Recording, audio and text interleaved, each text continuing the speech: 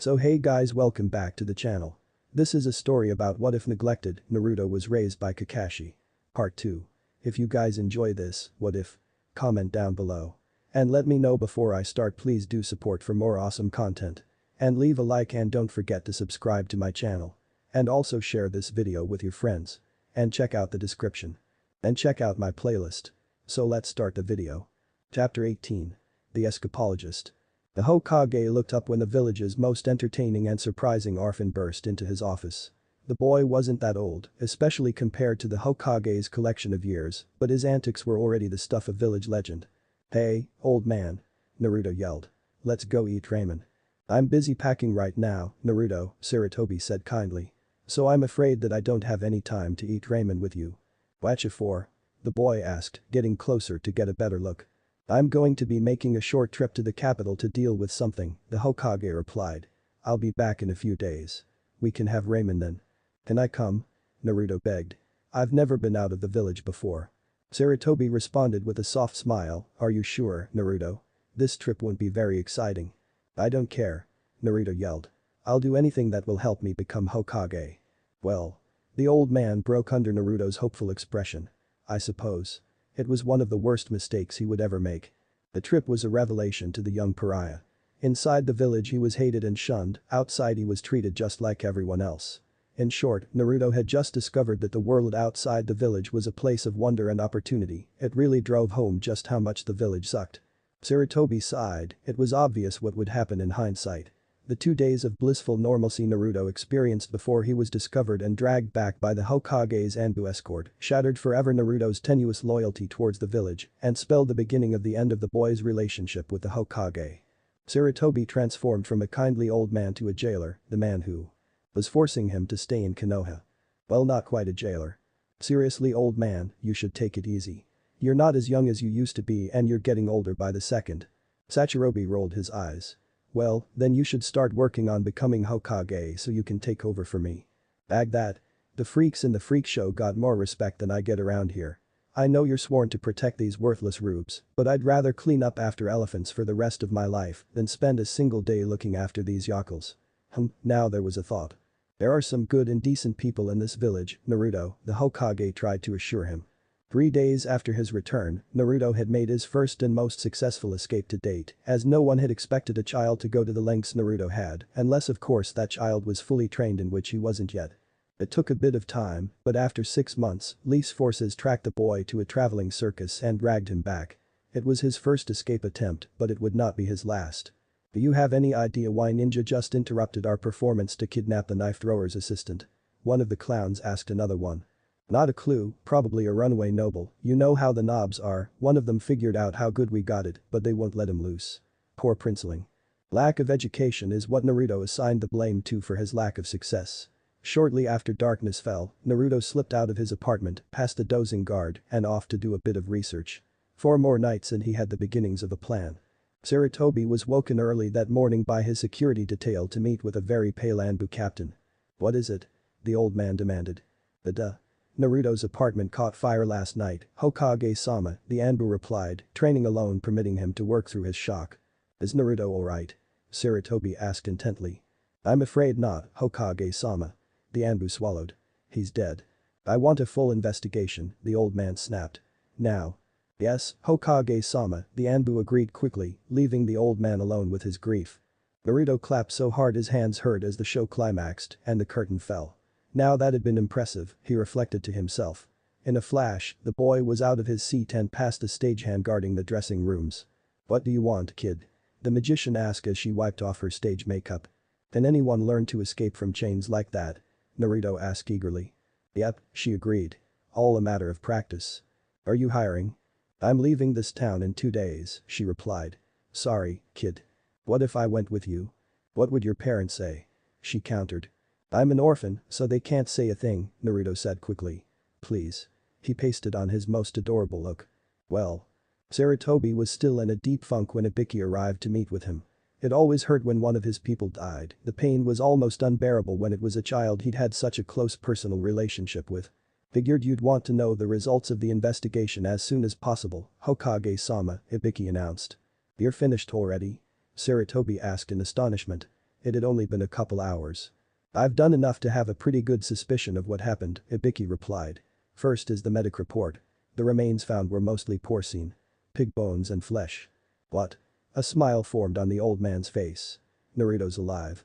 All I can confirm is that the remains found are not his, Hokage-sama, Ibiki cautioned. Of course, go on, the old man prompted, feeling much better about things, as Naruto's dietary habits had suddenly changed last week to include a large amount of pork, apparently just for this reason. The fire was deliberate and it appears that someone weakened the structural support over the bed. The responding Anbu found a burned-out apartment and the shattered body of something burned beyond recognition. Not bad for a boy his age, Sarutobi commented. Shame we can't find a more productive way for him to focus his energy. Yes, Hokage-sama, Ibiki agreed. I've taken the liberty of dispatching an Anbu team to find and retrieve him. Under whom? Kakashi, Hokage-sama, Ibiki said. He had the right combination of tracking ability and he was safe to leave alone with Naruto, unlike a few other nin that can't look past what he has inside him, Sarutobi sighed. As you say, Hokage-sama, Ibiki agreed. It took 3 months for Kakashi and his team to track down the missing boy, 3 months of bliss for Naruto, and 3 months away from what they thought were more important missions for the Anbu. Still, it was nice to have a bit of downtime. Naruto was less than pleased when the Anbu burst into his onstage debut to drag him out of the theater and back to the village he'd grown to despise more than anything else in the world. Though, on the plus side, his time studying escape artistry had meant that they'd had to put him on 24-hour guard to keep him from slipping away again. Have to figure out a way to deal with those meddling dogs and their damned noses, Naruto thought to himself as the Anbu carried him back into the village and delivered him to the Hokage's office. Welcome home, Naruto, Sarutobi said. Naruto snorted. The ropes fell off him as he undid the last knot. This place. Surely the village isn't that bad, Sarutobi replied. His mind worked to find something good to use as an example. Not that bad? Naruto asked incredulously. I'm telling ya, old man, this village sucks, Naruto grumbled. Tell you what, why don't you spend a bit of time with me on the run and see how you like the idea of coming back? One of Anbu's eyes widened in alarm, they'd never get the Hokage back if the old man went along, and it'd take months to find another. Powerful and respected ninja to take his place.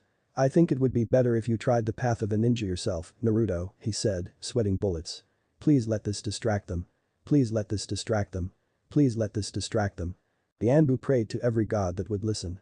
I agree, one of the other Anbu said quickly, having come to the same conclusion as his colleague. How about it, Naruto?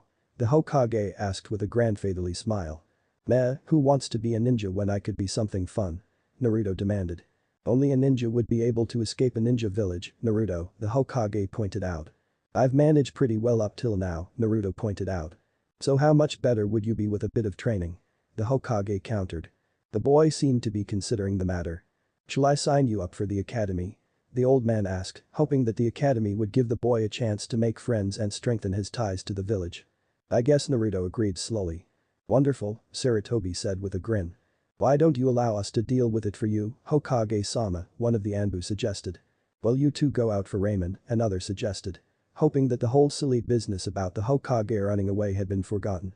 As luck would have it, Naruto's time at the academy only strengthened his determination to leave the village and the bastards in it. Though the Hokage had been correct about one thing, the chance to learn how ninja worked was an immense help to his escape plans. Good afternoon, Mrs. Yamada, the gate guard said. Off on another exciting mission. I am, Naruto agreed, happy the henge seemed to be working. Looked like all those hours of practicing had paid off. As always. I don't mark anything down in the log and I never saw you, good luck. It took them 2 days to figure out that Naruto was missing and another 2 weeks to track him down and remove him from the merchant caravan he'd attached himself to. Naruto hadn't been too disappointed at being caught so soon, it had only been a practice run after all, he was confident that he'd get much further once he'd had a chance to do a bit of planning. In the next several years, Naruto did his best to spend at least as much time away from the village as in it. Taking various odd jobs to finance his wanderings, at various times, he'd been an extra in a movie, every role in a circus, a ride operator in a traveling carnival, a magician's apprentice, a trainee samurai, and many more. It wasn't the usual sort of upbringing for a young boy, but people are adaptable, children especially. Naruto adapted to his life on the run, and the village adapted to their resident escape artist, to the point that the boy's behavior became just another aspect of village life. Sarutobi was in his office contemplating the ever-growing pile of paperwork when a squirrel-masked Anbu burst in through one of the windows, causing shards of broken glass to pepper the room. "Hokage-sama." She screamed. Naruto's apartment blew up again. What was it this time? He groaned. Gas leak, no signs of foul play, and we found traces of human remains. She was bouncing up and down in excitement. Wait, does that mean?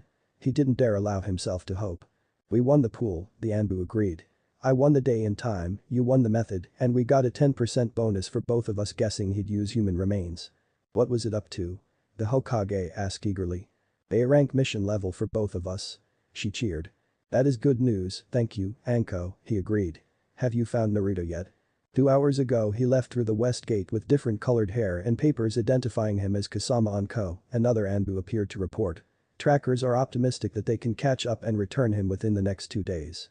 I'll take 500 in at least 30 days minimum, Anko said, passing her cash to the Anbu in charge of keeping the books. He's getting better, but so have my hunter nin, Sarutobi chuckled. 500 on at least 10 but no more than 20. So I'd bet that he lasts at least a month, Anko challenged. You're on, Sarutobi agreed.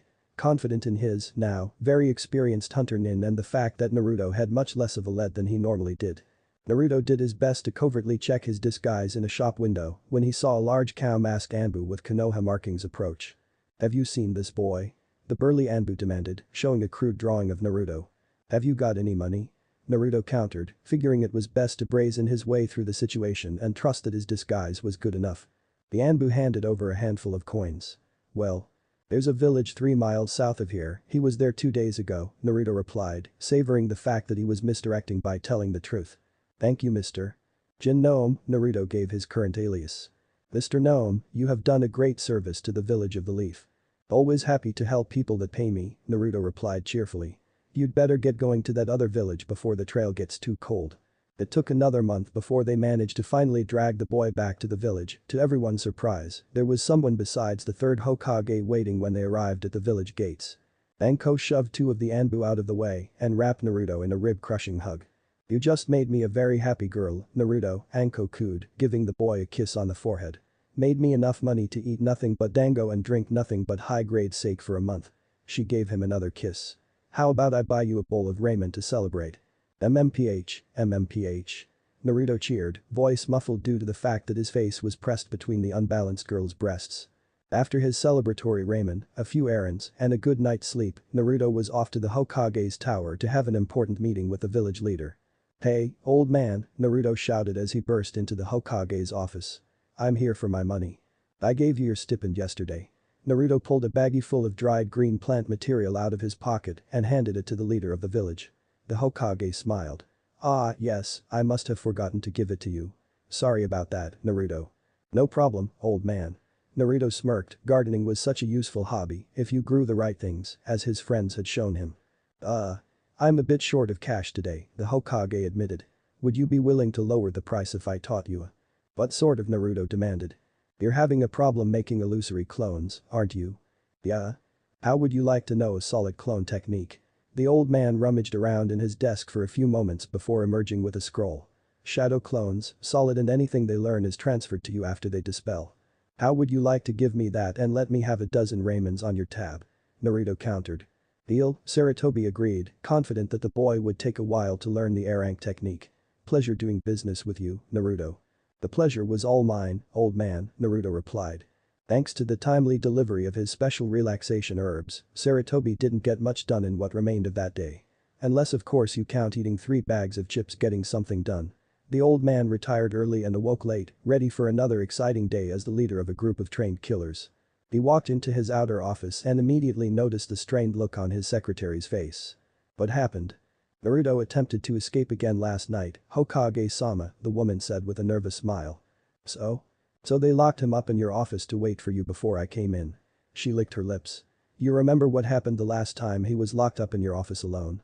And he did, the place had been so bad that he'd had no choice but to have Anbu remove all the ruined paperwork and burn it. With any luck, something similar would happen again. The Hokage was not disappointed when he walked through the door to find his office a mess and Naruto squatting on his desk with his pants around his ankles. What are you doing, Naruto? The old man asked calmly. I'm doing to your desk what this village has done to me. The boy shouted. I see. The two of them stared at each other for a few moments.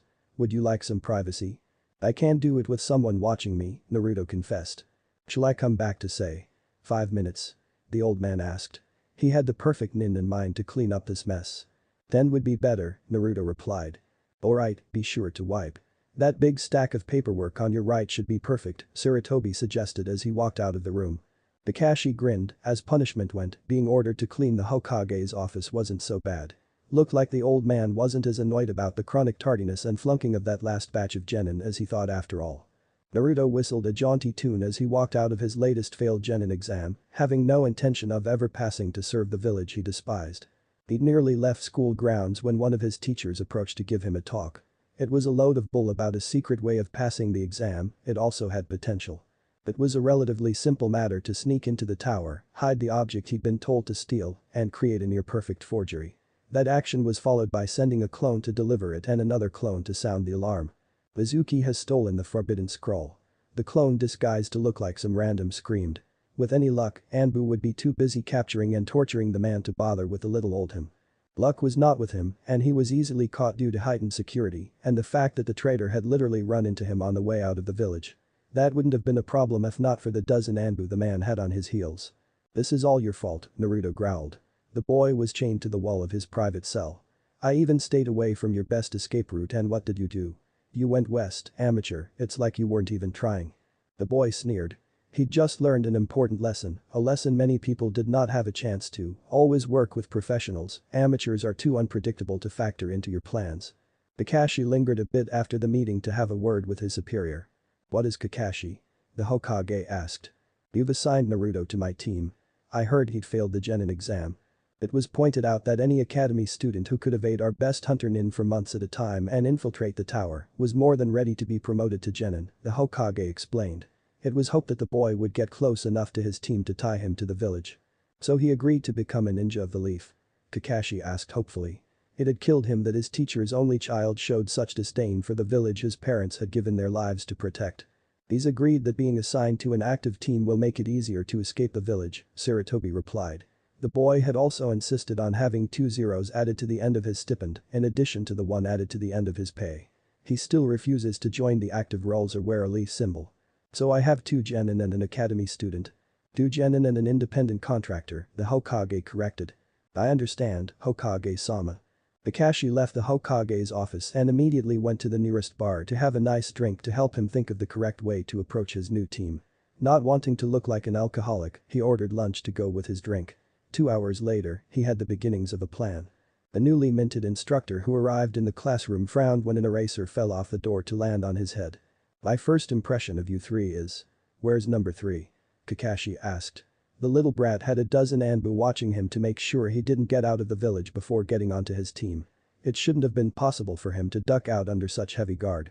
But. You took him out of here an hour ago, sensei. Sakura mumbled. Damn it. Kakashi groaned.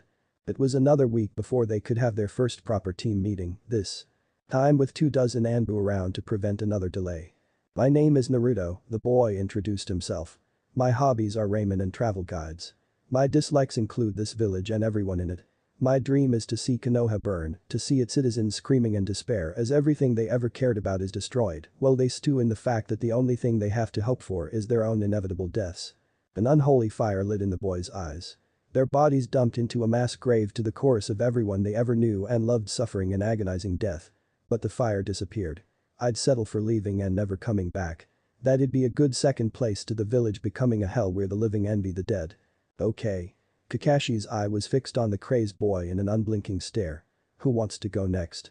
Naruto was doing his best to ditch the idiotic test his so-called instructor was giving when he came across something that caused his plans to drastically change. He looked down at his fallen teammate. Oh, this has possibilities. He took a quick look around before dragging Sasuke into the bushes, he needed privacy to carry out his plans. Kakashi watched as his teacher's son rose to his feet with a chicken leg clutched in one of his little hands. He'd known they'd pass if he just gave them another chance. The boy approached his bound teammate and forcefully shoved the piece of fried poultry into the other boy's mouth. They are boys, Kakashi reasoned to himself. The man tore himself from his musing and looked back just in time to see the blonde unbutton his pants and. What in the hell are you doing? Kakashi bellowed. The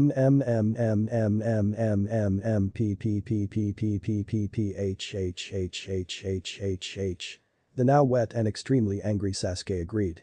This was a second test to show we could have teamwork, right? Naruto asked. I piss on your notion of teamwork and I fart in the general direction of your village. Watching it all was the third potential genin, jaw dropped in shock, her mind unable to process what she'd just seen. Naruto. Sakura screeched, punching the boy with all her might, only to have him disappear in a puff of smoke. Wah. The girl stared at her fist in stupefied shock, unsure of whether she'd just developed a bloodline or something strange had happened. Meeting here tomorrow at noon to go over your test results, Kakashi announced before he too disappeared. Sakura, get me loose, Sasuke growled. I'll have you out in a bit, Sasuke, Sakura agreed, her fingers already twitching as she thought about all the accidental groping they were going to do. Thanks to Kakashi's timely notification, the Anbu were placed on full alert and managed to drag their struggling captive to the Hokage's office in record time. Caught him sneaking out the west gate, Hokage-sama, Anbu reported. Did anyone think to check if he was a clone? Sarutobi snickered, noticing the smug look adorning the boy's face and recalling how it was only through convincing the boy that he'd have to be a ninja to escape the city that he'd convinced him to join the academy. Sasuke glared at the pink-haired annoyance. It had taken far too long to undo the ropes and her hands had touched far too many things for him to be happy unless she'd paid first of course. He quickly shook that thought from his head and remembered the plan. Sasuke. The girl blushed. Do you want to? No, he interrupted. I want to go take a shower. The boy spun on his heel and marched away from her, hiding his grin. I understand, Sakura called after the retreating boy, too happy with the fun she'd had freeing him to wonder why he was heading away from his home. Sasuke awoke with a headache and a bad mood. It was dark and he appeared to be wearing the idiot's eye-searing orange outfit. Whomever was responsible for this outrage against his person would pay and pay dearly. His night only got worse when he was stopped by an Anbu patrol on the edge of the training grounds. Going somewhere? The owl mask Anbu demanded. By home, Sasuke growled.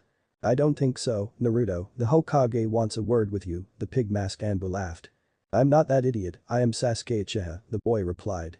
And you just happen to be wearing Naruto's clothes for some reason? The cow mask Anbu asked sarcastically. I don't think so, Naruto. Fool me once, shame on you, fool me 11 or more times, shame on me, the mouse mask Anbu recited. That trick isn't going to work again, Naruto. I thought it was 28. The possum mask Anbu newbie said. No, that was the last Anbu to wear the mouse mask, she corrected. Sorry, I thought they retired the mask when the wearer died. He's not dead, just in the Nuthich. Check to see if he's a clone, the possum mask Anbu suggested. Right, Mouse agreed. She reached forward and slapped the boy on the back of the head. Not a clone. Ouch. Sasuke yelped, rubbing the back of his head. Fine, take me to the Hokage. Maybe the village's leader would show more sense than his underlings. At this time of night. Pig laughed. You must be joking. We'll take you to see the Hokage tomorrow, Cow agreed. We've got a nice cell for you tonight. Naruto made a bed for himself among the bales of cotton the river barge was transporting downstream. Thanks to the distraction Sasuke had volunteered to provide, it hadn't been hard to sneak out of the village. With a smile, Naruto closed his eyes and let the current rock him to sleep. Sasuke was in a rather foul mood the next morning when Anbu finally pulled him out of the cell for his meeting with the Hokage. Thanks to the fact that the mattress was paper thin, he'd gotten almost no sleep and the less said about the food, the better. Sarutobi gave the Anbu a disappointed look when he got a good look at the boy they dragged into his office. Sometimes he wondered if it wouldn't just be easier to fake his own death and run off with Naruto. You checked to see if he was a clone? The Hokage asked. We did, Hokage-sama, and Anbu agreed. MMMPH. The gagged boy screamed. Did you check to see if it really was Naruto? The old man persisted. The Anbu looked at each other before turning their blank looks to their leader. Hi. The old man sighed when the captive didn't change, why couldn't he have competent minions? Send out the search parties again. What should we do with this one, Hokage-sama? One of the Anbu asked, holding up a squirming and very annoyed Sasuke. Take him to his team leader, Sarutobi ordered. Sasuke was still wearing his prison-issue orange jumpsuit, something that bore a striking resemblance to Naruto's normal outfit when Anbu delivered him to Kakashi. So? Now that you're both here. You all passed thanks to Naruto, congratulations, I guess, Kakashi said, not looking up from his book. How did that idiot help us pass? Sakura screeched. I was looking for teamwork, he showed an impressive amount of it even if it was involuntary on your parts. We'll operate as a team of 3 until Anbu manages to track down and capture Naruto so he can rejoin us. Any questions? Was it Naruto's fault I spent a night in jail? Sasuke demanded. And the fact that the Anbu that took you there are incompetent, Kakashi agreed. Some of the first, more of the second. I'd focus on the second if I were you. Naruto has been known to hold a grudge, and he has an odd sense of humor.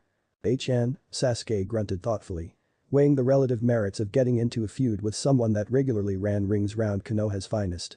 Several miles away, Naruto was sweating bullets as he looked down at the shipping magnate and his guards who he'd accidentally crushed with a tree he jumped on, not noticing that someone had been cutting through it earlier to take down and make into planks for boat repairs, and then around at the gathered people.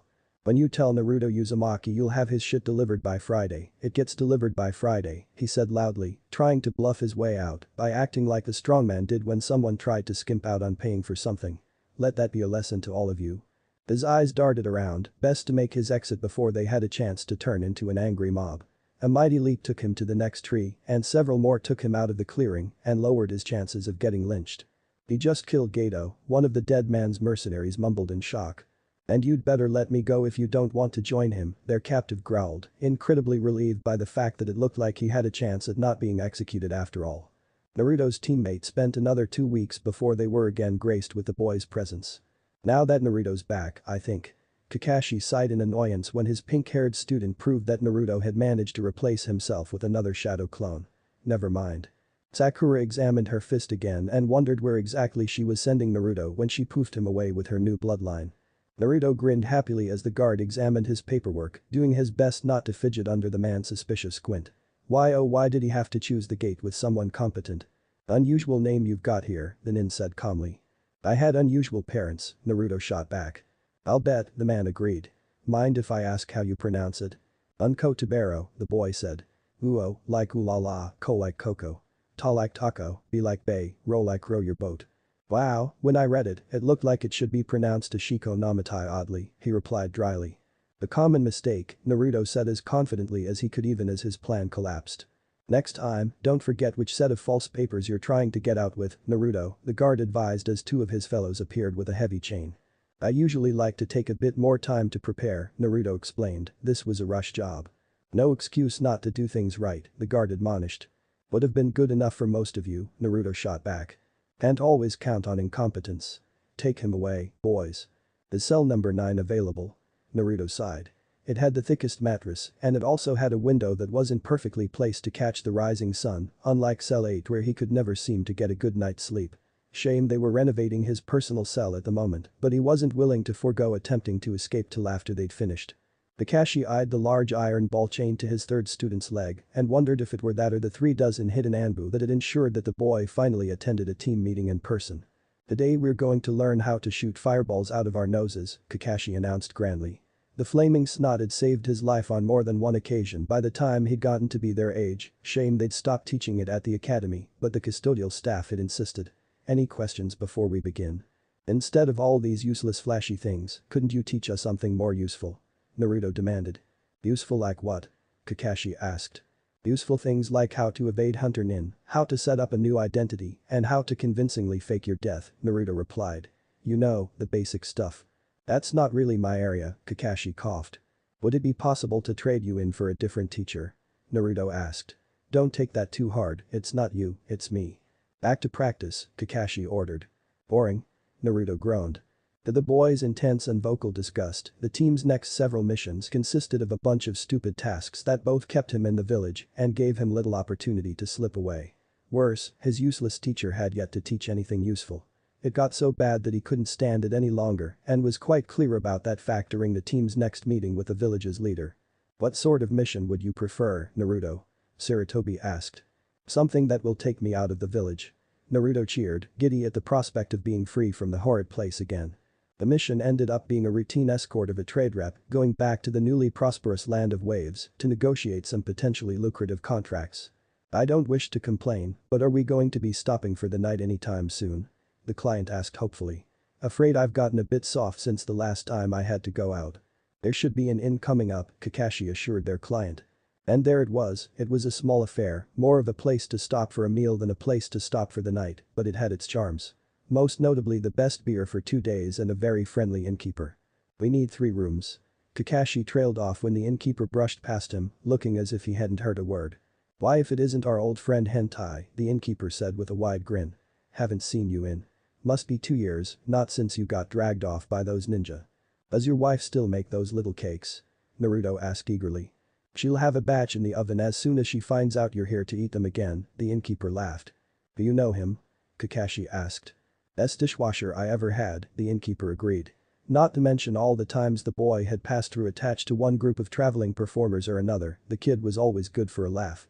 They spent a quiet night at the inn which made up for the exciting day they had on the road on their next day of travel. I'm not head collecting, Kakashi told the missing nin, standing between his team and one of the missing swordsmen of the mist and hoping like hell there wasn't going to be a fight. I'm not here for you or your client, Zabuza replied. The two elite ninja eyed each other. Oh my god. One of the smaller missing nin squealed. You're Momiji Manko, the great magician of the West. I saw the show you did in Mist. Haku's mask twitched. Can I have your autograph? Always happy to meet a fan, Naruto said grandly, ignoring his confused teammates. A pen appeared in one hand and a picture appeared in the other. Who should I make it out to? Kakashi sighed, he really hated his life sometimes. Over the remaining 2 days of travel, Naruto ended up being stopped a dozen more times for a dozen more autographs.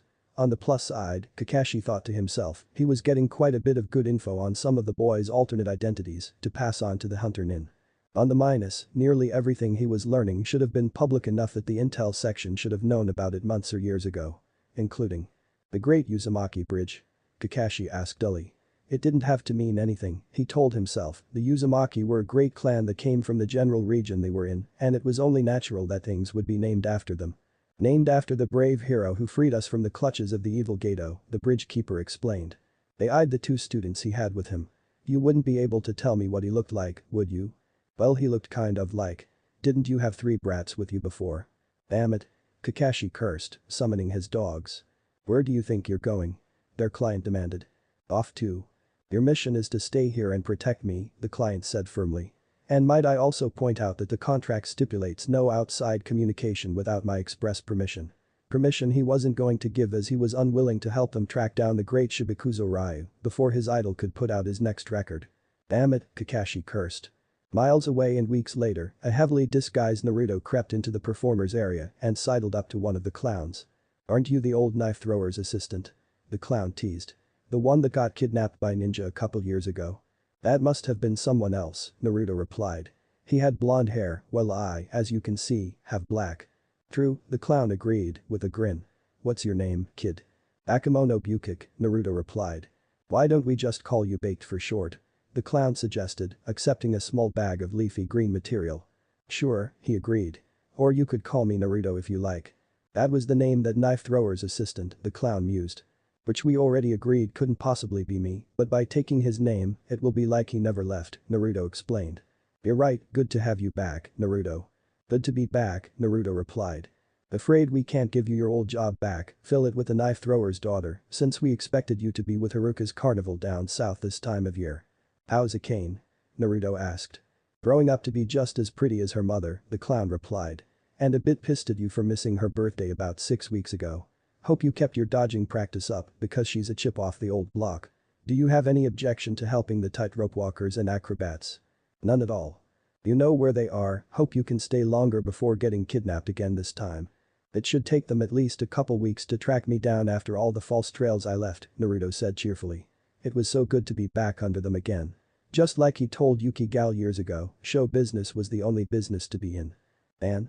In addition to coming up with the overall concept, polish was provided, as always, by the invincible.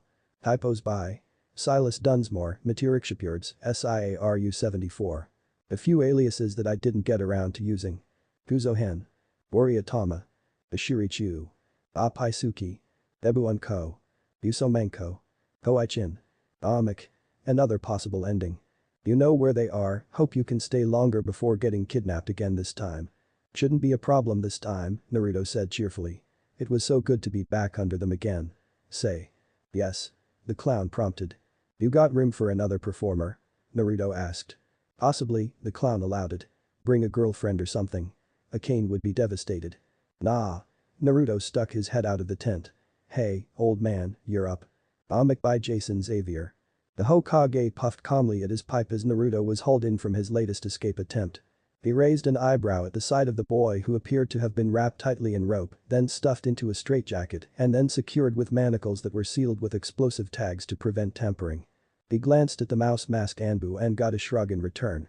Naruto Uzumaki Sarutobi said firmly. I have a mission that requires your unique talents. Bite me, old man. Naruto snapped back.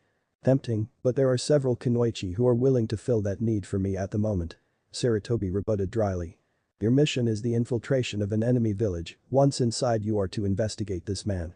Sarutobi continued as he slid a picture across the desk. He is a part of our intelligence network, but we have recently received information that leads us to believe that he is a double agent. We want you to find proof. If he is a double agent, he is to be eliminated. Since you are not yet experienced enough to do this sort of thing on your own, we are removing you from Team 7 for the duration of this mission. You will be reporting to Anko. Any questions? Sarutobi finished and took another puff from his pipe. So Naruto said slowly. You're tired of me escaping from the village, so you're sending me out of it. He smiled brightly. Okay. Sarutobi smirked. Indeed we are, but in order to get paid for this A-rank mission, you have to do the job and come back when you're done. Naruto's smile dropped. You scheming bastard. He was accused. That's low even for you. Calm down, Brad, Anko said from her chair in the corner. This was my idea. Anyone who can evade a squad of hunter nin for over a month has a future in my particular kind of work. She smirked. Besides, this way you get to spend more time out of the village than in it without occupying the hunter nin. Short Gaara scenes. Temari, I choose you, Gaara growled. We never should have let him play that stupid game, the girl grumbled to herself. Hurry up or I'll kill you, Gaara threatened. Get in the kitchen and make me some pie, or I'll kill you, Gaara rasped. Pass me the salt, or I'll kill you. Amik. True to her salt. Hinata felt a strange sense of calm overtake her as she watched a hostile nin step over the branch member's body.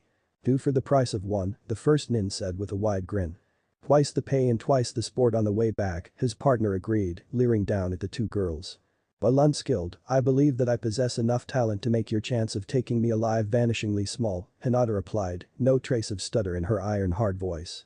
Then stand aside, the nin barked, you've got no chance against us. It's true that there's no way I can defeat you, not both of you, Hinata agreed. However, I don't have to do that, do I? I just have to hold you long enough for my sister to summon help. A bitter smile lit her lips. I think that even a loser like me can do that, one would be pressed to find a better way to spend one's life. Hanabi. She snapped. Yes, sister? The girl asked nervously. Run. She ordered. A smile appeared on the girl's face. You are within range of my divination. The head of the Hyuga clan was contemplating his garden when a disturbance broke his concentration. With a gesture, he activated his bloodline, which drew his attention to the fact that his youngest daughter was the cause. Father. The little girl sobbed. The Ashi pushed aside the branch members guarding his daughter. What is it? They killed Asakumaru, they tried to take me, the little girl's voice was on the edge of panic. Who did? He demanded. I don't know. She wailed. What happened? He asked, forcing himself to appear calm. Hinata wouldn't let them, Hanabi sobbed, she said. She said. The little girl dissolved into tears. The Ashi felt as if a fist made of ice had seized his heart as his eyes raised to meet with one of the branch members. The man gave a small shake of his head, his eldest daughter was gone. She died a Hyuga of the main house, the branch member whispered. Beta bai. Vinny Amik. That which must never be. Let me just sit here with them for a while please, Kakashi-sensei, Naruto said, his depressed gaze resting on the bodies of their defeated foes. Take as long as you like, Naruto, Kakashi said. Naruto waited until he was sure that he was alone before walking up to Haku's body to give it a close inspection. Biggity, I knew no boy was that pretty, he said with a satisfied grin. Haha, alright. After another quick look around to confirm he was alone, he grabbed the dead girl's ankle and dragged her into the bushes. His voice drifted out from behind the bushes, Kakashi sure has some thin hands, and it fits just right. Chapter 19. Scenes from a Fikura dozen. Hinata giggled in delight when she saw the medic nin stripping Naruto to get a better look at what the snake bastard had done to his seal. She wiped a bit of drool off her chin as the boy was left with nothing but a pair of ripped boxers to protect his modesty. The girl absently bitch-slapped her cousin, disrupting his attack and showing her opinion on anyone who tried to drag her out of her happy place. Hinata huffed as her cousin tried another attack. With a sigh, she returned her attention to the arena. I'm sorry, brother Niji, but you brought this on yourself, she finished ominously. As if a loser like you could. She removed her foot from his groin and proceeded to give him a quick lesson on why it wasn't a good idea to interrupt Hinata when she was doing something important. Now, are you going to wait till I'm ready to have our silly little match, or am I going to have to get angry? Hinata asked. Now, are you going to wait till I'm ready to have our silly little match, or am I going to have to get angry? Hinata asked. Neji didn't respond, probably because he was in critical condition. Winner, Hinata Hyuga. The proctor said loudly, taking care to stay outside the girl's reach. Mistaken nomination. You're nominating us for the Chunin exam? Naruto asked, not able to believe his good fortune. I am, Kakashi agreed. Yes. Naruto cheered. I was afraid you'd make us wait forever. Kakashi smirked as Naruto bounced off, that was exactly the sort of reaction he was expecting from his most surprising student. The smirk disappeared a few minutes later when he was called to appear before the Hokage. Could you repeat that, Hokage-sama? Kakashi asked, unable to believe what he'd been told. Naruto has requested a transfer out of your team, the Hokage said, stating that he'd be willing to float until the next graduation if need be. But why? Kakashi demanded. He had a sick feeling in the pit of his stomach. He did say why, didn't he? He cites 3 reasons, the Hokage agreed, the first is a teacher who doesn't, the second is teammates who aren't, and the third is the fact that none of your team seems to like each other, ignoring some unhealthy obsessions over certain bloodlines. The Hokage sighed. It's his right since you nominated them for the exam. The question I need to ask you is, should I grant his request? No. Kakashi blurted. No, I'll talk to him and get him to change his mind. You have until the start of the exam, the Hokage agreed. Naruto suggested you use it to find another teammate so your other 2 can enter. Worse than trash. You're training Sasuke, aren't you? Kakashi refused to meet Genin's eyes. Those who abandon their teammates are worse than trash, Naruto muttered as he turned and walked away. Kakashi winced. This wasn't the way things were supposed to go. He almost called out to the blonde but managed to catch himself. It was better this way, Sasuke had a chance to be something great, while Naruto. Maybe he'd teach the boy a couple of flashy techniques after the exams were over. Actions have consequences. I don't get it. Naruto shouted. Why did you want to destroy Konoha? No one screws me out of my money, Kyuubi growled. Dirty village of swindlers. What are you talking about? I used to run a casino, Kyuubi growled, then one day a woman came in and had a bad streak of luck, in fact, and she was down several million at the end of the day. So what? So she welched on her bets. The big-breasted bitch was from Konoha. One time Naruto began. It wasn't just one time. Kyuubi interrupted. In addition to my casino, I was also the highest paid courtesan in the Fire Country. Princes would give up their kingdoms for my favor. And? Naruto asked with a sinking feeling. And one day a famous author made an appointment with me, Kyuubi hissed. Perverted bastard was quite charming until it came time to settle up. He didn't pay, did he? Son of a bitch skipped out on his bills. Kyuubi roared. Do you know where he was from? Konoha, right. I let them do it once, Kyuubi growled, figuring that a bad egg can come from anywhere, but 2 times. I will not be cheated a third. Just because they happened to have been from the village. They were considered to be the pinnacle of what the village could achieve, 2 of the 3 most legendary ninja of their generation, heroes to be emulated by one and all. Kyuubi's eyes narrowed. Instructor of the newest Hokage, scum from a nest of scum that had to be eliminated for the good of all. Peer pressure. You do know that lying about a mission is grounds for cancellation, Kakashi asked with a frown. I say we kill his entire family, Naruto said enthusiastically, and then we rape the corpses. Teach the world not to lie to Konoha.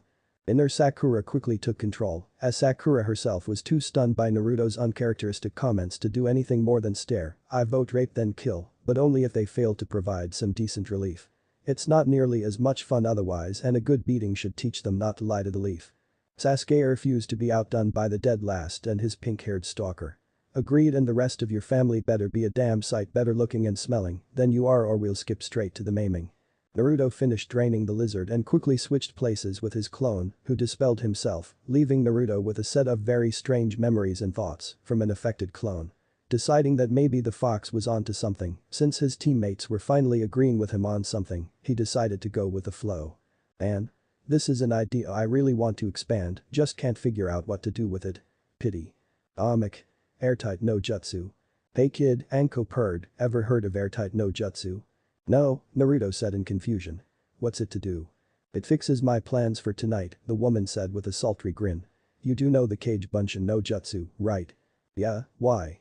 You need to know at least one type of solid clone technique to get it right, she said with a wave. Come on. Okay, Naruto agreed. Yay, knew. Deciding that it was a form of grappling maneuver used to restrain and tire out an opponent without causing any permanent damage, the kind-hearted demon container quickly added it to his repertoire of combat skills. Combining his new skills with mass shadow clones and a mix of sexy jutsu clones, Naruto soon finds a strange sort of fame and a listing in the bingo books as the Ichi Nin. Defeating entire armies without a single casualty becomes possible, but Naruto found he had to take on more difficult missions to pay the massive child support payments other villages have demanded, as the only real flaw with his technique is discovered. Shadow clones can cause real pregnancies. Amek. A cunning plan. Listen kid, Zabuza said in a low voice. I'm almost 50% sure that Haku is a girl, so why don't you take her out? Have a nice night in the town. How can you not know if Haku is a girl or not? Naruto demanded. Zabuza rolled his eyes. I adopted her thinking she was a boy with a bit of a modesty problem, and as she got older, it kinda became obvious that I'd read the situation wrong, but as devoted as she was to me, I couldn't exactly ask without insulting her, he explained, hoping he was right and subtly shading his speech to influence Naruto's perceptions on the matter. I guess that kinda makes sense. She's certainly more feminine than the two girls on your team. Sasuke is a guy. Seriously, have you checked? No. Naruto trailed off, disturbing thoughts running through his brain. Well, I'd check under the hood before saying anything. Haku likes to pretend to be a feminine-looking boy too, it cuts down on the number of assaults she has to deal with. The killer watched a dumb blonde go off in search of his student, his plan to get grandchildren couldn't fail. Grandchildren with a powerful bloodline and massive amounts of stamina, grandchildren who would tear through the opposition and make him Mizukage. Wahahahaha. Amek. Loyalty. Okage-sama, there has been an incident at the orphanage, the Anbu reported. Is Naruto alright? The old man demanded. He is. The problem is that the team you assigned to watch him did not resolve it, the Anbu said respectfully. The nin who did overacted quite badly to the perceived threat. Kakashi. Orochimaru's apprentice. She's demanding to speak with you and refusing to let anyone near the child. Dog suggested that we follow her demands for the time being, since she does not appear to be a threat to the child. We should be on our way then, the Hokage said, rising to his feet. The orphanage's walls were covered in blood spray, the halls filled with bodies and milling Anbu. She is at the end of the hall, Hokage-sama, one of the Anbu said respectfully. Dog is keeping an eye on her. The Hokage passed his waiting Anbu and stepped into the room. You made quite a mess outside, Anko, Saratobi said gently as he slipped into the room. They tried to hurt him. The girl was clutching the child protectively in her arms. I won't let anyone hurt him. I figured out who he is and I'll die before anyone lays a finger on him. Chapter 20. Ma. Jiraiya woke with a pounding headache and a tongue so dry that it could be used as sandpaper. I must still be drunk from last night, he thought to himself. Unless of course there was another possible explanation of why the world seemed to be rocking back and forth. Welcome back to the land of the living, a masculine voice said cheerfully. Got just the thing for your hangover, if you'd like. Where am I? The toad sage demanded. 2 weeks out of port on a 6-month journey to the southern islands, the voice replied. Turn around. Afraid we can't do that, the voice said regretfully. You see. Jiraiya cracked his eyelids open to glare at the other man. You are aware of what this thing on my forehead represents, aren't you? Yes, I'm afraid I am. And you're also aware of what I'm capable of doing to you, aren't you? Unspoken was the threat that he'd take his time doing it. Afraid I'm aware of that too, the man agreed. Then why don't you think very carefully about what you're going to say next, Jiraiya suggested. We're taking on freshwater in 3 weeks, the man said quickly. It'd take longer than that to get back and you can catch another ship on the island. How much longer would it take to get back? Thanks to the winds, long enough that we might not have enough water to make it, the man assured his unwilling guest. Fine, Jiraiya agreed. He frowned as a thought formed. How'd I get here anyway? An angry mob dropped you on the deck and suggested that we weigh the anchor immediately, the man explained. Then half a dozen ships escorted us out of the harbor. It's the reason we're low on fresh water. We didn't have enough time to finish provisioning before we left. Cursing his terrible luck, Jiraiya's fingers went through the familiar sequence to summon a toad. What do you want? The toad asked disrespectfully. Tell Naruto that I'm going to be gone for a couple months, Jiraiya told the summon. Tell him that I'm no way was he going to let his student find out that a ninja of his stature had been shanghaied. Tell him I'm checking something out and that he should teach himself a couple techniques from the scrolls in my pack. Right, the little toad agreed. Anything else? That's it. It had taken Naruto an hour to realize that his instructor was gone and another 2 before he had the bright idea of finding out if the old leech had left a message with one of the summons. As it happened, he had. Damn it.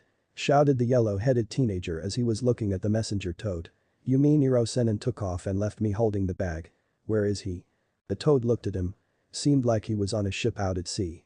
Naruto grumbled, wonderful. He's probably gone off to fool around with some women again. He's never around to really train me, just going off on trysts all the time or doing his research and leaving me with only a few scraps to learn. I should just go back to Konoha, it would be easier, and I'd get someone to teach me aside from that lazy-ass teacher. Tell Iro Sennin that I'm going off to Konoha, Naruto told the toad as he went to pack up the campsite. Right. The toad sighed. Be a summons, his mother had said. Easy work aside from the occasional fight, she said. Bah. He dispelled himself. I will. Naruto sighed. Why couldn't he have a teacher that would actually teach him something? After an appropriate amount of time, Jiraiya summoned the toad. Both to ensure that his student had gotten the message and to find out what, if any, reply the boy had given. He says he's going back to the village, the toad said helpfully. No. Jiraiya shouted. Tsunade would castrate him if she found out that he'd left Naruto all by himself and undefended. Tell him that he is not to go back to the village unless he's ordered to or there's an emergency. Okay, the toad agreed. Tell him that I'll be back soon and that he's to teach himself until I do, Jiraiya said firmly. Right, the toad sighed. Naruto finished packing up and summoned the road again to find out what, if anything, the old bastard had to say for himself. What did the old perv have to say? That you're not to go back to the village unless there's an emergency or you're ordered to, and that you're to train yourself from the scrolls in the perv's pack, the toad delivered the message. Naruto considered it for a moment and then jumped at the elder toad summoner's pack. Going through it, he found a lot of scrolls, books and storage seals, and money.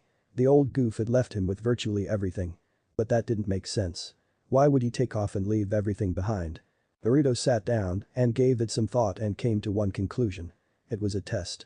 Iro Sennin was probably still around, but he wanted to see how Naruto would do without interference. Ha. And Shikamaru thought he would never learn about people. Ah well, might as well take off, the young man contemplated. Iro Sennin wants me to do this alone, and I'll prove that I can do it. There's a couple of towns that we were headed to, so they'll do. Naruto never knew he was headed into stone. The boy saw no reason to travel fast, he wasn't going anywhere or running from anything, so why not take it slow? He'd gone through 4 of the scrolls in the old perv's pack before deciding to dig towards the bottom to see if there were any super cool techniques to be found. Hirishin. What the heck is that? Naruto pondered as he looked over a scroll that was inside a seal that was in a book. He decided to call for, or rather summon for, some help. Amakaichi, do you know what Hirishin is? The toad frowned. I've heard about it, but I'm not sure. You should call Pop, he'll know. Naruto proceeded to do that and learned it was a special maneuver of his father, but it required precisely written seals. He was determined to learn the technique and promised to call on Gamabunta again when he got some sake to share. Looked like he had to work on seals. Little did he know that someone was watching him. The nin waited until the blonde boy was gone before carefully slinking back to inform the rest of the team of what he'd seen. It looked like Konoha had another yellow flash. Time to change that. Naruto got the itch to have ramen after 2 weeks on the road. Without the old perv stopping him, it was a simple matter to go into town to get a bowl. Naruto sighed as he got into the restaurant. The only seat left was in the middle of the room, and that meant that everyone would be staring at him. Not that he really cared, since he was so hungry, but Iro Sennin said something about that a while back. After making his order, Naruto started to read a scroll while fiddling in his pocket for a trinket that he had picked up a while back. The trinket fell out of his pocket and he leaned over to get it. There was an intense whoosh sound over his head, followed by another, and then a dozen more. He got back up and noticed a lot of people were asleep around him. Did the whole town like taking naps? Ah. That was why the advice Iro Sennin said didn't make sense. Always have a booth with a wall behind you. It was so that he could go to sleep when he needed to. The waiter came back and nervously gave Naruto his order of ramen, telling the scary yellow-haired young man that it was in the house. Any kid who could wipe out an entire restaurant of nin in the minute that he left the room was not someone he wanted around for long. The Karu had been a ninja for Iwa since he was 8 years old and an Anbu since he was 16. What he found in a little border village scared the hell out of him. One kid did this? He demanded for the 5th time. Yes, the waiter agreed. I wasn't out of the room for more than 2 minutes. And he was alone, you're sure of it? The Anbu persisted. Everyone that was here besides him is dead, the waiter said firmly. Do you know where he is now? He asked where a good place to practice was. I told him about the clearing north of town. Tell me where it is, give very detailed directions, Hikaru ordered. After leaving the restaurant, it was surprisingly easy to find the boy. Tempting as it was to rush in and kill the apparently talentless brat, he stayed his hand. Anyone who was able to do what the brat had done was someone to take seriously. Rasengan. The boy called out his attack. No, Hikaru gasped. It can't be. The couple summoned toads confirmed it. His village's greatest enemy was back. Shizune walked into her mentor's office with a frown on her face. "What is it?" Tsunade demanded. "Do we have anyone near the stone, Tsunade-sama?" she asked. "Shouldn't, why?" "There are reports that a Konoha nin single-handedly killed 200 missing nin in a small village just inside Iwa's territory," Shizune replied. "Tell the usual suspects and then tell them that I expect them here in no more than an hour with answers." Tsunade growled. "The last thing we need right now is more trouble with stone." "Yes, Tsunade-sama," Shizune agreed. Bakura refused to wilt under the incredulous glares of the rest of his team. He knew what he'd seen and that was all there was to it. "The yellow flash?" the team leader asked dryly. "You do know he's dead, don't you?" "And that he'd be older than 15, another added. "Maybe it was his kid," Hikaru said quickly. "All I know is that I saw a blonde Konoha nin, one that took out 30 shinobi in less than 2 minutes, summoning toads and using the bastard's favorite technique." "Even if it is just a bastard son, he's still a target worth servicing," the leader said thoughtfully. "Hikaru, see if you can find him again. Shinobu, go with him. Maki, Taki, Kenji, I want you three to connect with teams 1, 7 and 9, along with anyone else you run into. Tell them we came across a priority target and need as much backup as possible." "Right." They agreed. "Son of the yellow flash," the leader growled. "Not for much longer." Jiraiya vomited over the side of the boat for the 100th time. He hated being seasick. A shiver racked his frame and he wondered again if it might not be a good idea to keep running rather than to go back to collect his wayward apprentice. It was only the threat of what his old teammate would do to him if he abandoned the boy entirely that kept the thought from becoming a reality. Bakura breathed a sigh of relief when he was rejoined by his team and 2 others. The boy had no chance, it didn't matter who he was, there was no one in the world that could take 3 teams of stone Anbu on their home turf. "You know where he is right now?" "I've got a local informant, washout from the academy, coming to give me an update," Hikaru replied. "We should be able to end this within an hour." Tsunade glared at her sub-commanders. One of them was responsible for what could shape into a massive diplomatic incident and none of them were willing to cop to it. "You're only making this more difficult for yourselves," she said sweetly. "Confess now and all you'll suffer is a few broken bones. I find out which one of you is responsible later and I'll get creative." "I swear to you, Hokage-sama, all of my men are accounted for," the Anbu commander promised. "I'm not sure we even have any." "Not since the 4th anyway," one of the others added. Tsunade's teeth ground together in frustration and her fingers clenched into fists. That was not the correct answer to give. The Anbu surrounded the warehouse that held the son of their most hated foe. It would soon be over, their honored dead could finally rest easy with the knowledge that the village had avenged them on the son of their slayer.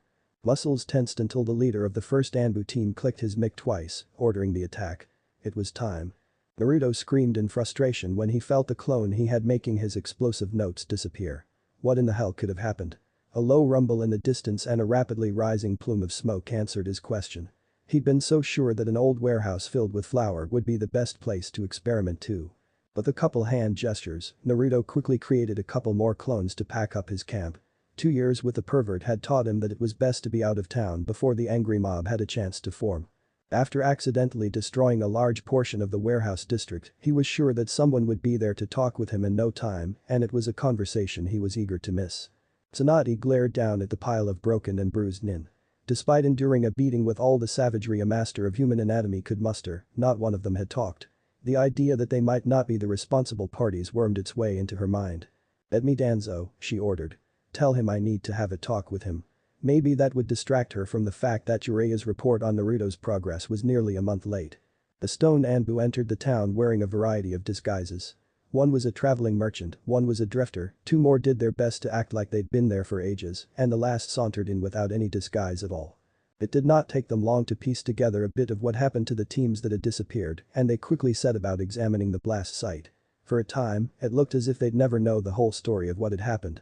Fortunately, the luck that had abandoned their dead companions was returned to them with a healthy amount of interest.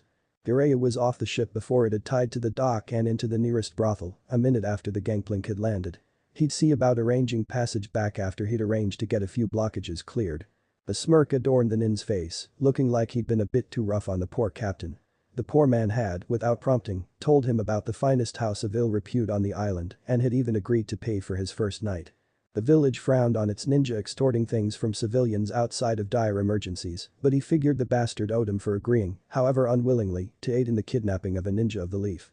Danzo had a bland look on his face when he entered the Hokage's office. Time to see what the weak-willed cow wanted now. Hopefully it wouldn't take long, he had things to do. I've already signed the order to have you castrated and slowly executed, Tsunade said as the man opened his mouth. Sentenced to be carried out immediately and by me. What? Danzo gaped like a fish. That had not been how he expected this meeting to go. You can earn back your life, maybe even your testicles, if you confess right now. If not, the woman's fist shattered her desk. The choice is yours. And what the bastard in front of her was about to receive paled in comparison to what she'd do to her teammate if Naruto had so much as a scratch on him. Jiraiya strolled out of the brothel the next morning feeling 10 years younger and a dozen times more smug. He never liked it when he had to skip a pipe cleaning session. You. He barked at the nearest civilian. What? The civilian barked back. Where do I go to book passage back to the elemental countries? He asked. Just hit one of the ships the next time one's in port, the civilian replied. When will the next one be in port? 2 or 3 months maybe, the civilian said. Could be up to 4 depending on how things go. What? Fleet goes out this time of year and back when the winds change, the civilian explained. That son of a bitch, Jiraiya growled. Time to go have a talk with his old friend the captain. As it happened, that talk was going to have to wait since the ship had sailed out of port hours earlier. He was stuck on a scummy little island, weeks from anywhere, and his apprentice was. Best not to even think about that. Tsunade's teeth ground together as she watched several nervous Anbu mop up what was left of the one-armed warhick. Damn, but she needed a drink. Itachi was waiting when the sole survivor of the assassination team was brought in, eager to hear if the fragmented reports he'd received were true. It was an ambush, the injured ninja rasped. We never had a chance against him. What happened? Itachi demanded. One of our informants told us that the boy had been seen in the abandoned warehouse district. The ninja gave a laugh that turned into a cough. I'd love to know if he turned our man or. Sources indicate that he was run over by a cart shortly after you met with him, his superior interjected. No signs of foul play. One mystery solved, the injured ninja mumbled. It wasn't hard to track him down to the specific warehouse he was hiding in, the team leader gave the signal to attack and what? And the world turned upside down, the injured ninja replied. I don't know what happened next. Light. Sound. Darkness. He laughed hoarsely until he broke out in tears. Rest, his superior ordered. Despite the failure of your mission, you've still provided the village with invaluable information. He turned away and walked out of the room, causing his assistant to have to rush to follow him. Brilliant. Simply brilliant. Sir? The assistant asked. Tell me, where did the recovery team find the survivor? Under 2 tons of rubble, the assistant replied. It was pure luck that we had other assets in the area that were able to respond to the first team's request for backup and that he was in a void. The boy must have figured that he was dead, or maybe he didn't think he had enough time to make sure. The man smiled. For whatever reason, he left behind a survivor. A survivor that was able to provide us with information so valuable that I'd have gladly spent a dozen more lives to get even half of it. Just because the boy's father is. It has nothing to do with the boy's father. Itachi barked. I don't understand, sir. Whoever this boy's father is pales in comparison to what he's capable of. Think about it. He's good enough to wipe out 4 entire Anbu assassination teams before they knew they were in any danger, the assistant said in a tone full of terrified wonder. What would we have thought if there weren't any survivors? The man laughed bitterly. Must have run afoul of the locals, or missing Nin, or God knows why else.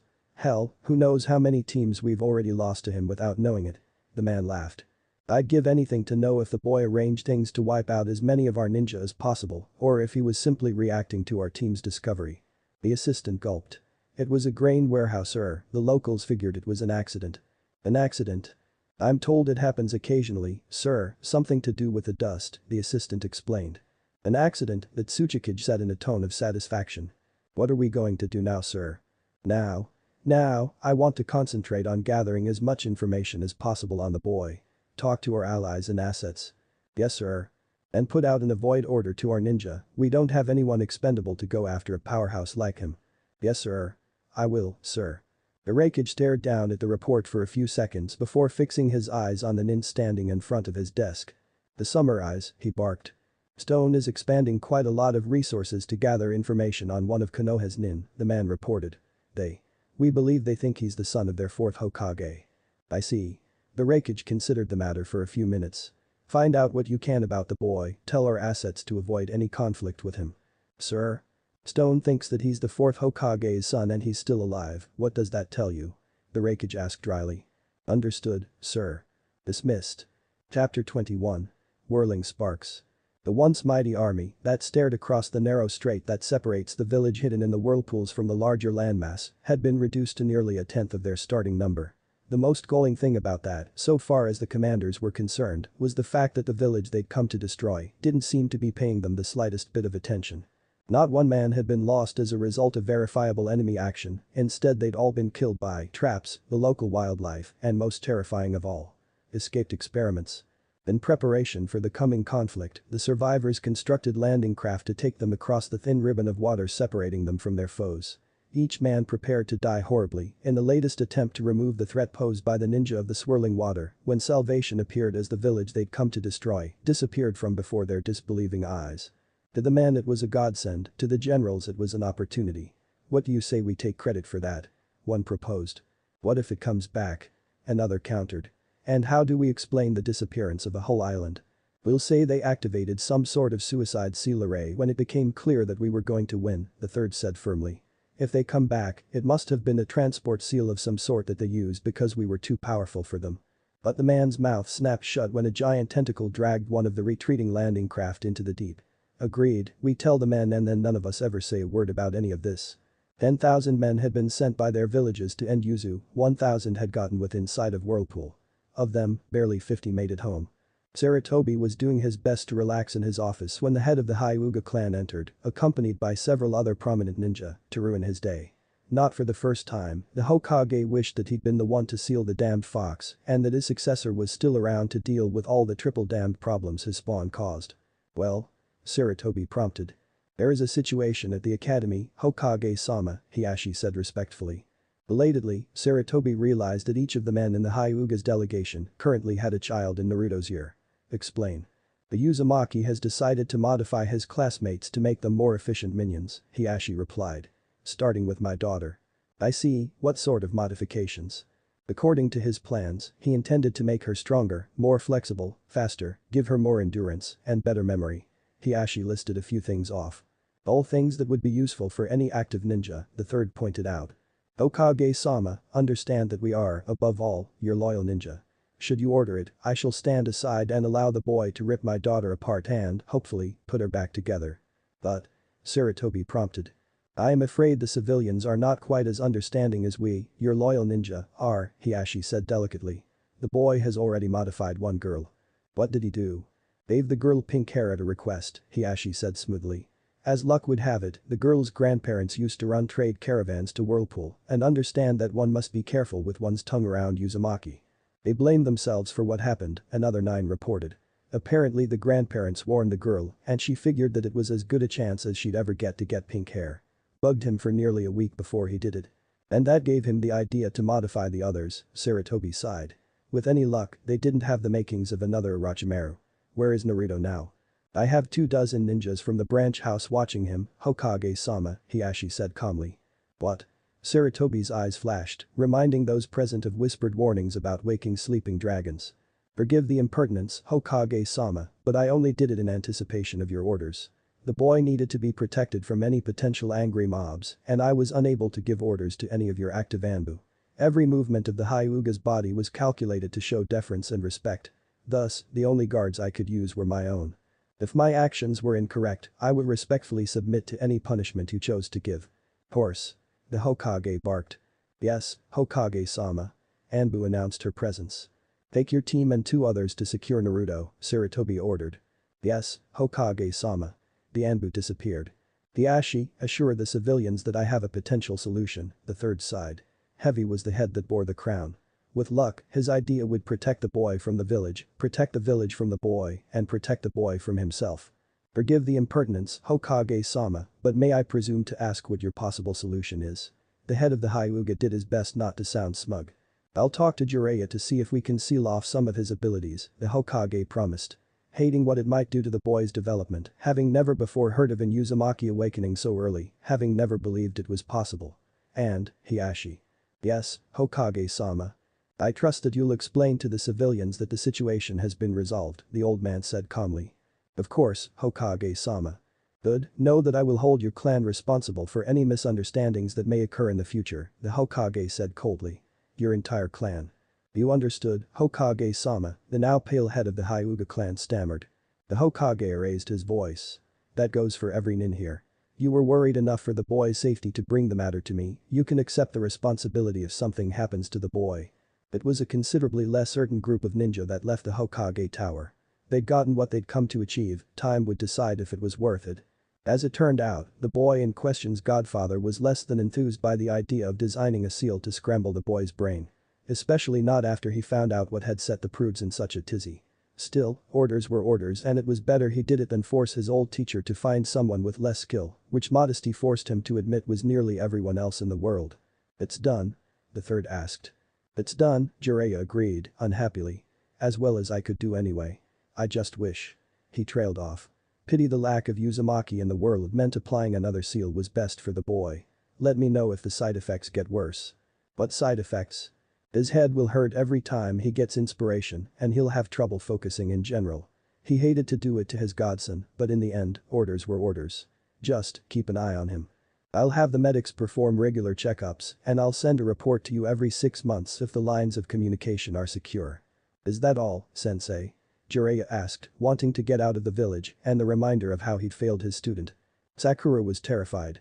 Her first C rank, her first trip out of the village and things had gone badly wrong. The ease with which her instructor had dispatched the first 2 ninja along with the way he'd manhandled the last loyal uchiha had given her a false sense that the man was invincible, that he could protect them from anything.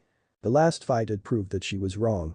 It was true that her instructor had survived and would likely recover if given the time, it was also true that their foe, the notorious Gedo, could hire more ninja. Ninja that could deal with 3 inexperienced genin as easily as she could crush a bug. Naruto, do something. Sakura shouted. Half-remembered memories of just how she'd gotten her current shade of hair, along with several remarks by her inner self, suggested that the boy could get her out of the mess they'd found themselves in. Something. Naruto repeated dumbly. You were able to catch Anbu with pranks, do the same here. Sakura screamed, reasoning that anyone who could get the drop on one group of highly trained killers could do it to another. I don't think covering missing nin with paint will help us much, Sakura-chan, Naruto pointed out. Don't make them paint traps, make them lethal, use explosive tags or something, the girl ordered. I'm sure Kakashi-sensei has some with him, check his things to see if you can find anything useful. Okay, Sakura-chan, Naruto agreed. As it turned out, Kakashi had not packed enough explosive tags for more than a couple traps. In fact, the man barely had anything of use, just a few. Naruto's eyes began to shine with barely controlled madness. Wah ouch, ouch ouch. This could work. Ouch. The boy winced, his head was killing him. He created a dozen clones to get the work done while he found a nice dark place to ride out the migraine. The boy winced again as Sakura squealed something loud and incomprehensible. He'd find a nice dark quiet place to ride out the migraine away from the house.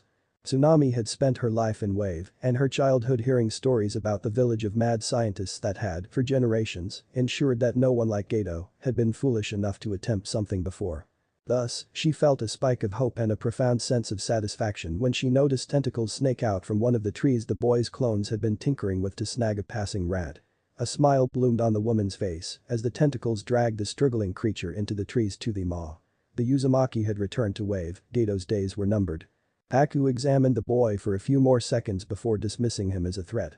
He was dead the moment Sabusa gave the order, no sense getting to know him better, would only make things more difficult in the long run. What did you say your name was, Ninja-san? Haku asked. Naruto Uzumaki, and don't you forget it. The boy shouted. The missing nin's heart stopped upon hearing that rather famous name, the fact that the boy's pronouncement wasn't immediately followed by a bout of mad cackling caused the heart to restart. I won't, Haku promised. By the way, I'm a boy. A boy? Naruto mused. Ouch, ouch ouch. The boy clutched his head and waited for the wave of dizziness, nausea, and pain to pass. Thunder clapped and water churned in the stretch of ocean that had once played host to the island containing the home of the world's most notorious ninja. In a flash, what was gone reappeared amidst a sound of mad laughter. Ha ha ha ha ha ha. I am such a genius. Kakashi was less than pleased when he awoke to find he was missing a student, the explanation given by the other two did little to change that. You just let him go off by himself. Jonin repeated, sure he was missing something. Knowing that there are at least 2 missing ninja and a large group of thugs loose in the countryside. Who knew dealing with 3, know-nothing, rats would be so difficult?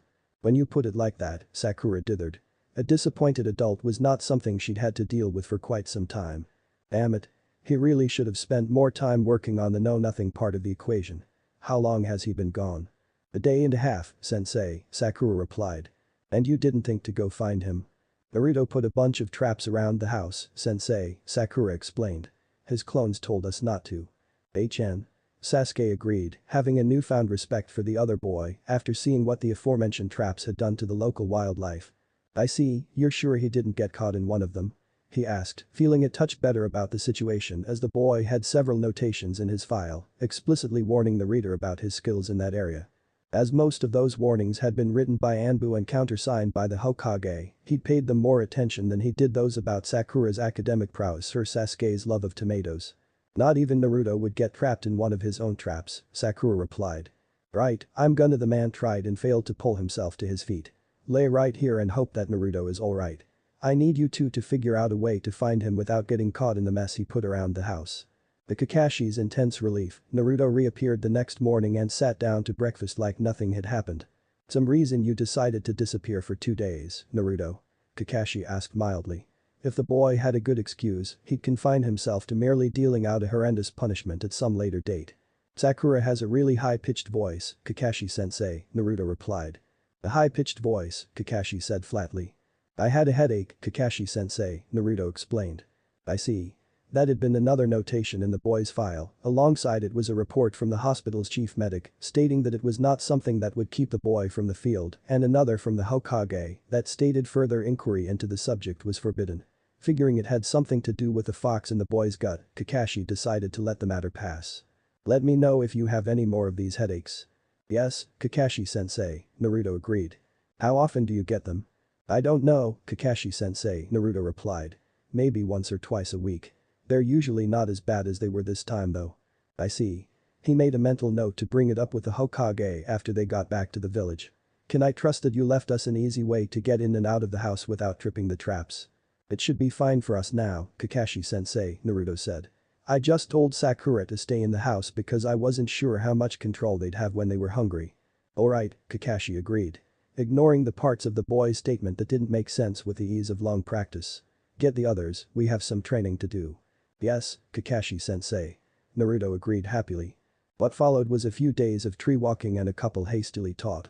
It wasn't much, Kakashi admitted to himself, certainly not enough to keep them alive if the worst happened and their foe brought in more missing nin. 3 things kept him from calling for backup. The first was the knowledge that most missing nin refused to work with anyone they didn't already know and trust. The second was his certainty that he could defeat the demon of the mist, and finally the fact that they were far enough from the village that no help could arrive in time to make a difference. Such was the life of a ninja, to die alone away from their village and family. There was something in the air when they woke up that spoke of impending violence. Something that caused each of the 3 baby ninja to be extra careful when they put on their equipment. "Everyone ready?" Kakashi asked. Upon receiving 3 nods, he turned to his client. "Shall we?" "Let's go," the old bridge builder agreed. The fog came an hour before they were going to leave the bridge, at the very point they'd begun to convince themselves that they were going to have another quiet day. The genin would remember the next few minutes as a series of flashes of the sounds of their instructor battling the demon of the mist while they did their best to survive the fight against the man's apprentice.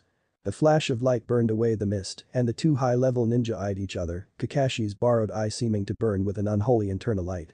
Another flash of light shot out of the ocean to cut a large troop carrier in half. "Was that?" Kakashi mumbled in disbelief. "Freaking sharks with lasers on their heads." An equally shocked Zabuza supplied. "Yes. Yes. Why don't we postpone our fight in favor of getting as far away from the ocean as possible?" Kakashi suggested.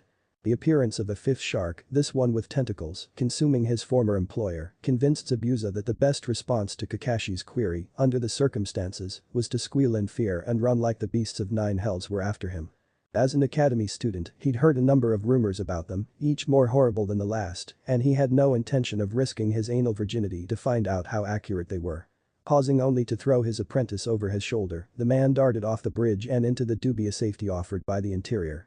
While his team was doing what everyone with even a shred of common sense would do under similar circumstances, that is to run away as fast as their legs would take them, Naruto was showing the world that, despite the seal, Uzumaki blood bred true.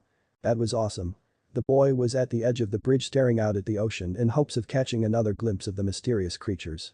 He giggled as the laser sharks fought over one of the unfortunate mercenaries, tearing the men to pieces before consuming their shares. "Of course it was awesome, I made them and I am, after all, a genius," a female voice said loudly. Naruto spun around to find a well-endowed red-headed woman in her early 20s, wearing a fetish outfit with a gear motif staring down at him. "Who are you?" the boy demanded. "Machi Uzumaki, number 8 greatest scientific genius of Yuzu," the woman bellowed. "Who are you?" "Oh yeah?"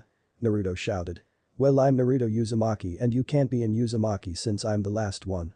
"Look at me," the woman shouted back. "Red hair, dead sexy, super genius. What does that equal?" "Uzumaki of course." She preened for a bit. "Now look at yourself. Blonde-haired idiot. If anyone can't be in Uzumaki it's you." "You take that back." A single gesture created 100 shadow clones. The woman frowned.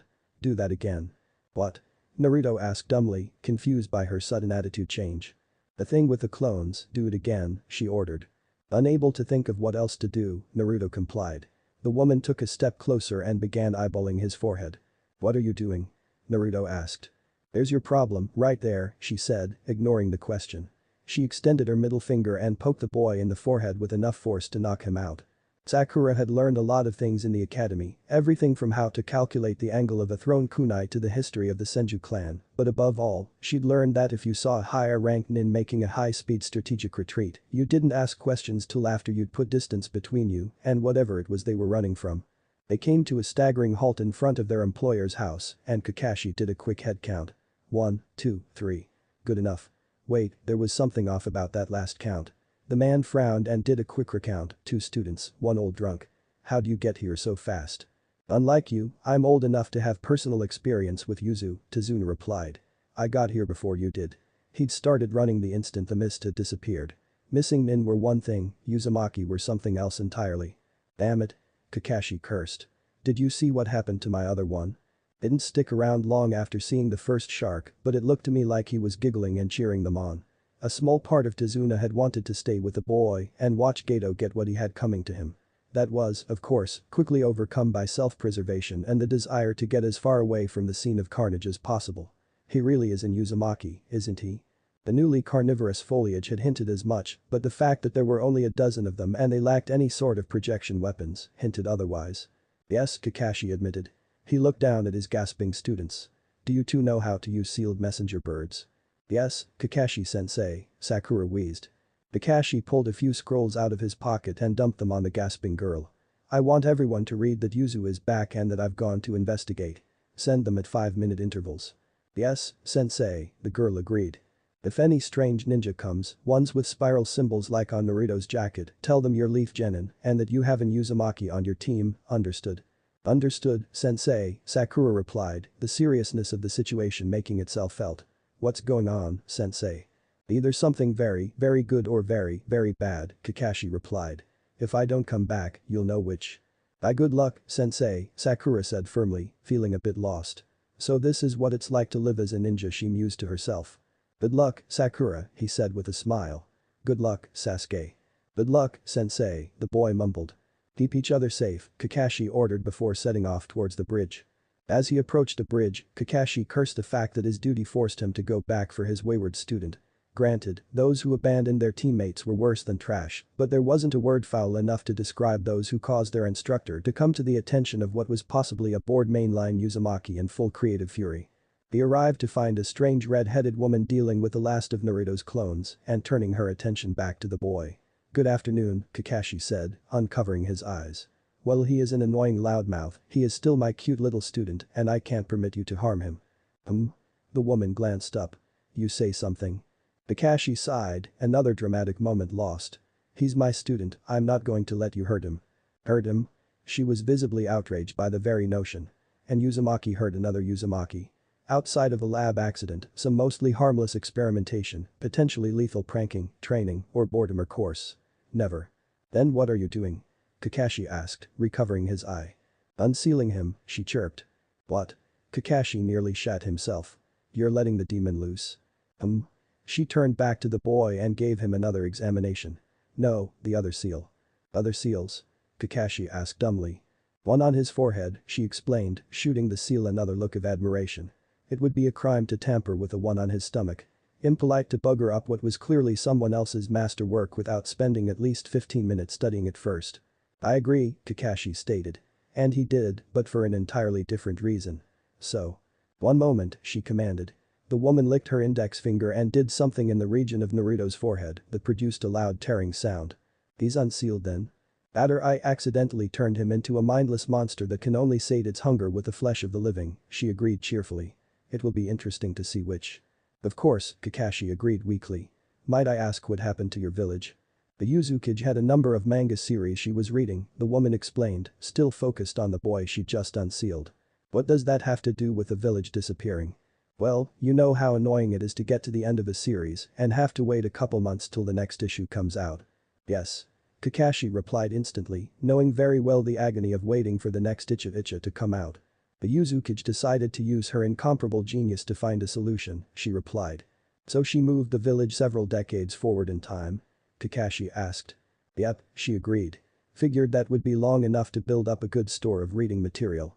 Not to mention all the new series that had to have come out in the time they were gone. You're sure they're still being published after all this time?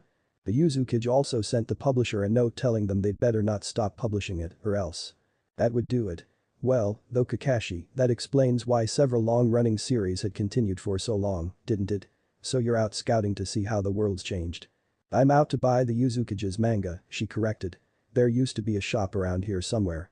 You'd have better luck on the mainland, Kakashi suggested. Wave hasn't been doing so well since an evil businessman started putting the squeeze on it. What? The woman's eyes narrowed. Give me the name of this enemy of manga and I will see him punished. You already have, Kakashi replied, nodding towards the still bloody patch of ocean. Alright then. She said cheerfully. For manga. A backflip took her off the bridge and onto one of her sharks, which then sped to the other side of the strait. You really are Konoha's most surprising ninja, Kakashi said to his sleeping student. Damn it. On the plus side, this did answer more questions than it prompted. He was going to have a long talk with the old man if they managed to get back to Konoha. Sasuke suffered the client's brat grandson, whining about how difficult his life was and how they were all going to suffer horrible deaths for as long as anyone could expect till he lost it. Shut up, he ordered. You think your life is difficult? He sneered. Ha. You still have your mother, your grandfather. You know nothing about loss. When I was younger than you, I came home to find my entire family butchered. All of them, my cousins, my uncles, my aunts. So you lost your father, I lost everyone. My Aunt Mary had 2 daughters and was expecting another child. The girls were the most adorable things, sweetest children you could ever hope to meet. I found what was left of them 2 days after I got out of the hospital. They tried to hide in a closet. He clenched his teeth to keep the bile down. And you want to know the best part? The bastard that did it was my older brother. Ainari was frozen in the other boy's gaze. Do you want to know what you can do? How to make it better? Sasuke stepped closer, invading the brat's personal space. Hate. Hate the bastards who took away your family with every fiber of your being. Use that hate to get strong, strong enough to avenge yourself, strong enough so that if you're ever fortunate enough to have family again, that no one will ever be able to take them from you again. Sasuke. The boy looked up and into the horrified eyes of his pink-haired teammate. Sakura. They say your team is your second family, the girl stammered. Is this another scheme to try to get me on another date? He growled. No, it's… If it helps, I promise not to pester you for dates except on our days off. I also promise that I'll help you get stronger and, when the time comes, to help you deal with your brother. Zabuza checked and rechecked to make sure everything was packed to leave in a hurry and froze. He was on an island, meaning the only way to get off was to go across the water, meaning he risked running into. Haku, change of plans, we're waiting until after the locals manage to finish the bridge. Haku, change of plans, we're waiting until after the locals manage to finish the bridge. Yes, Zabuza-sama, his apprentice agreed. What about Gato? Did he agree to add the clause to our contract stating that we would do our best to avenge him? Yes, Zabuza-sama. Did we remember to add an Uzumaki escape clause? His apprentice checked the document. In the event of Uzumaki, the contract is voided so we can escape. Line 2, subsection 5. Sakura tensed when the door opened and relaxed when she saw that it was her instructor and wayward teammate. Is Naruto okay? She asked. We'll find out when he wakes up, Kakashi replied. Either he'd get his student back or he'd have to decide what to do with the newly created monster wearing the boy's face. Were there any problems while I was gone? A couple of Gato's thugs showed up, but Naruto's trees took care of them, Sakura replied. Kakashi glanced around and noticed a pile of bloody rags around one of the tree's roots. I see. What happened to Naruto, Kakashi-sensei? Sakura persisted, motivated by concern for her teammate and hoping to silence her inner self, who was nagging her to check on the boy. They tensed when the boy began stirring. What happened? The boy moaned. You tell me, Kakashi said dryly. I was talking to this crazy chick and… The boy's eyes lit up. My head doesn't hurt. What? Kakashi prompted. My head doesn't hurt, Naruto repeated. Ever since I remember, I've gotten headaches and it's always felt like someone trapped a couple angry bees in the back of my head, but now they're gone and it doesn't hurt. That's great, Naruto, Kakashi replied, having no idea of what else to say. He turned to the client. As per our contract, I am invoking the Uzumaki clause. Sure, go, Tazuna agreed.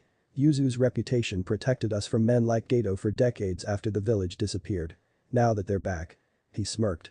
Well, it would be unfortunate for anyone that sought to replace Gato. Kakashi pushed his team to the breaking point on the way back, stopping to rest just long enough for his two conscious genin to catch their breath and his third to draw up a partial set of designs for a device that would haunt his nightmares for the rest of his days. In a lot of ways, it brought a great sense of nostalgia and, more than anything, drove home who his mother was. They ran into a team of Anbu going the other way about halfway back who scooped up his two mobile students and turned around. They had a good time and were escorted into the Hokage's office early the next morning. Sarutobi held up a stack of messages sent by Sakura and barked one word, explain. And? Not at all sure about the couple lines in which Sasuke and Sakura talk to each other. Might have to rethink it at some later date. Might also have to remember to toss in a line about how Yuzukage's grandmother had blonde hair. Beta by. Ideas by Cal. Hypos by Cal, BEVERETT 24, Bluebeard's Great, Zane and Dulius. Modification provided by Slicerness. How to keep an Uzumaki confined. They tried a lot of things, Ibiki replied. Least successful was to strip them and confine them in an empty room.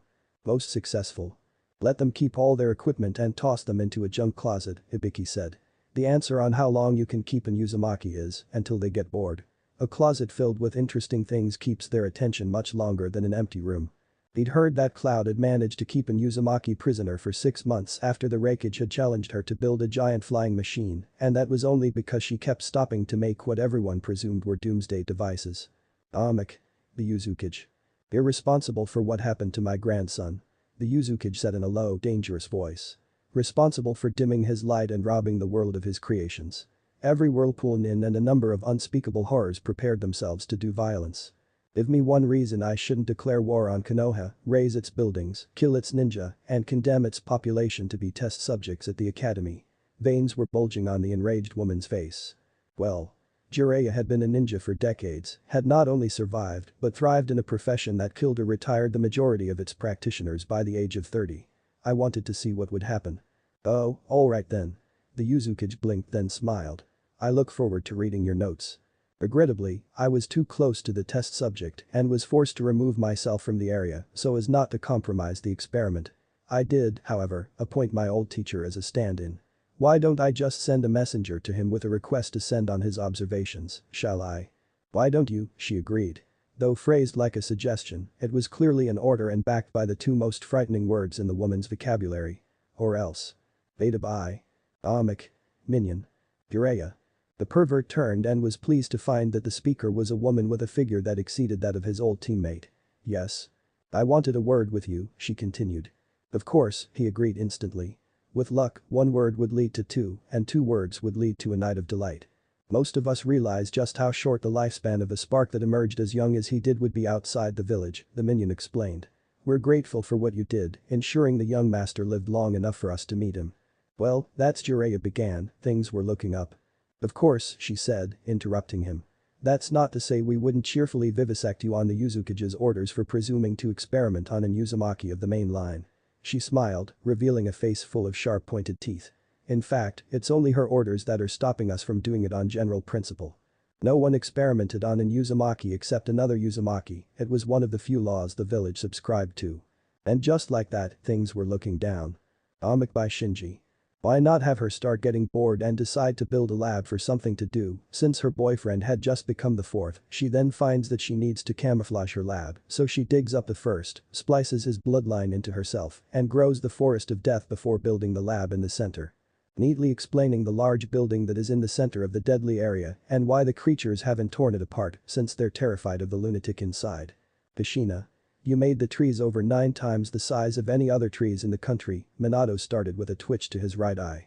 Everyone can see them. How did this hide your new lab? I'm hiding in plain sight. You always said it was the best way to get people to not notice things, the buxom redheaded woman stated primly. This isn't what I mean. The new Hokage started to explain only for his girlfriend to skip off into the forest, humming to herself in an absurdly loud manner.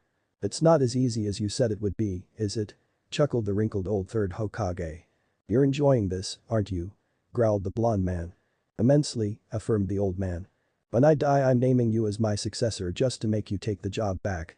Hissed the young blonde man. Lucky for me I'll be dead by then. Looks like I won this round, mocked the old man as he headed off to enjoy his retirement. After Kyuubi attack. Damn you, Minato. Cried the old man. You could even have some interesting other ideas like the Snaketopus and Naruto starting to learn to control plants, possibly even talking to them and teaching them to form tentacles by themselves. Anko declares him a man amongst men and assorted other little things to make it funnier. Kakashi. What's a treetop? Naruto. That. Kakashi. It's got my leg. No. No. No. Tsunade. Pulls out a notepad and starts writing. Jiraiya. Tsunade. Tsunade.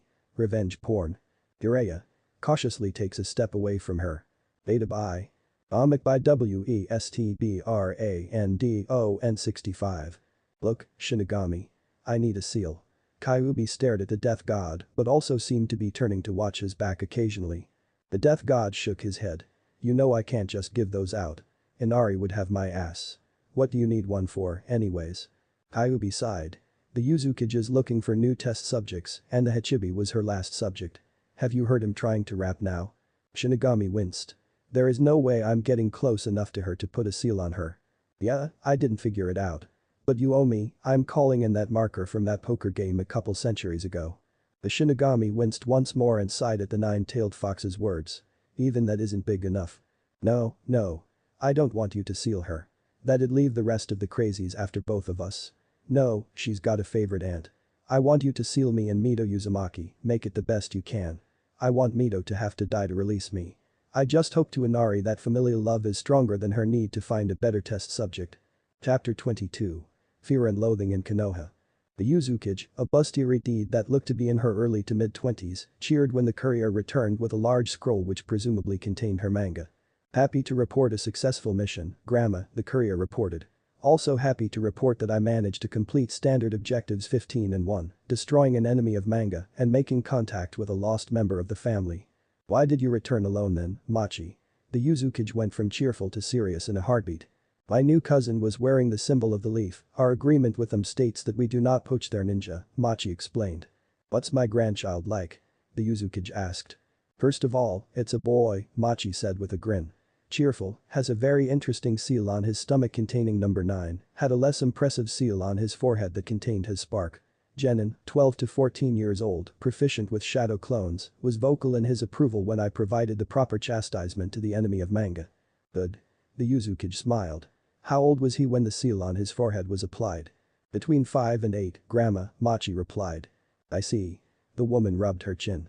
I want broadsides put up in every major village containing the statement, dead sexy redhead seeks pathetic virgin toad, or else.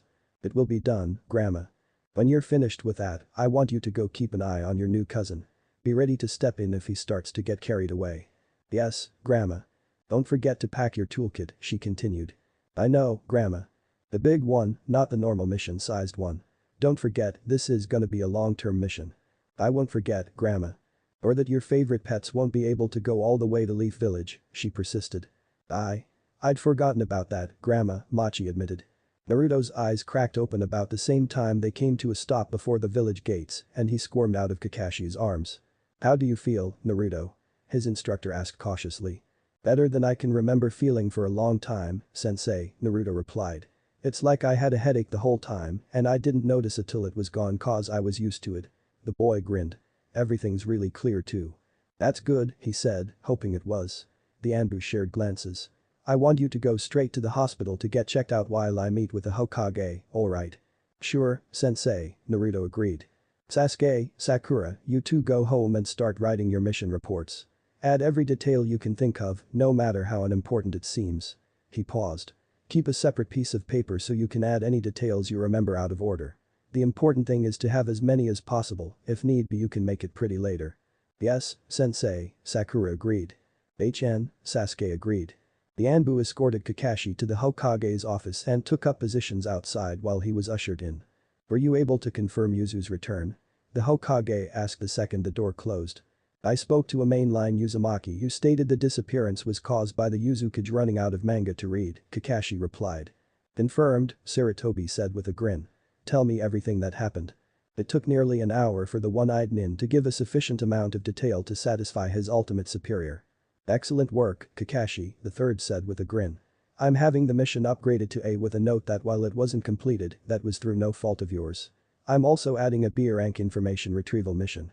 Thank you, Hokage-sama. You look like you have a question. Ask it, the third ordered. Did you have to seal him, Hokage-sama? Kakashi asked, fighting to maintain his calm.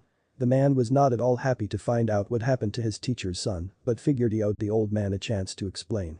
If I hadn't, it's likely he wouldn't have lived this long, Sarutobi replied. He faced 3 threats as a spark. The villagers, the ninja, and himself. Maybe I could have protected him from the first 2. Maybe my students could have kept a close enough eye on him to protect him from the third, maybe not. The only thing he was certain of is that it would have taken all 3, and he suspected that they'd have required a substantial amount of help from a medic-heavy Anbu team.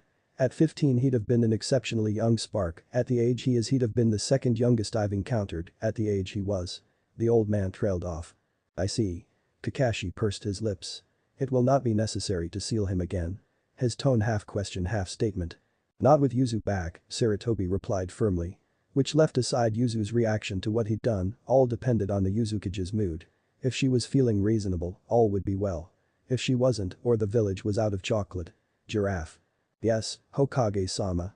Newest rank for your team, buy as much of the best chocolate as you can and deliver it to the Uzukage with my compliments. Yes, Hokage-sama. Use the classified storage seals, the new encrypted ones Jiraiya developed, he added. Give them to the Uzukage and make a note of how quickly she defeats the security. Tell her I bet 50 ryo it takes more than 5 minutes. Dismissed. Naruto was in the waiting room for less than 5 minutes when his attention was drawn by some of the most masterful and creative swearing he'd ever heard. Upon further investigation, he found that the source was a nurse shooting alternate glares at a strange-looking table and the man trying to fix it. What's that thing? Naruto asked. The nurse glanced up at him. It's a fluoroscope, it's used to see what's happening inside a person. The boy leaned down to examine the open repair manual for a moment. It all seemed fairly straightforward, if uninspired. The design would be so much better if he were to, Yes, I've got it now. The boy declared, eyes lit by sparks of madness and creation.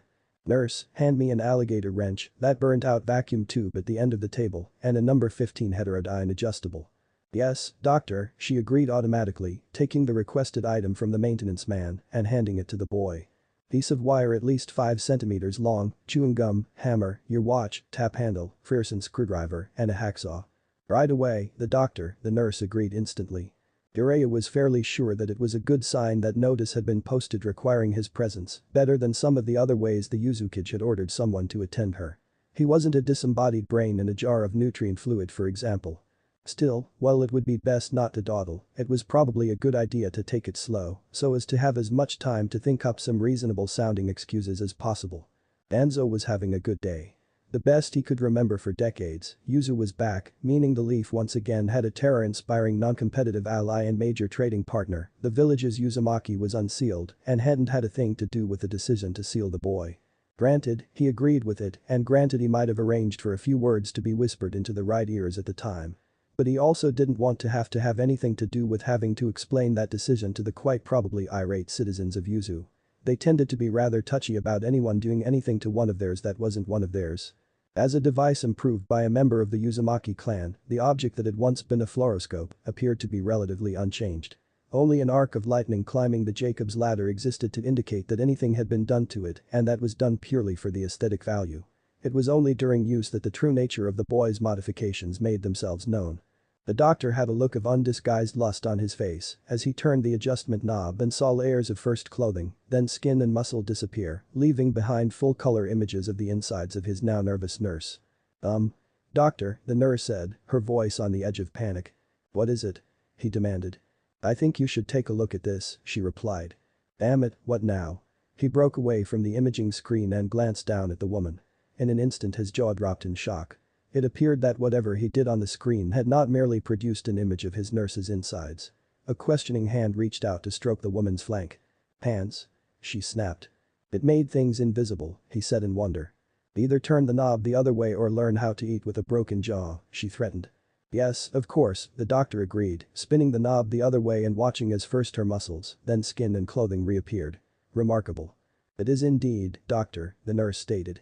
Where's the boy who did this? The doctor demanded. He was here just a minute ago. To his surprise, Naruto found his old lab in the basement of his apartment building to be pretty much exactly the way he'd left it, plus a couple extra pieces of equipment and minus the thick layer of dust that had once coated everything that wasn't an active workspace. The south wall consisted of a large shelf full of medical and veterinary texts, with a few engineering manuals sprinkled in for flavor. The east wall was a shelf of samples preserved in formaldehyde he remembered liberating from the same hidden bunker he'd found most of his equipment. Speaking of equipment, it filled the room. Gurneys were pushed against the west wall which was papered with blueprints. A full operating theater sat at the center of the room, surrounded by a number of ingenious devices of his own invention. The boy strolled over to the north wall and flicked on one of the large knife switches that covered every inch of that side of the room. The air was filled with the sounds of arcing electricity and the stink of ozone and disinfectant solution. It's alive. The boy shouted. Alive. Wahahaha. It was good to be back. Metal ground on metal as a spiral staircase corkscrewed down from the ceiling in the northwest corner of the room. It seemed he had guests. He glanced at one of the monitoring screens, making that guest. IICC came as soon as I heard why you were back, Naruto-kun, his guest explained as she walked down the staircase. Hinata. Naruto bounded over to greet the girl. So good to see you. What brings you here? Oh no, it was my turn, Naruto-kun, Hinata said shyly. The boy hadn't been able to do more than a bit of prep when the branch house had put a stop to her much-desired upgrade. Inwardly, the girl grinned. The sedatives she'd laced the afternoon meal with would ensure they didn't repeat their prior performance, and if they didn't work, she was confident that the laxatives would. The anonymous tip to the hospital that a mysterious and potentially highly contagious disease had infected the majority of the Hyuga clan was probably overkill. To be fair, the academy had always stressed the importance of you accomplishing your mission and that it was better to use 200 times more force than needed than even a touch less. So it was. Naruto agreed. Know what you want? The girl gave a shy nod. I've been thinking about it for a long time, Naruto-kun. Alright, the boy agreed. You tell me about it while I get things ready. Hinata's eyes sparkled. Master was back, now maybe she could finally get her improvements done. Life was good for the shy Hyuga. Machi stopped before the hovel her newest cousin had stayed in during his mission to Wave and began pounding on the door. What is it? A voice barked as the door opened. The old man that answered the entire demeanor changed when he saw who it was. Mistress Uzumaki, what can I do for you? I'm gonna need you to babysit while I'm doing a mission on land, Machi replied. She handed the man a bag full of coins. Now, they get 1 cow a week to share and 2 pigs each. I expect them to get their own food most of the rest of the time, but I understand how hard it is to resist when they beg, so I'm willing to overlook the occasional chicken. Perhaps you could introduce me to them before you go. Tazuna asked hopefully. Please don't be sharks, please don't be sharks, please don't be sharks, he repeated to himself. Yeah, she agreed. I wouldn't want them to get scared because they were suddenly in the care of some stranger. She grabbed the man by the shoulder and the next thing Tazuna knew he was on the edge of his half-completed bridge and walking down an access stairway to a dock he didn't remember building. The Uzumaki slapped the water with one hand, causing several sharks to appear. They certainly. Tazuna tried to think of something to say that wouldn't get him violated in some way. Healthy looking. Aren't they, Machi? Okay, this is Harry, Curly, and Mo. She indicated the first 3 laser sharks, giving each one an affectionate pat on the nose as she did speak. Sakura. She rubbed the last laser shark. Who's on a diet, so give her smaller pigs than the others. Finally, we have Princess Iratsukinjai. She giggled as the shark wrapped one of its tentacles around her wrist. Isn't she just the sweetest thing? Right, You do know that I'm unable to procure any livestock with the bridge unfinished, right? Tazuna stated quickly, hoping to find some way to avoid having to deal with the 5 swimming crimes against nature. Give me a moment to think on this, she declared. The next thing Tazuna knew, he was back in his house with decidedly mixed feelings about the return of the notorious Uzumaki clan. The Ashi immediately noticed that the halls and corridors of the Hyuga compound were much quieter than normal. On an average day, they'd be teeming with servants from the branch house, today they were virtually deserted. Hanabi. He barked, summoning his youngest daughter and heir presumptive. Yes, father. The little girl asked as she scampered to him. Do you know where everyone is? Most of the servants are sick, father, those that aren't are tending to the ones that are, the little girl reported. Symptoms? They collapsed and the child's nose wrinkled in disgust. Started making messes in their pants. I see. And he did, though not quite as clearly as he would after finding out that his eldest daughter had disappeared shortly after the newly unsealed Uzumaki had returned to town. Something that would not occur for quite some time as everyone tasked to inform him of that sort of thing was currently laid out voiding their bowels. Anzo noted the Hyuga heiress nonchalantly tipping up a 2-ton piece of equipment with one hand so that she could dust under it with the other as he walked into the young Uzumaki's laboratory. It was always gratifying to get instant confirmation that his information was correct. For a brief instant, his bones seemed to buzz as the little Hyuga turned her attention onto him. I was hoping to get an appointment for your master to look at a few things for me, he explained, causing the girl to relax a touch. I am, of course, willing to pay. Naruto-kun has a waiting list. I can put you on it, the Hyuga announced. Thank you, he said, trying and failing to give the girl a friendly smile. I'll send one of my minions over later to work out the details. Izuna had just enough time to dig up a bottle for a few medicinal shots before the Uzumaki returned and dragged him back to the coastline. It took me a while, but I think I found a solution to our problem, Machi announced proudly. You built a bridge in 15 minutes, Tizuna said dumbly. Next to his masterpiece was a small pedestrian bridge, just large enough to accommodate a single horse or cow. Just a temporary one for you to use until yours is finished, Machi agreed. Now remember, 1 cow to share and 2 pigs each every week with the occasional chicken. Sakura is on a diet so she gets the smaller pigs. Okay. Yes, mistress, he said automatically. Good, if I'm not back before the money starts to run out, just contact Yuzu and they'll send more. Would you mind telling yours lovelies that I'm not to be eaten or violated while you're gone? He asked hopefully. She glanced down at the sharks. You hear that? I don't want a repeat of the last time. The 5 sharks avoided her eye. I mean it, if you eat 'em then there will be no one around to feed you. Or my daughter and grandson since they'll be helping, Tizuna added desperately. Right, she agreed. It's really in your best interests not to eat him and I'll be annoyed if you eat any of the other villagers. It would completely ruin her diet plan. She turned back to Tizuna. If they eat someone, they don't get their cow that week. Okay. No matter how much they beg, you have to be firm.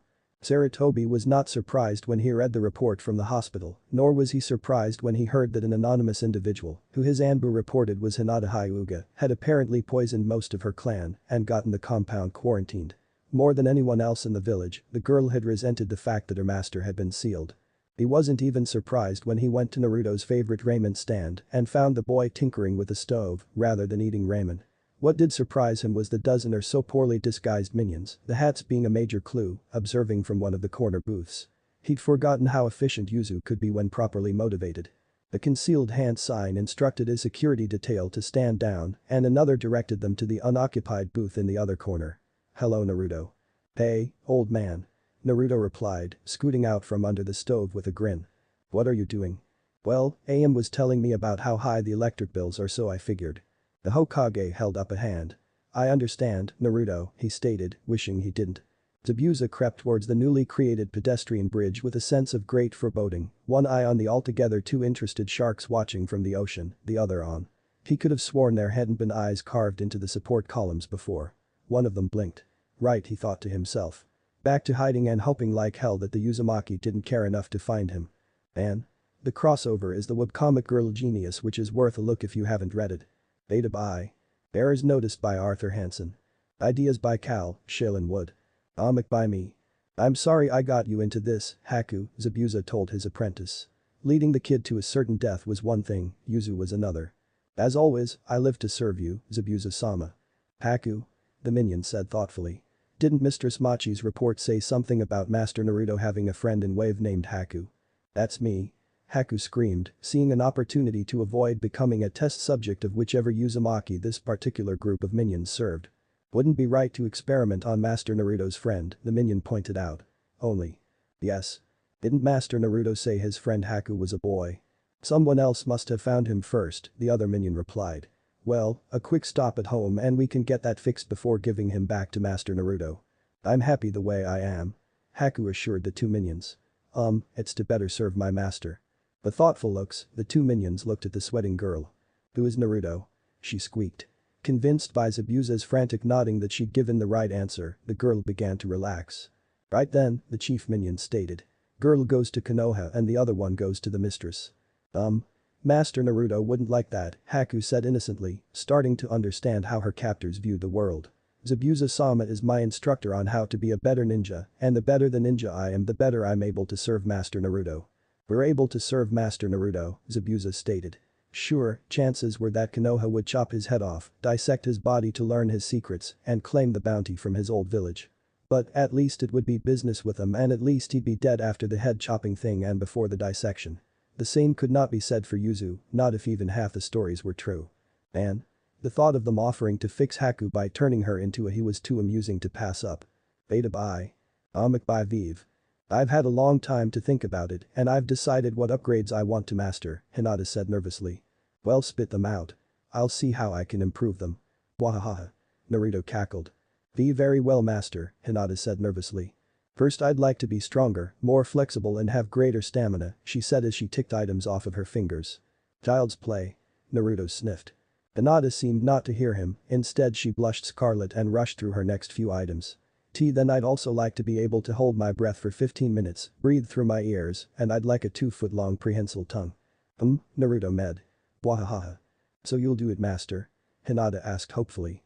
She'd been worried that he would be repulsed by the request. Do it? Of course I'll do it. Naruto said indignantly. Why may I even avoid giving you an insatiable hunger for the flesh of man? Now take off your clothes and fetch me that rubber ducky, it's time for science. Wahahaha. I think you already have, master, Hinata admitted to herself quietly as she began to disrobe. Beta bye. Amak bye Jid. You're sure about this? The shadowed figure asked his subordinate, fingering the report in front of him. Yes sir, the keys and access cards that monster is guarding could get you into, well, pretty much anywhere. Our spies even report seeing one of the spares to your own home sir. What? Take a full team and kill that thing. Make sure you get all of those keys as well.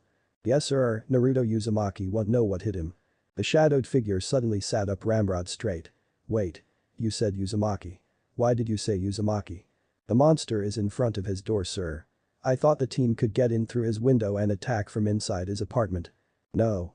Absolutely not. This operation is called off. But sir. No buts. My decision is final.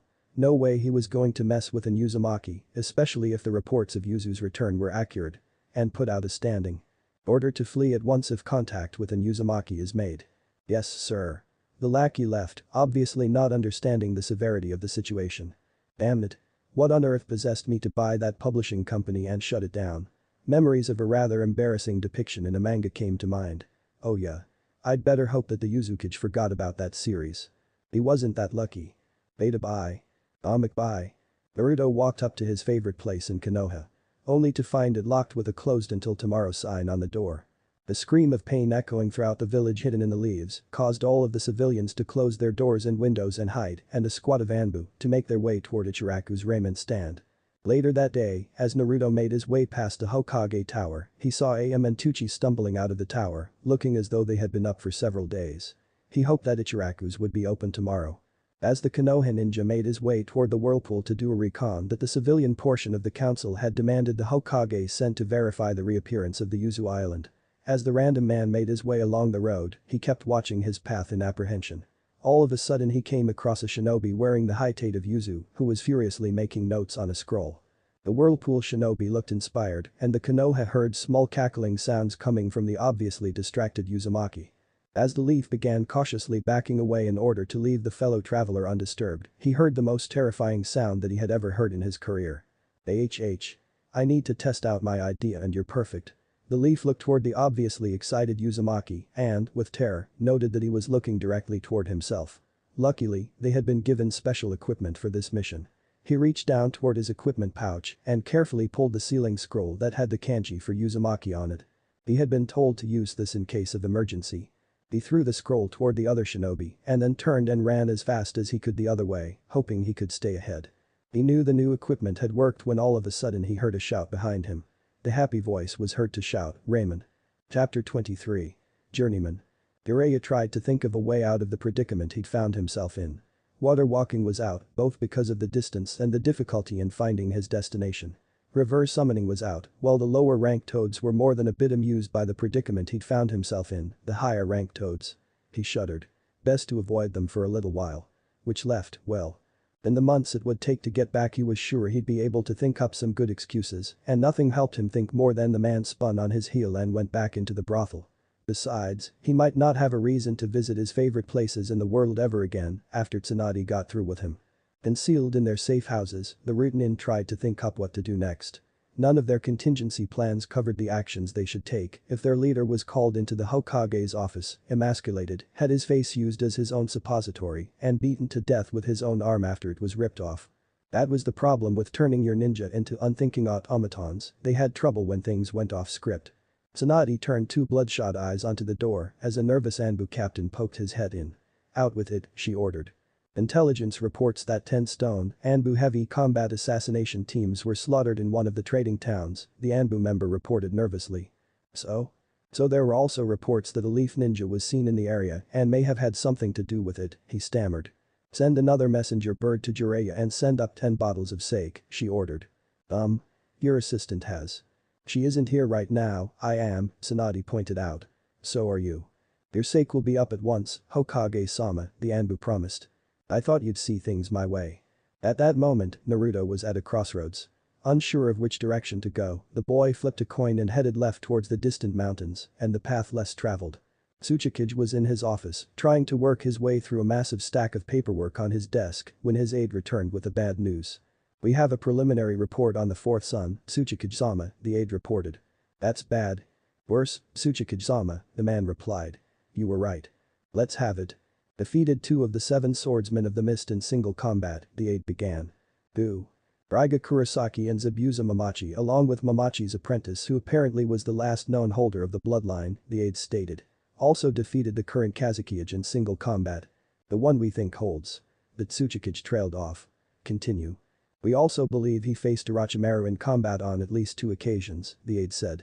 "And there are rumors he faced Itachi Uchiha and emerged unscathed." "I see." The Tsuchikage rubbed his temples.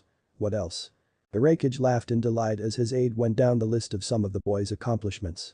"Hero of wave, hero of snow, hero of birds, savior of Hashigakure." The aide flipped to the next page. "Savior of the princess, now daimyo of vegetables. Best friend of the current Kazekage, cousin of the current Hokage, son of a 4th Hokage, grandson of the last Uzukage, special relationship with the 3rd Hokage." The aide flipped to the next page.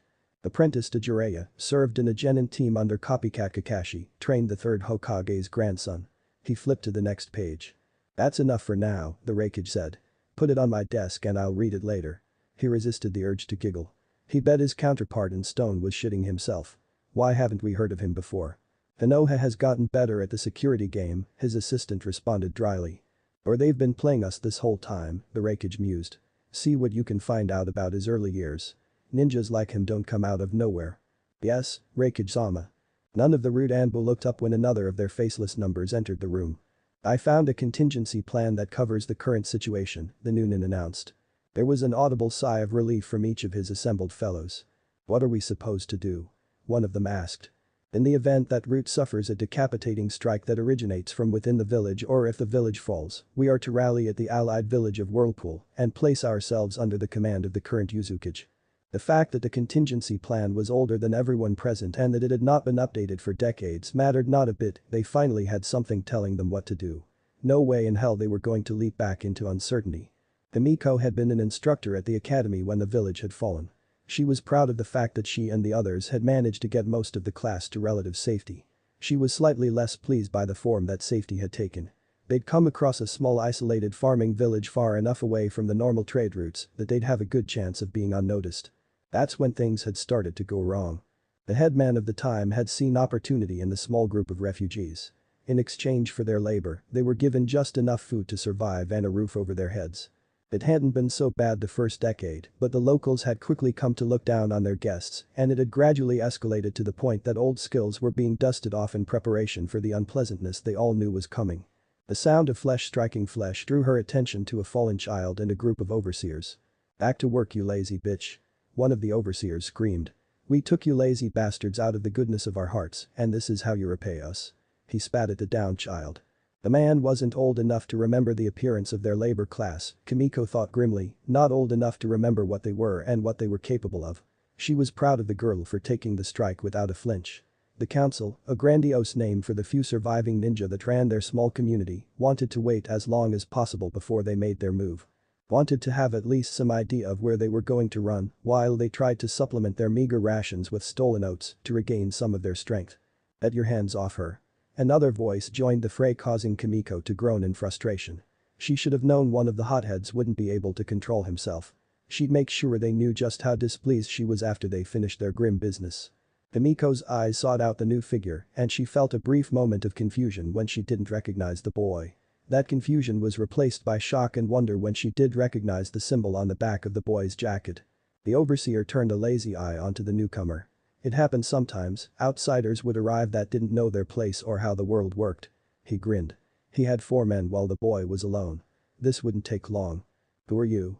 He snorted. "Naruto Uzumaki," he yelled proudly. "And I'm not gonna let you lay a finger on her or any of them while I'm around to stop it." "Get him?" What happened next couldn't be called a fight. 4 untrained civilians against a trained ninja, or to put it another way, fists that could shatter stone against flesh grown soft through decades of sloth. It was a wonder that any of Naruto's opponents survived. The boy stepped over one of the groaning survivors and created 100 clones. "Make sure no one else is getting picked on," he ordered. "Then help them with their work." "You got it, boss," the spokes clone agreed. Tears were flowing down Kimiko's face as she watched the boy movie. The Uzumaki hadn't forgotten them, it had been decades since the fall of their village, but the Uzumaki had remembered. The woman was ashamed of herself for losing hope, ashamed she could ever think they'd been forgotten. Slowly, hesitantly she approached the source of her newfound hope. He was stopped by the fallen girl, inspecting the bruise on her cheek. "I'm sorry I didn't get here sooner," the boy said to the young girl. "You got here now," Kimiko said firmly, announcing herself. "That's all that matters." "I guess," Naruto said absently. He pulled the girl to her feet. "Doesn't mean I don't still wish I could have gotten here sooner." "To be a ninja is to live a life of regret," Kimiko said sadly. "To be kept awake at night with what ifs, to sometimes curse the fact that you survived while others did not." A sudden thought occurred. May I ask about your parents?"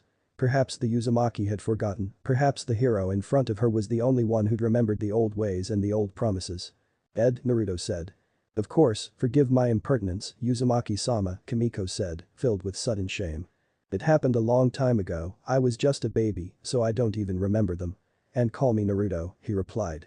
The boy turned his attention to one of his returning clones. 60 more bullies dealt with, the clone reported. "What about everything else?" Naruto asked.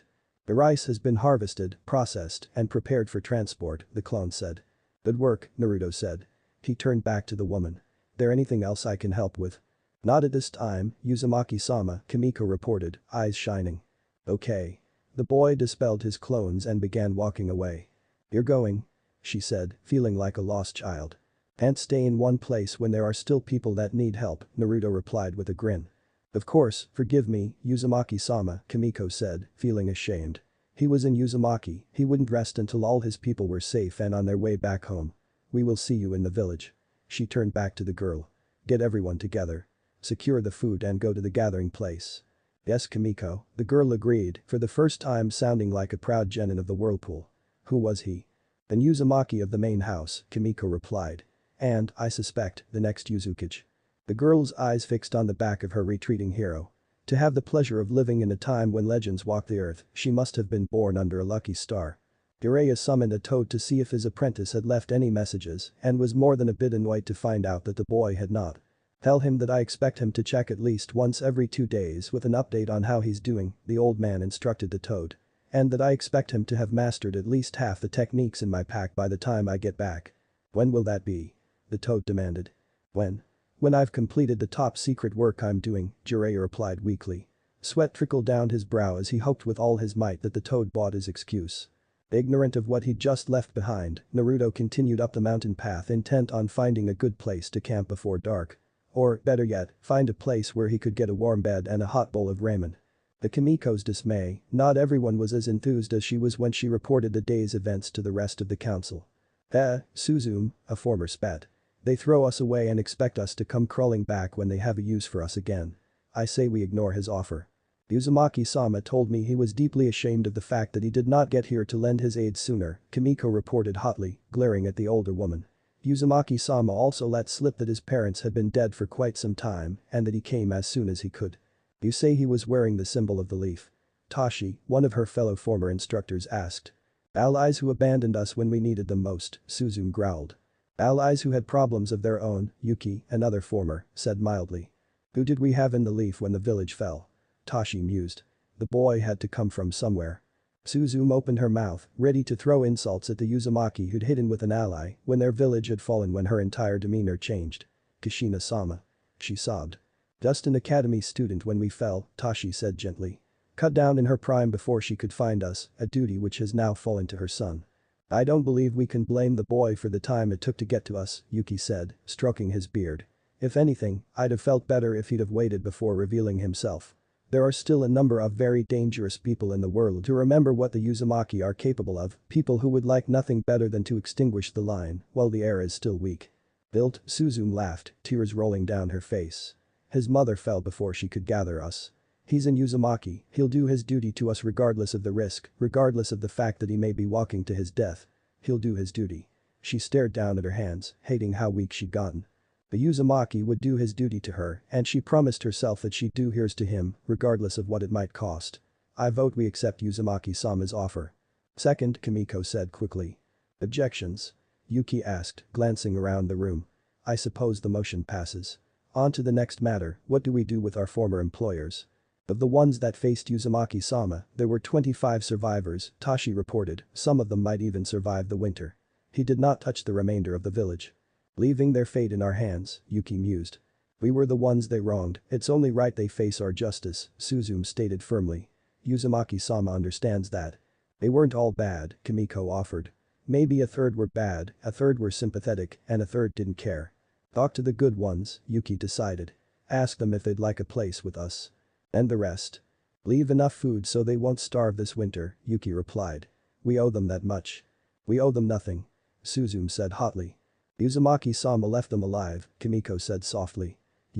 Even with his desire to leave their fate in our hands, it was easy to tell how much he wanted to punish them, but he didn't. Uzumaki-sama was merciful, I say we follow his example. Fine, Suzume agreed. It's decided, Yuki finished. How are our preparations to leave? Quite well thanks to Uzumaki-sama, Tashi replied. The harvest is in and packed for transport. The rude Anbu stared at the ruins of what had once been the Leaf's greatest allies. The nin milled about, filled with uncertainty on what to do until. I found something, one of the root nin said proudly. Time and isolation begin to loosen the bonds on her emotions. In the event the village is damaged by hostile forces, if available and it does not affect the normal performance of your duties, you are to masquerade as civilians and join the reconstruction effort. They picked up rumors of a Leaf nin traveling alone and dropped their mission to start tracking him, 2 more teams joined them within 24 hours. Standing orders were to eliminate any Leaf nin they came across, especially lone Leaf nin, especially the nin they were after, if their tentative identification was correct. The Otakage would be pleased when they turned over the boy's head, perhaps even pleased enough to give his seal to the few of their number that didn't already possess it. A third team joined them on the second day, and a fourth on the third. All they had to do now was catch up. Michiko woke up, glanced over at the smoke that indicated her stone counterparts on the next mountain, and forced herself to get out of her sleeping bag to take her shift on watch.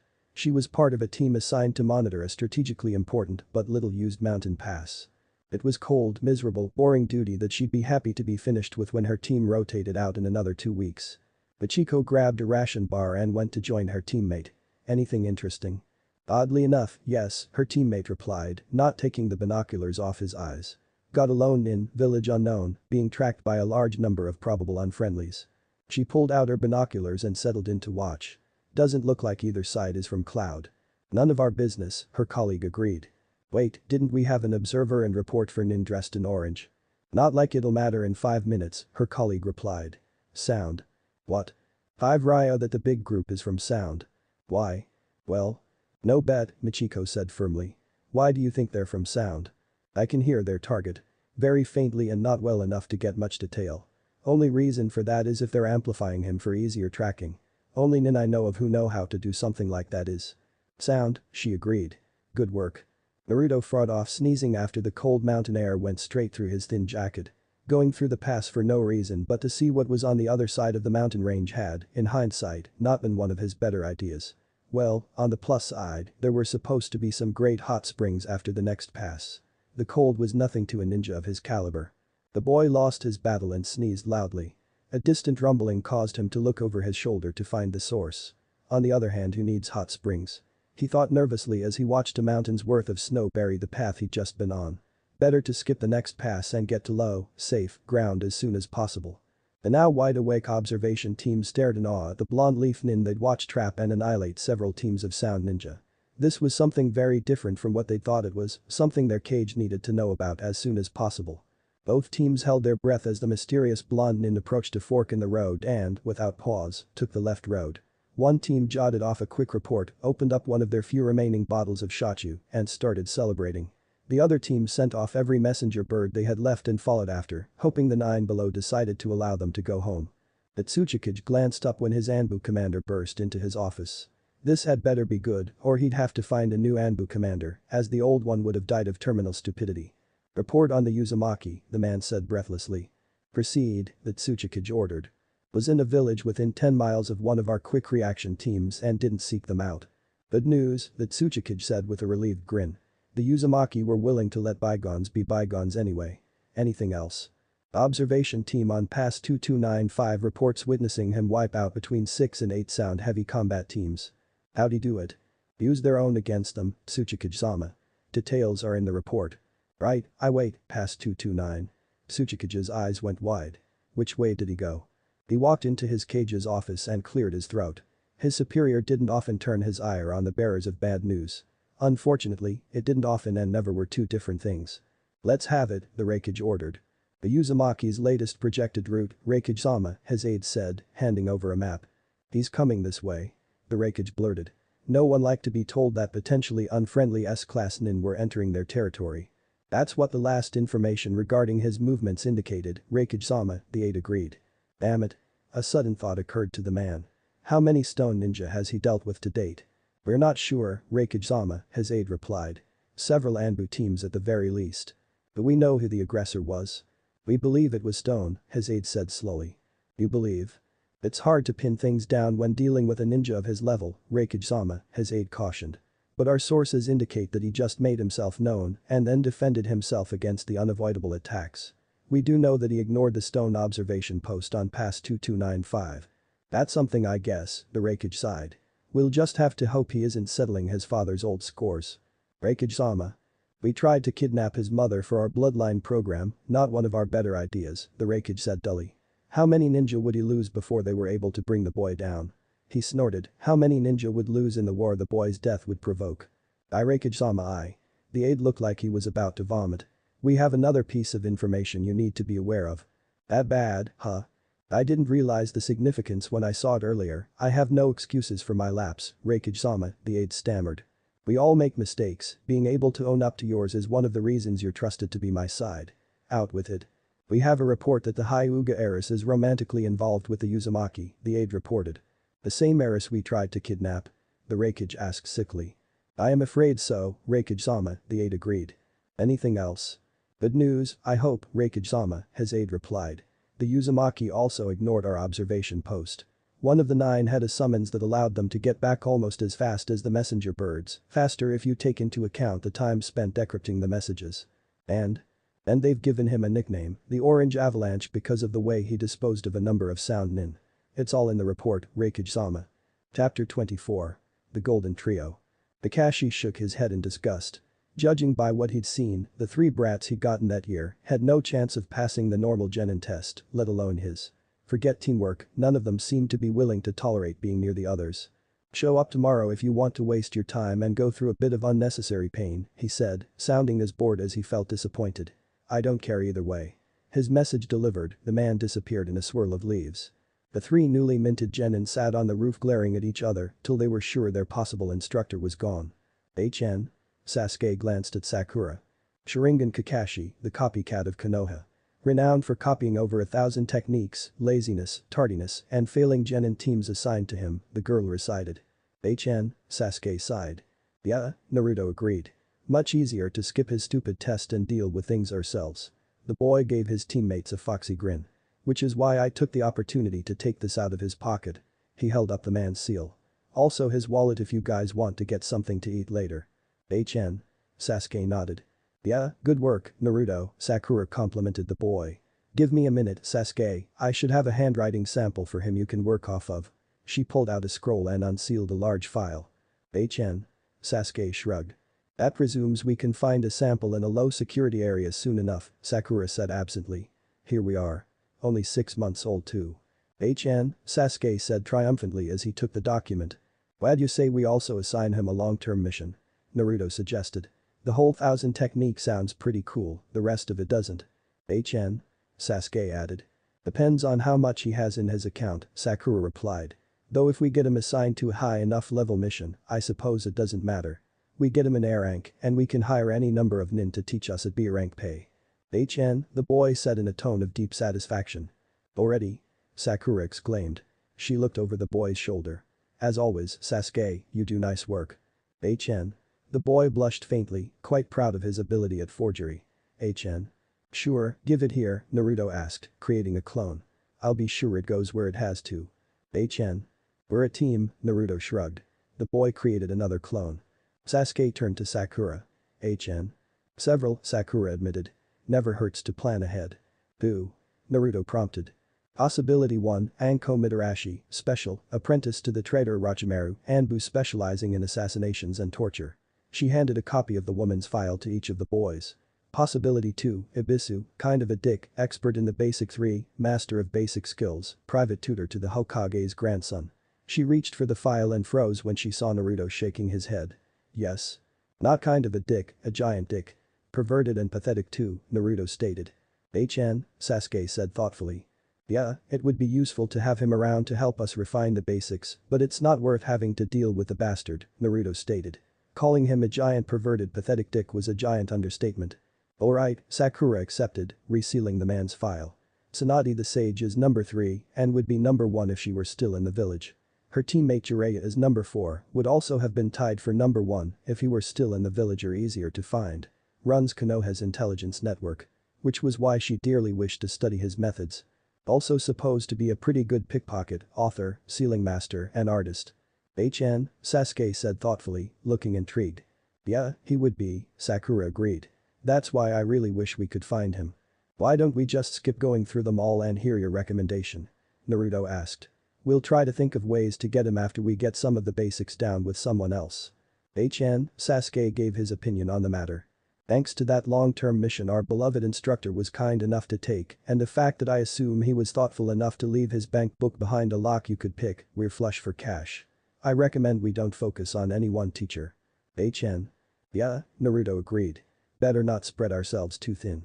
One at a time then, Sakura amended. I'd say Anko first if she didn't have a reputation for being a sadistic snake bitch and we didn't need more work on the basics.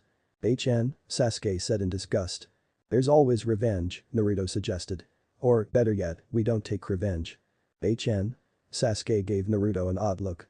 They were paid to teach us, they didn't, so it's only right they forfeit their pay to let us hire competent instructors, Naruto replied.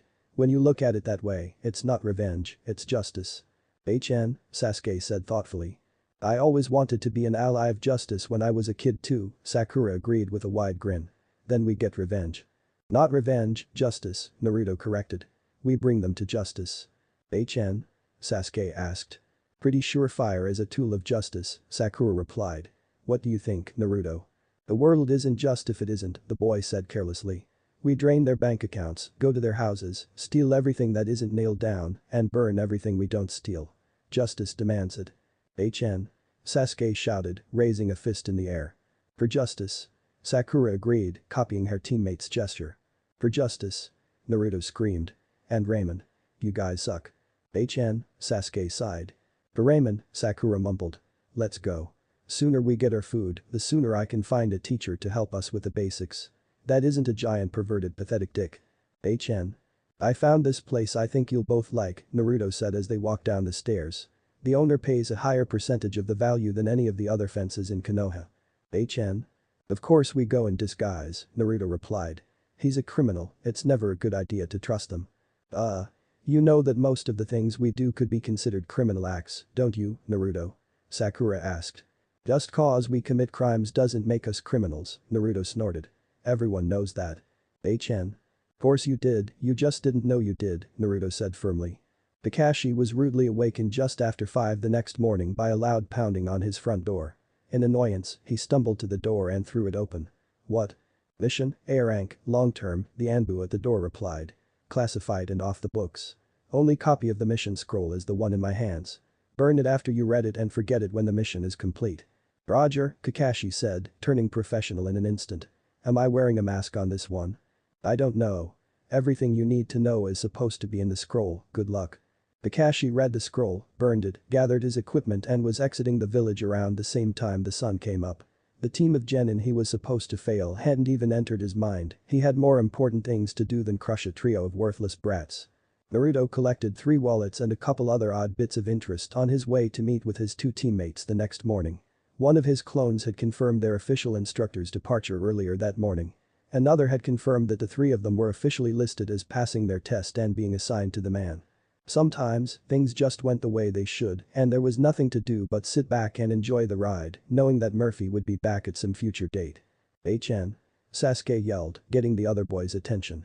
"Hey, Sasuke, where's Sakura?" "Hey-chan," Sasuke replied. "That's good. Never would have thought about hiring a chunin." "Hey-chan." Sasuke shrugged. "Hey-chan." "True," Naruto agreed. "She says when she'd be back." "Hey-chan." Sasuke gave a condescending smirk. "You're right," Naruto chuckled. "What's to say we find a place to get breakfast while I send out a couple clones to track her down?" "Hey-chan." "Only in an ideal world," Naruto retorted. "Hey-chan," the other boy suggested. "Seems a bit heavy for breakfast, but you're right, we are celebrating our first day as an official team. Shabu shabu it is." "Hey-chan." Sasuke posed with his thumb up in a disturbing mimicry of Guy. "You're a sick man, Sasuke," Naruto laughed. "Just be glad we're out of the academy or you'd be doing lines for a week." "Hey-chan." He shrugged. "Yeah, humorless bastards, all of them," Naruto agreed. "Found Sakura, she's on her way." "Hey-chan." "Really? I was thinking about the place by the river." "Hey-chan." "Ah, okay, let's go." Sakura was waiting with a table when they arrived, just as the burner was being lit for their meal. "The owner was kind enough to give us free meals once a week for life, as thanks for the brave jobs ninja do to protect the village," she announced. "Hey-chan," Sasuke snorted. "Well, there may have also been something in there about thanks for me not telling his wife about the fact that he's sleeping with one of the waitresses," Sakura admitted. "You're the best, Sakura-chan," Naruto said with a wide grin as he flopped into his seat. "You say you've got us. Cheaper than insufficient for our immediate needs," the girl agreed. "Number 1 choice is a branch house Hyuga to help us work on chakra control." "Hey-chan." "Number 2 is Kiba's sister to help with hand-to-hand and because we can make snide comments to him about how hot she is," Sakura replied, giving a nod of thanks when the waitress delivered their tea. The 3 genin went silent until the woman was gone. "Number 3 is someone to help us with our, right." "Bingo." The girl took a sip of her tea. "If you 2 are up to it, we can hire the first 2 now and number 3 when we've improved our chakra control to the point it's worth focusing on again." "Hey-chan." "Seals will have to wait till we get A, none of the I could find do more than storage and explosives." "Still useful," Naruto pointed out. "Also in wide enough use that we don't need to find a specialist. All 3 of my top choices know how to do them," Sakura stated. "Hey-chan." "Right," Naruto agreed. "Can't get a step ahead of you even with both of us working together." "When do you 2 want to start?" Sakura asked, checking the shabu-shabu to see if it was ready to start adding meat. "Hey-chan." "Nah, we're gonna be busy with that thing," Naruto stated. "Hey-chan," Sasuke agreed. "Hey-chan." "Works for me," Sakura said. "Me too," Naruto said. "Hey-chan." "Yep, 2 days from now."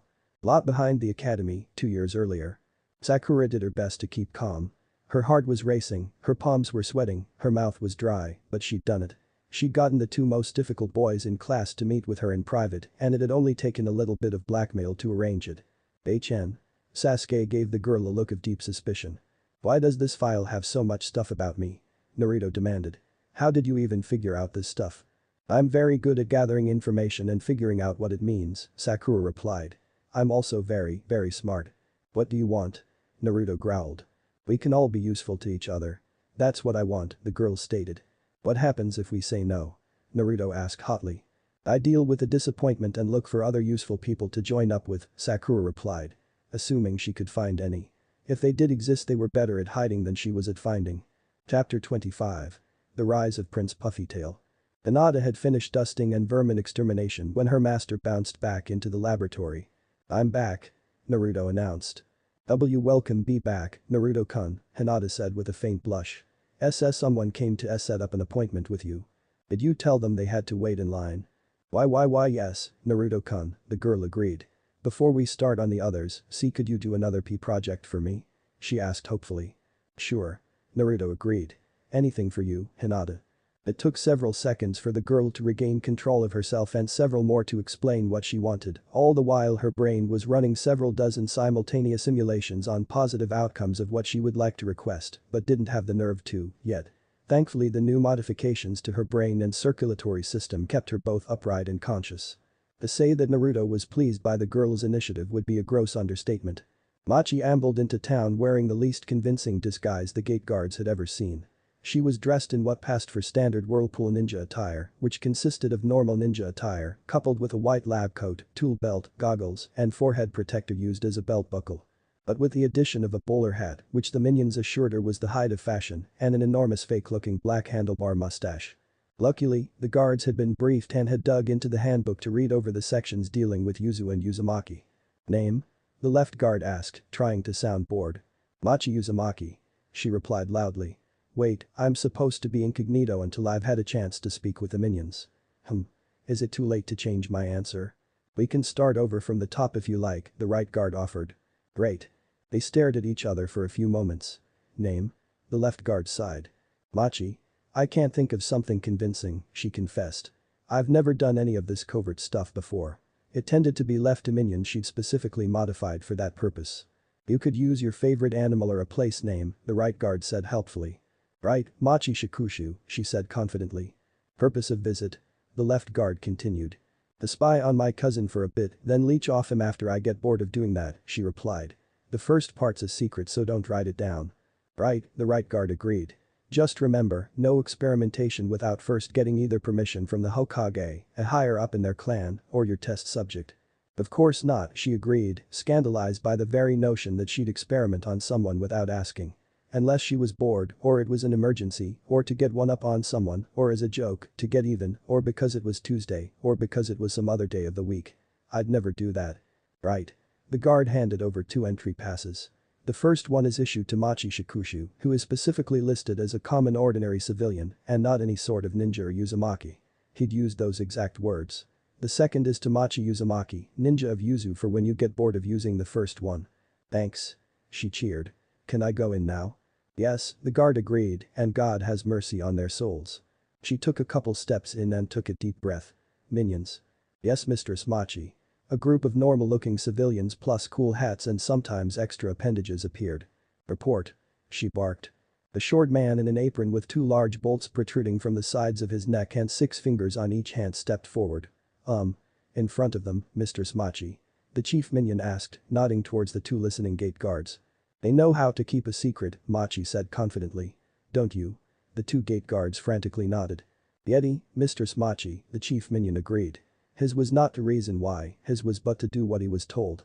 As she listened, Machi's ever-present grin got wider and toothier as the sparks of madness lit her eyes with a creative glow.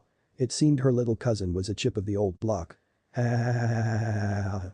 Her laugh echoed through the streets of Konoha, causing several of the residents old enough to have heard tales of the Uzumaki to lock their doors, and several more who'd had close personal experience to not bother, as it wouldn't do any good anyway. Her laugh confirmed the rumors that the Uzumaki were back. Whether or not that was a good thing was a matter of much debate. Hinata snuck back onto the sprawling Hyuga compound and immediately set about her task of liberating her sealed relatives. I'm sorry I had to put things in your food, Cousin Michiko, she whispered to the unconscious branch member. The girl pulled out a large syringe and prepared to stab it into the seal on the woman's forehead. But you have to understand that I had to do it for Naruto-kun. Whatcha boin? Machi demanded, appearing next to the now startled girl. The Uzumaki took a moment to examine the syringe in the little Hyuga's hands and then the shivering branch member on the ground. Naruto-kun will treat them much better than the main house ever did, Hinata insisted. I won't let you stop me. Stop you? Machi was confused. Why would I do that? Oh no. So you don't have a problem with the fact that I'm stealing the branch house away from the main house to be Naruto-kun's minions? Hinata asked cautiously. No, still not seeing why I would, Machi confirmed, a look of profound confusion on her face. It's not like the Hyuga main house was family or anything. It's just. It seems to be the sort of thing people tell me not to do, Hinata confessed. It didn't make sense to the girl why anyone would have a problem with being forcibly recruited to serve the greater glory of Naruto, but it was something the academy instructors had been quite firm about. Would you like to help? She asked shyly, glad she'd finally found another Kenwaichi in the world with some sense. Maybe they could be friends. Jiraiya stopped at the edge of what had once been, and he supposed was again Yuzu's territory and settled down. If his luck was good, a group of minions would come by to investigate. If his luck was bad, they'd have an Uzumaki with them. If his luck was great, he'd be able to tell the Uzumaki that he had business with the Uzukage before they decided to do something irreversible. Hinata returned to her master's lab and took a position 2 steps away from his operating table. She didn't have to wait long before the boy looked up from his work. "Ah, you're back, Hinata," Naruto said with a wide-toothy grin. "How did things go?" Very well, Naruto-kun," Hinata replied, automatically filling his hand with the instrument he wanted. The branch house is yours to command." "Great." He handed back the tool and she replaced it with another. "You take care of that for me, okay, Hinata?" "Why yes, Naruto-kun," Hinata agreed, blushing a beet red. "Finished," Naruto announced. "Wake him up, Hinata." Waking him up, Naruto-kun," the girl agreed. Danzo was pleasantly surprised to find that the first thing he saw upon regaining consciousness was the smiling face of the Uzumaki's pet Hyuga. Much more pleasant than the inside of a stasis jar or any one of a number of possibilities the Uzumaki presented. He glanced down at his arm and his nose wrinkled in confusion. "Is there some reason you turned them blue?" Danzo asked, looking down at the blinking eyes embedded in his arm. "I asked him to." The man was inordinately proud of himself for not reacting when the face on his shoulder spoke up. "Red isn't really our color." "I see." Danzo regarded the face. "And blue is?" "Yes.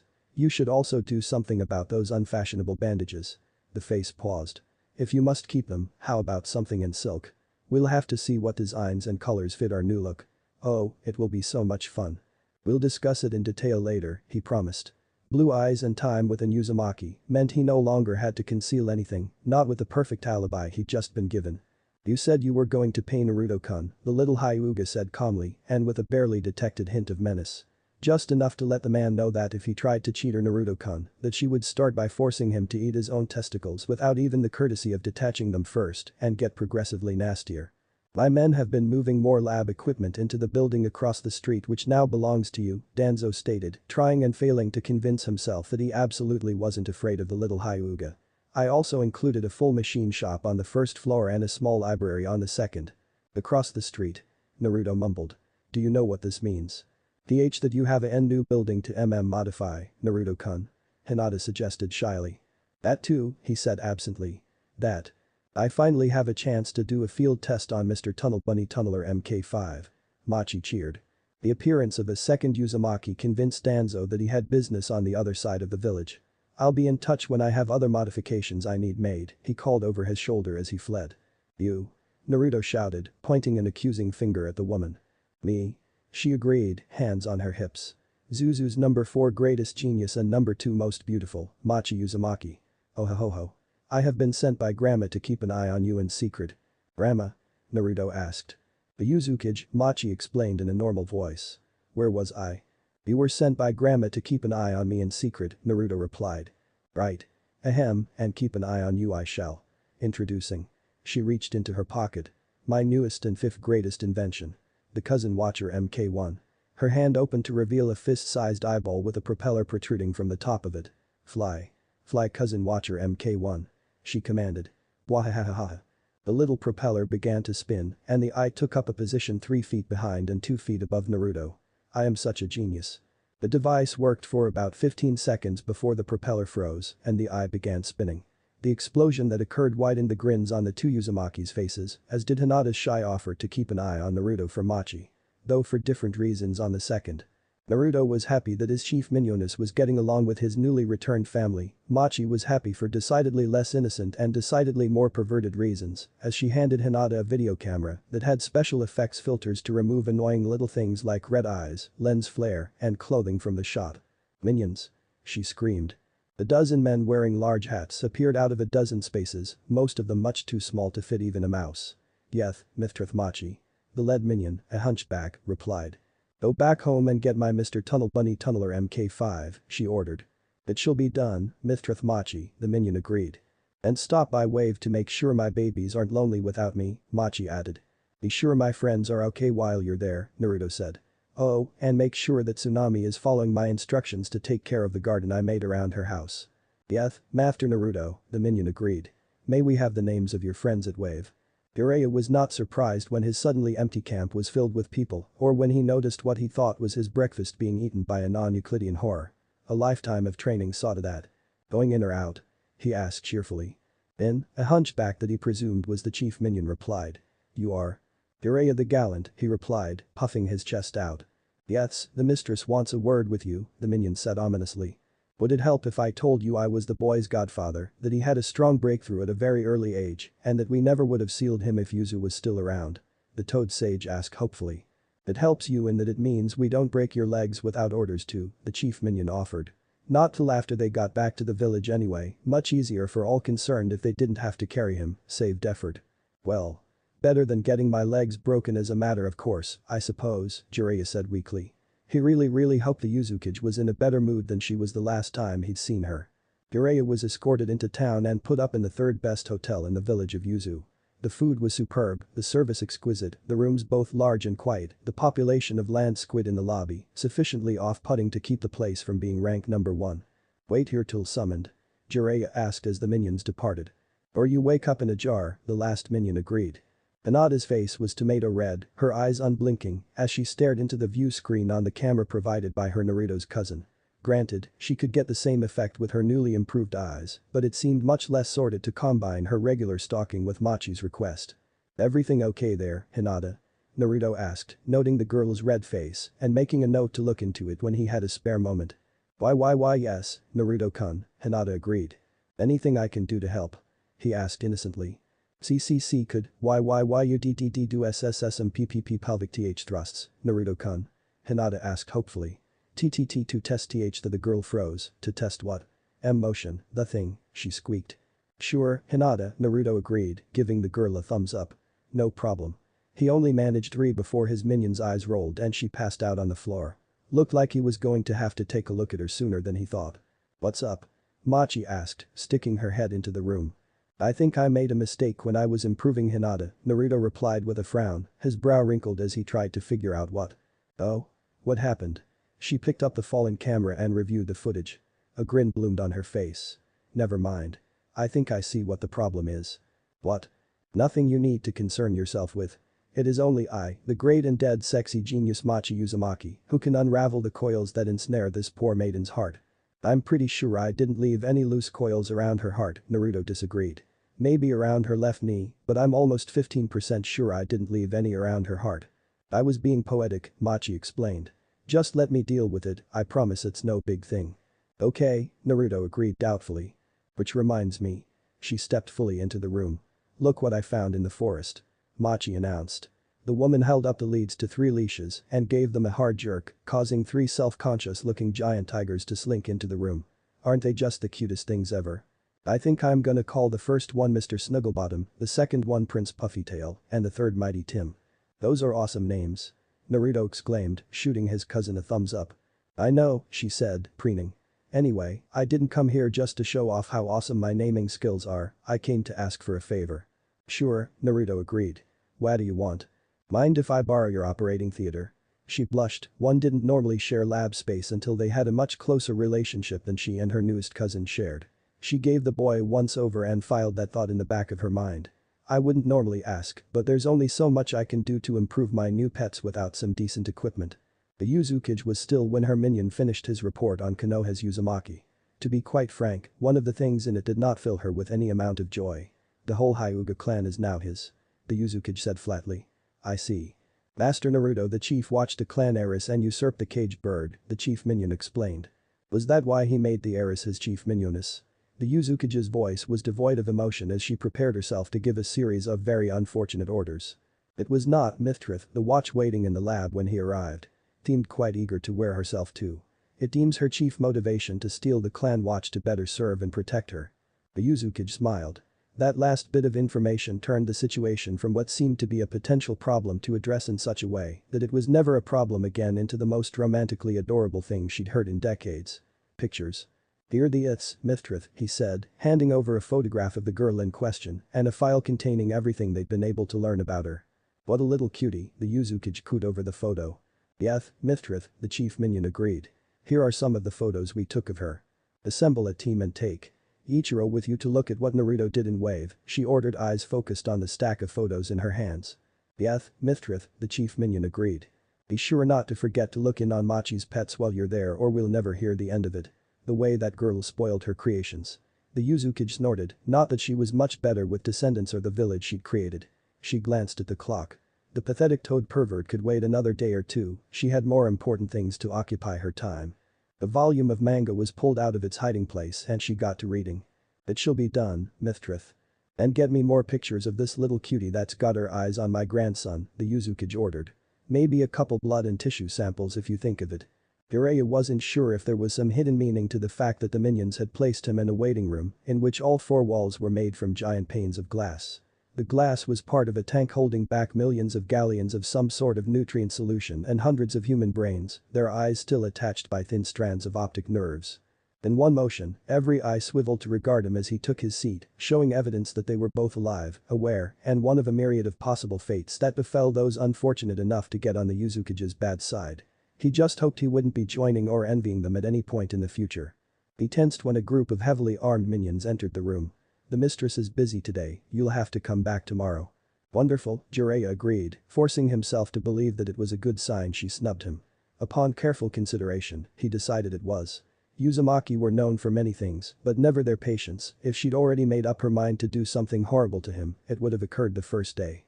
Either she was annoyed, but not to the point of experimenting upon him, or she hadn't decided. Either one was better than the alternative. Well, unless of course that the alternative was that she was happy with him, that would be ideal. He got up to leave and was stopped by the minions. That's the way in, the lead minion explained. You'll want to take the other door, it's the way out. Don't worry, it's very educational. Is it? Jiraiya asked weakly. Down the hall of frozen screams, one of the other minions added. It's where Mistress keeps the people that annoyed her that she turned into living statues. They can feel hunger, they can feel pain, they can feel thirst, they can feel the need to breathe, but they can't move, they can't go insane, and they can't die. I see. If he could be sure of nothing else, he could be sure that the Uzukage was annoyed with him and wanted him to be well aware of what had happened to people foolish enough to annoy her in the past. After 3 days of waiting and witnessing horrors of the sort that would have broken his hold on sanity, should he have been without a lifetime of training and experience, Jiraiya was finally ushered into a meeting with the absolute and undisputed leader of the village of Sparks. You're responsible for what happened to my grandson. The Uzukage said in a low, dangerous voice. Responsible for dimming his light and robbing the world of his creations. Every whirlpool nin and a number of unspeakable horrors prepared themselves to do violence. Give me one reason I shouldn't declare war on Konoha, raze its buildings, kill its ninja, and condemn its population to be test subjects at the academy. Veins were bulging on the enraged woman's face. Well.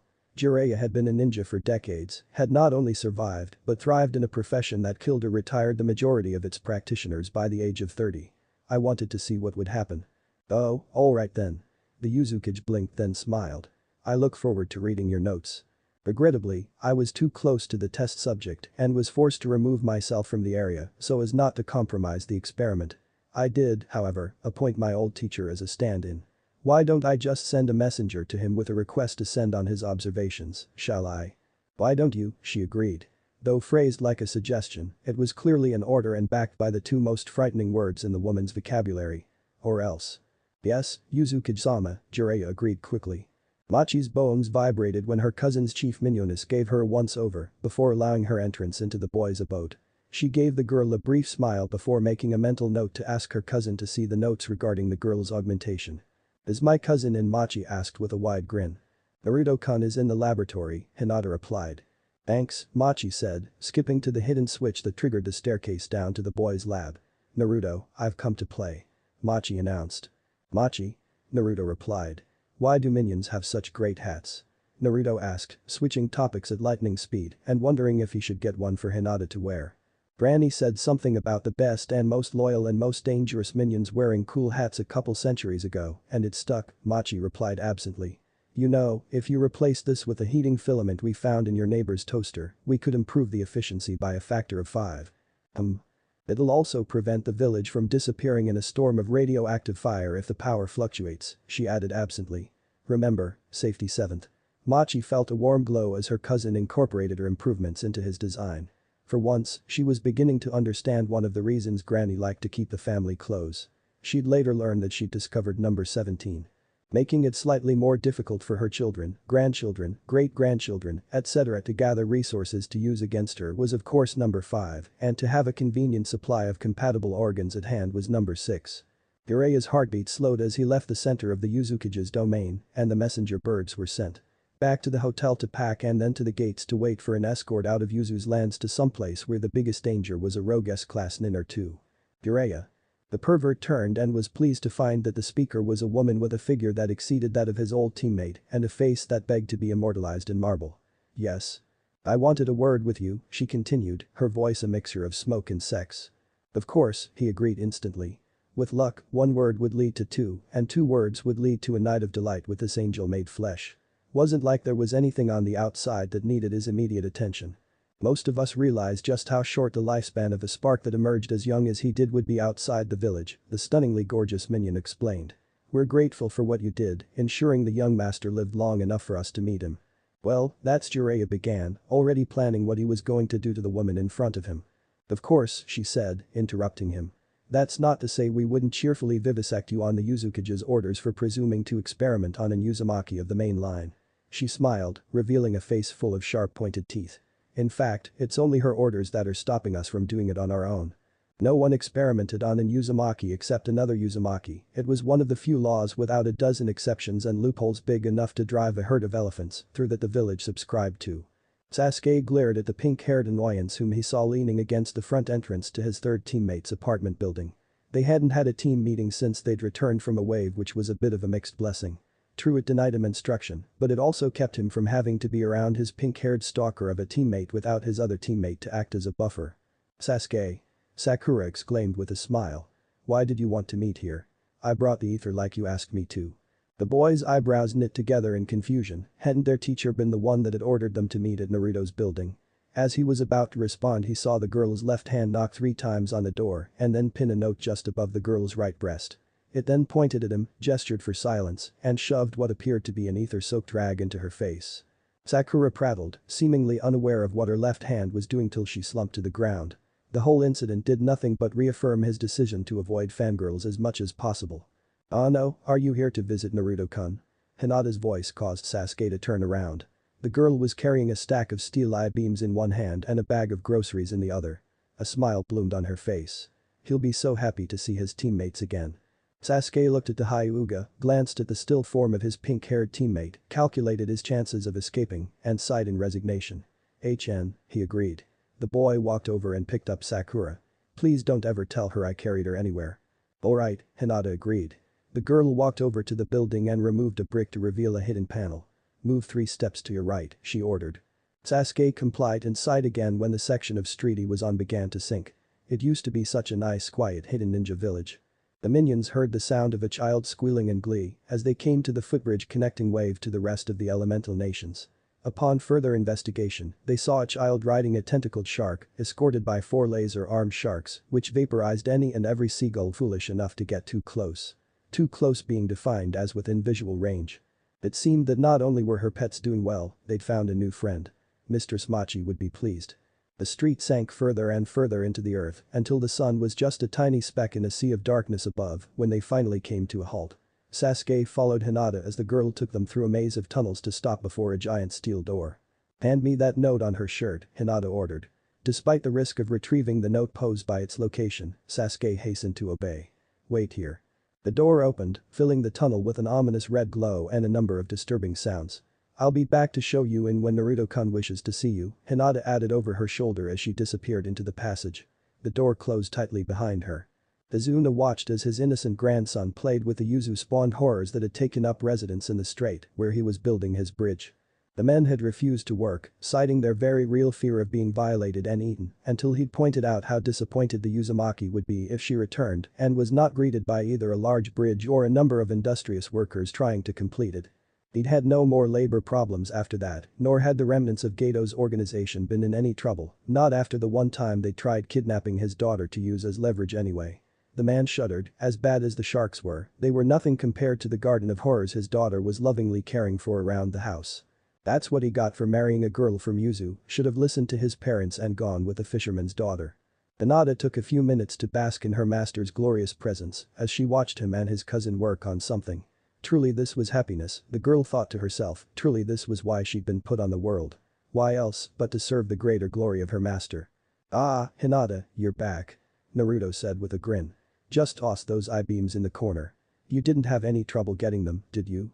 And no, Naruto-kun, the girl agreed. The construction company owner had told her to take as many as she wanted if she agreed not to let go until after she'd pulled him back into his office on the 15th floor. He'd even been good enough to offer up everything for free as an apology for saying such nasty things about her Naruto-kun. He'd even been humble enough to agree that 16 broken bones and 3 dislocated joints was nothing less than he deserved for his earlier bad attitude. She was just glad they'd been able to resolve the misunderstanding without having to resort to any unpleasantness. Great. Naruto cheered. Oh no. Yeah. SSS Sakura has a NN note for you, Naruto-kun, Hinata said shyly, handing it over. And Sasuke is H here to visit you too. Show them in, Naruto commanded with a grin. It'd be good to see his team again now that he'd been reminded that he had one. Why yes, Naruto-kun. And? Looks like I forgot to post this, oops. Beta by who once built a full-sized model of the Eiffel Tower out of herring. You've never heard of it due to the fact that it was consumed by a horde of cats shortly after completion. Hypos by Jid, ORDIETH 117. Omik by Jid. So many awesome things could come from this. And Hinata usurping the leadership of the Hyuga and forcing Hiashi to act as a decoy is something that should happen more often. I can totally imagine Shikamaru going to Naruto and having his shadow turned into an actual entity loyal only to the Uzumaki and Shikamaru. Shikaku hung his head as depression crept upon him. Shikamaru. I thought you were smarter than this. The Nara heir looked up at his father, his shadow stretching from beneath the reclined preteen towards the kitchen, where a multi-limbed blob was washing, drying, and stacking the dishes. What are you talking about? What possessed you to have Naruto upgrade you? Shikaku asked, using the term that had been going around for the ninja Naruto had helped. Don't you know how dangerous that was? Of course I do, but you're forgetting something. The Nara clan can only control shadows because the Uzukage got bored 200 years ago. I figured it was only a matter of time before Master Naruto got around to improving his classmates, so I decided to be proactive and ensure I at least got something useful out of it. The older Nara nodded. I can see why you'd think that, but… He's the main character Uzumaki, Dad. Interrupted the Genin. What? Choked the Jonin. Shikamaru shrugged. At least, I think he is. He might have spontaneously spawned from a bowl of miso, but I think the first is more likely. The father seemed to deflate at that, a dark cloud gathering over his head and raining on him. What the hell? Oh yeah, I think he and his cousin were talking about making it spread like a contagion when they put me under. Shikaku twitched as he forced his own shadow to retract. Anything else, son? He asked, repressing the mention of a second Uzumaki in Konoha. Shikamaru held up his hands to reveal a small mouth on each palm. Apparently they heard about some Iowa guy named Deidara and wanted to see if they could copy him using a pair of pliers and a roll of duct tape. I wasn't going to complain after seeing what happened to Kiba. What did Naruto and his cousin do to Kiba? That's for someone else to come up with. Omik by Amusidence. On the way to Konoha Tsunade decided to abuse her newly re-found youth. Or maybe it was youthful appearance, mused Shizune. One quickly learned to treat language more as a suggestion than the strict definitions around the Uzumaki. And be very mindful of it lest he wants to end with an extendable third hand. But coming back to Tsunade. Stiff slouched posture. Check. Mumbling under her nose. Check. Looking at the world around and willing to set it on fire with her sight. Double check and a few steps to the left just in case. That is to say she was behaving like a proper teenager. Did you hear that? Hear what, Tsunade-sama? That whistling sound and reminds me, I have to upgrade your hearing later. The reply was stopped short by something blurred and vaguely girl-like slamming into the blonde. Anika, you are back, finally back.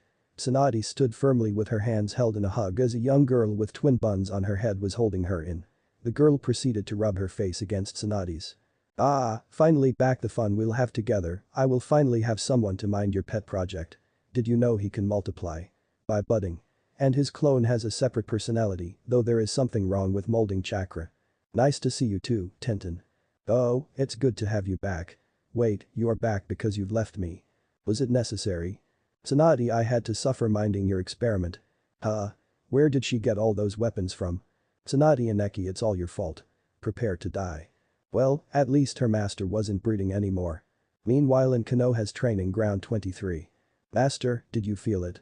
Yes, my apprentice, the giver of springtide, has returned as it was foretold. Gosh, let's train. Gosh, what a youthful idea. The third person present there just shook his head and left. Chapter 26. That damned elusive Uzumaki. Kimiko groaned in annoyance when the convoy came to a halt. Time to go up and see what the holdup was. It turned out that the bottleneck was a large group of armed civilians blocking entrance to a bridge. What's the problem? She asked calmly. A quick glance confirmed that they weren't any threat, nothing even one of their newly promoted genin couldn't handle. An old man hobbled to the front. It's nothing personal, we just get nervous when large well-armed groups enter our territory. Understandable, she agreed. Would it help if I told you we weren't planning to stay? It would help if I had some reason to believe you, the old man allowed. Why do you have that symbol on your jacket? A little boy demanded, drawing her attention. This one? Kimiko asked, finger tracing the spiral. Yeah. The boy agreed. It's the symbol of Whirlpool and the Uzumaki clan, she explained. Are you in Uzumaki? The old man asked intently. No, she replied. I am traveling on the orders of Uzumaki-sama though. What's his first name? The old man whispered. Naruto, she replied. Why? Describing him for me, the old man persisted. About this tall. She held her palm out. Blonde hair, orange outfit, marks on his cheeks. The whole mood of the crowd changed, looks of grim determination melting into smiles. You served Naruto Uzumaki. Uzumaki-sama rescued us from despair and gave us the will to rebuild our village, she agreed. When he comes home he will be officially named Uzukage. Welcome to Wave, the old man said. A bottle appeared in his hands as if by magic. If there is anything we can do for you, please don't hesitate to ask. Why the sudden change of attitude? She asked. My name is Tazuna, this is my grandson Inari, and this. He waved at the bridge. Is the Great Naruto Bridge. Named after the hero that saved our country. One of the new genin, the girl who'd been rescued by Naruto on the first day, stepped forward. Could you tell us about it? I'd be delighted to. The old bridge builder nodded his head. The man turned to look over his men. Tanaka, go down to the fishing boats and tell them I'm buying half their catch. Kikijiro, start a fire. Everyone else, we're having a festival. You know what to do. Junko was an odd sort of nin, one of the few that specialized in diplomacy. Having been plucked from the academy at a young age, she had a relatively poor grasp on some of the flashier ninja skills, but years of training meant she excelled at the more subtle sort. Her usual duty was to accompany her leader when he met with important individuals, to sit at his side and watch for anything that might slip. Another duty was, unfortunately, to act as her leader's voice in situations that were too dangerous or unimportant for the man to attend in person. She nervously checked her hand mirror one more time. Ostensibly to inspect that her makeup was perfect, really to stall and give herself a few more precious seconds of life. Do we have eyes on the target? She asked, voice steady. Detected his shadow and went to an open-air raiment stand, one of her escort replied. Owner of the stall is deaf and dumb. A relatively public place with a witness that can't witness because they can't listen in, she said with honest admiration. He really is as good as they say he is. The witness could still read lips, but Anbu disagreed. He'll use the motion of eating noodles to mask that, Junko said confidently. Amasori Hanzo absolutely hated his life. Granted, he'd obtained a measure of success, much more than some of his fellow refugees, but it was a success that tasted like ashes. He had the misfortune of being the only relatively honest law enforcement officer in Water's capital, in a department filled with corruption, headed up by his snake of a boss, the most corrupt of them all. At times he wondered if he shouldn't slice open his belly and rejoin the rest of his village. Master, are you alright?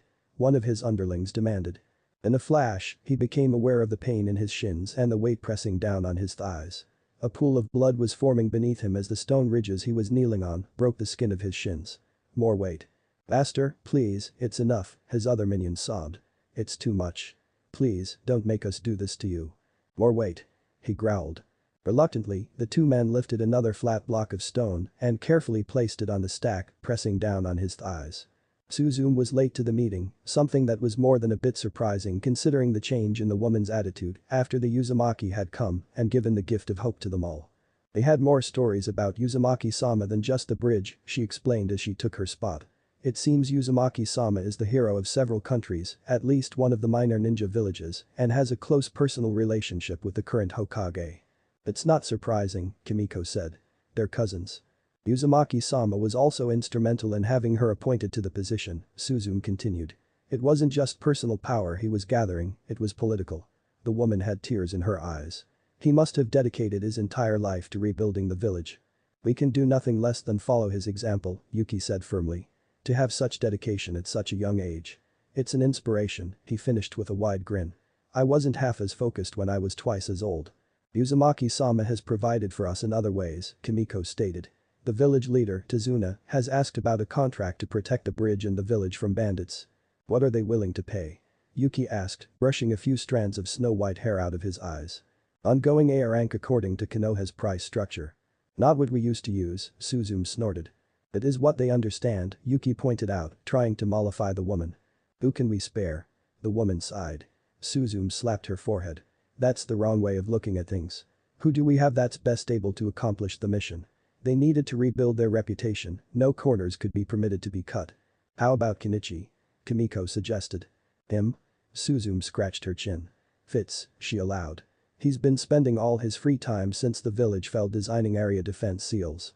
Better he and his team should test them here than in the village anyway, Yuki agreed. Junko nodded in relief to herself as she approached the ramen seller's booth to hear her target loudly ordering one of everything.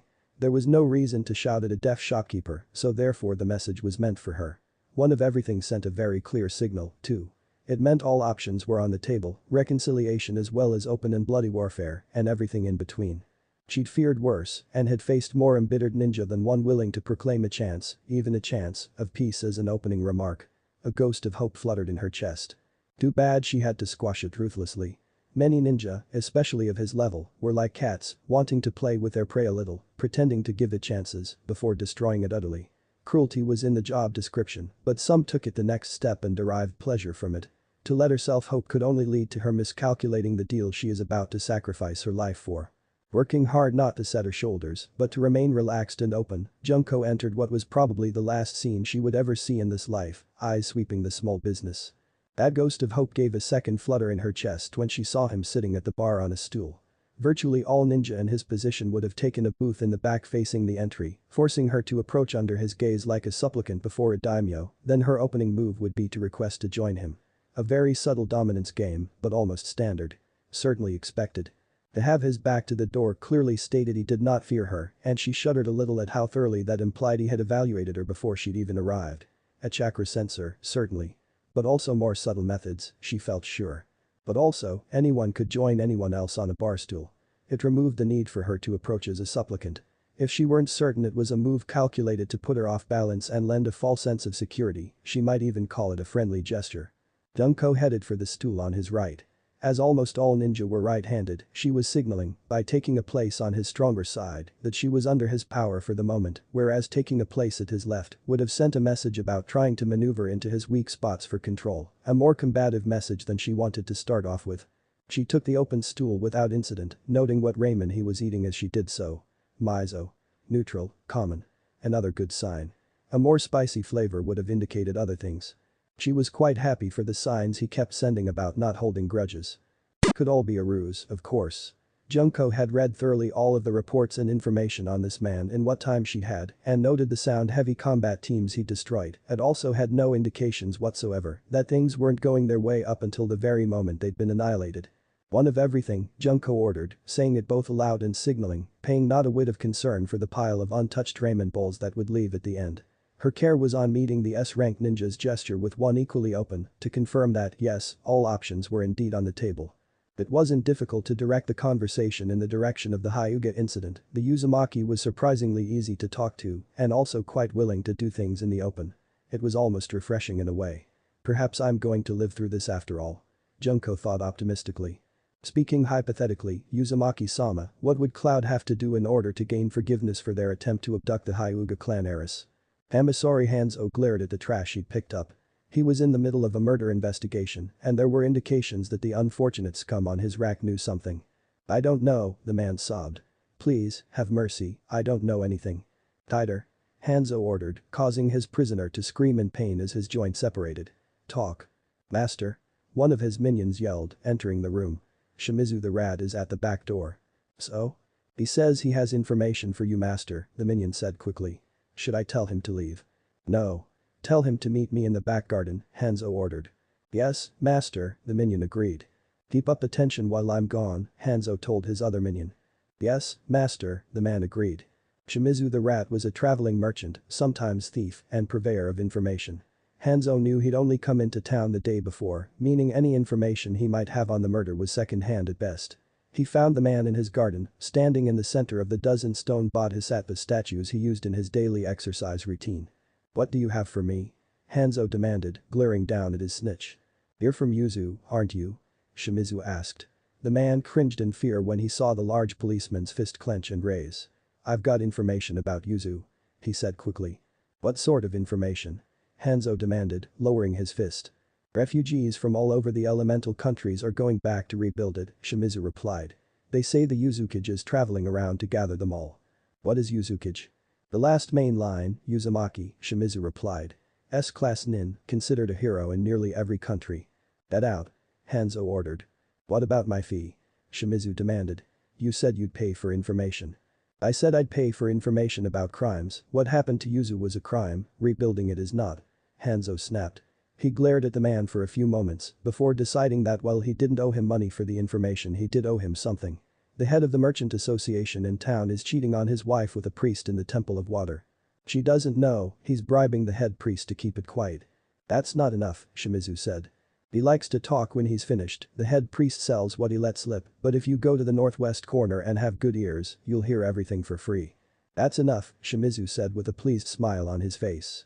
"I might even owe you some information. Know who killed the girl that turned up in the castle moat?" "As it happens, yes," Shimizu agreed. "Boy named Takeru. The head guard's son?" "Yes. His father put him on the first cargo boat going down river, don't bother going after him." "Why?" "It's only been 2 days, I can catch him before he gets to the next island if I use one of the fast courier boats." He picked the wrong victim. Her uncle paid Miss to deal with the problem. "You're right, no need for me to do anything," Hanzo said, a satisfied smile on his face. "Do you know if his father's gotten the news yet?" "I assume the ninja will tell him. If they haven't already." "Probably," Hanzo agreed. The big man turned and walked back into his house and onto his torture room. "He talked, master," one of the minions reported. "Said it was the head guard's son who murdered the girl." "Pack up my things," he told one minion. "Go down to the livery stable and buy a wagon big enough to carry them all. Biggest one I can afford if I don't have enough for the size I want." "Everything, master," the first minion said dumbly. "I'm leaving the cesspit," Hanzo explained. The minions looked at each other. "Master, why don't you take a bath and have a nap while we get to work?" the second minion suggested. "Perhaps you'll change your mind," the first minion agreed. "It's best to sleep on these things." "I won't change my mind," Hanzo growled. "Please, master." The minions threw themselves on the ground and began begging. "Fine, now get to work," Hanzo barked. The newly promoted Whirlpool Genin paused when they noticed activity in the ruins of what they'd been told was their home village. At a loss, they huddled up to decide how to address the situation. After a few minutes, they determined that they'd been sent to assess the condition of the ruins and that finding out who was in them and why clearly fit their mission profile. It was unlikely the older nin would agree, so it was fortunate that none of them were around. Michiko, a short blonde girl wearing her mother's chipped forehead protector, was elected to go in first, while her 2 companions reluctantly held back. The girl walked into the village, noting signs of new construction and that none of the people she saw made a sound when they moved. "Hi," she said brightly. "I'm Michiko, a ninja of the Whirlpool." "Hello," the nearest one, a nondescript woman, greeted her. "We are a group of humble Whirlpool civilians, repairing the village as is our duty." "Okay," she agreed, wondering if this was some gag set up by the geezers on the council. "You don't have a problem with us ninja moving back to the village, do you?" "It is improper for civilians such as us to meddle in the affairs of ninja," the woman stated calmly. "Right, are you sure you're civilians? Maybe she'd eaten some hallucinogenic plants by mistake." "Are you the Uzukage?" the woman asked intently, her blank expression becoming focused. "No, Uzumaki-sama is still traveling the elemental countries gathering refugees and support for the village." "Ah, in that case, I am definitely an innocent civilian and not secretly a ninja at all." "Right. Per our copy of Yuzu's standard operating procedures, you are to report to your superiors that a potentially suspicious group of civilians is in the village," the woman said helpfully. "Really?" Michiko tilted her head. "I don't suppose I could get a copy for myself, could I? I don't think any survived the fall of the village, so we don't have one." "You lack a copy of the standard operating procedures?" the strange woman asked, looking sick. "It will take me nearly 3 hours to complete a copy. I can either give it to the senior nin sent to evaluate us per subsection B, paragraph 6, or I can give it to you if and when you return." That'd be great, Michiko said, taking that as a sign the strange nin weren't hostile. Thanks. She turned and began walking back towards her concealed teammates, more than a bit pleased at how well their first independent mission had gone, and more than a bit relieved that the strange ninja in the village were someone else's problem. Chapter 27. Ran out of steam. Michiko did her best to ignore the council while she repeated the report she'd already given to her instructor. Best not to think about the fact that the older nin could have her assigned to Soage burning detail for a month with a gesture or end her career with a word. The question, Suzume spoke up when the girl finished. Yes, Suzume? The girl froze. Sama. Why don't we stick with just like we always have, the old woman suggested. How did you know they were quote normal civilians unquote? The former asked dryly. They said they were, one of the other new genin replied. One of them had it written on his name tag, the third genin volunteered. I asked one of them if they were really normal civilians, Michiko stated. She asked if I was Yuzukage. What did you tell her? No, so she told me he was definitely a normal civilian, the genin giggled. Good work, Suzume complimented the girl. I want you and your team to get some rest. Tell your instructor that you'll be headed back to the village to pick up that sop after I've had a chance to check them out. You? Yuki asked dryly. The two of us are the senior nin on station, Suzume said calmly. Which of us is more expendable? You were always the better trainer, Yuki replied. And you're the one that's better at dealing with pettiness. The village needs someone to hold it together till the Yuzukage comes home. I am not suited for the role so I'm going, Suzume said firmly. The woman rose to her feet and left, ending the conversation. Hanzo scowled when he saw the number of wagons filling the street in front of his house. There was no way everything he owned would fill more than one of them. His scowl deepened when he saw his two minions approach. What's going on? He barked. Master, we did as you asked, the first minion simpered. More than you asked, Master, the other agreed quickly. Handing his boss a bag of coins. We didn't even need to spend any of your savings. Why are there so many wagons? He growled, pocketing the coins. Well. Master, we went around to all the big houses and temples and asked them what they would pay to get rid of you for good, his first minion smiled. They paid for all this? Hanzo asked, a smile blooming on his face. A man measured his worth by the enemies he made, the thought that he was willing to give up so much wealth to see the back of him was flattering. That and more, Master, the second minion said quickly. The snake alone gave up enough gold to live on for 5 years. Hanzo's gaze swept over the wagons. The drivers seemed to have a lot of women and children with them. His scowl returned. What are you not telling me? Around 2/3 of the big houses paid for you to leave, Master, the first minion stated. 1/3 begged to join you, and so did almost the entire population of the slums and about half the little houses. What? That too was flattering in a way, Hanzo thought to himself. They said they weren't willing to live here if there wasn't a man like you to protect them, Master, the first minion said quickly. It's not safe here without you. How are we going to feed them? Hanzo demanded, doing his best to hide how much pleasure he felt at that statement. Seemed he had been able to do a bit of good after all, even with the corrupt bastards doing all they could to hinder him. We have enough food for 2 years and enough supplies to build a village ourselves, if the rumor was false, Master, the second minion volunteered. Fine, Hanzo agreed. He should have decided to leave years ago. Let's go. Naga had been a teamster for almost 40 years, starting out as a 10-year-old kid hired to look after the draft animals and rising to own almost 100 freight wagons, running supplies between each of the major countries and into many of the minor ones. His caravans were the product of a lifetime's work, the product of gallons of sweat, blood, and incalculable amounts of determination. At the moment, he was sure he was watching the end of his dream. They'd been hit by a suspiciously well-trained group of bandits on the edge of Cloud's territory, somewhere that should have been safe due to the large number of ninja patrolling the area. Another guard screamed and fell as he took a needle through the thigh.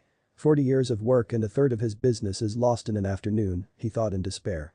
At least his wife and children were safe, he thought happily. His sons were on the new run between the newly emergent wave and its largest trading partner, the hidden village of Leaves. His daughter was with her mother in Fire's capital. The man drew his sword, if nothing else he could make sure they didn't get his cargo and wagons as cheaply as they thought they would. He opened his mouth to scream a defiant battle cry and froze. The bandits weren't attacking, they were running, trying to escape from a wave of orange crashing out of the hills onto the now panicking attackers. Maybe he was going to live to see the sunset again after all. Suzume tried to ignore the looks of relief on everyone's face when she returned. They were ninja, accepting death was part of the job, something the younger generation didn't seem to understand. Then again, they also hadn't been forced to watch as almost everyone they'd ever known and cared about was massacred. Perhaps it would be best to raise up a new type of ninja when they rebuilt the village.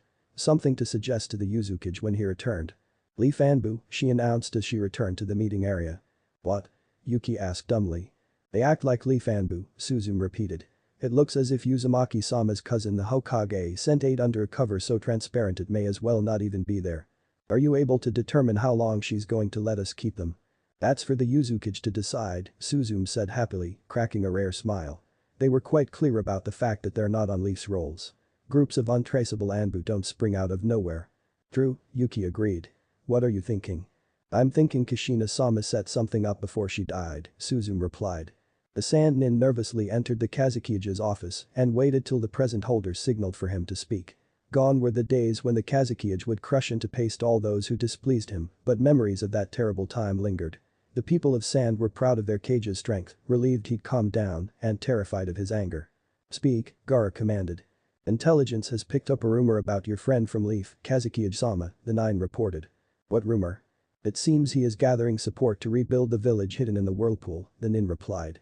Scouts have noted several groups of known or suspected Yuzu descendants heading in the direction their village once stood. Where is Naruto now? We're unsure, Kazukiyage-sama, the Nin stated. We have several unconfirmed sightings, but nothing we can use to pin down an exact location.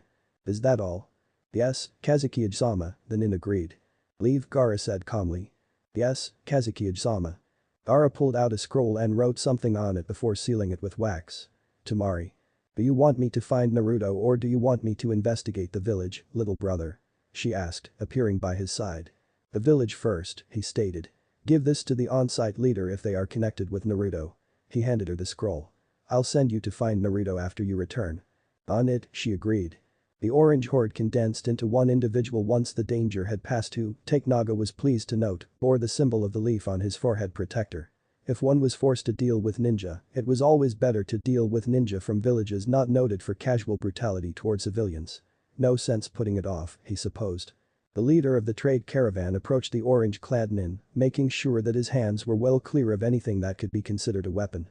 Thank you for your assistance, Ninja-sama, he said, always a good idea to be polite to trained killers. Naruto just nodded in reply, noting the many wounded and wishing he could have arrived even a couple minutes earlier. Do you need any more help?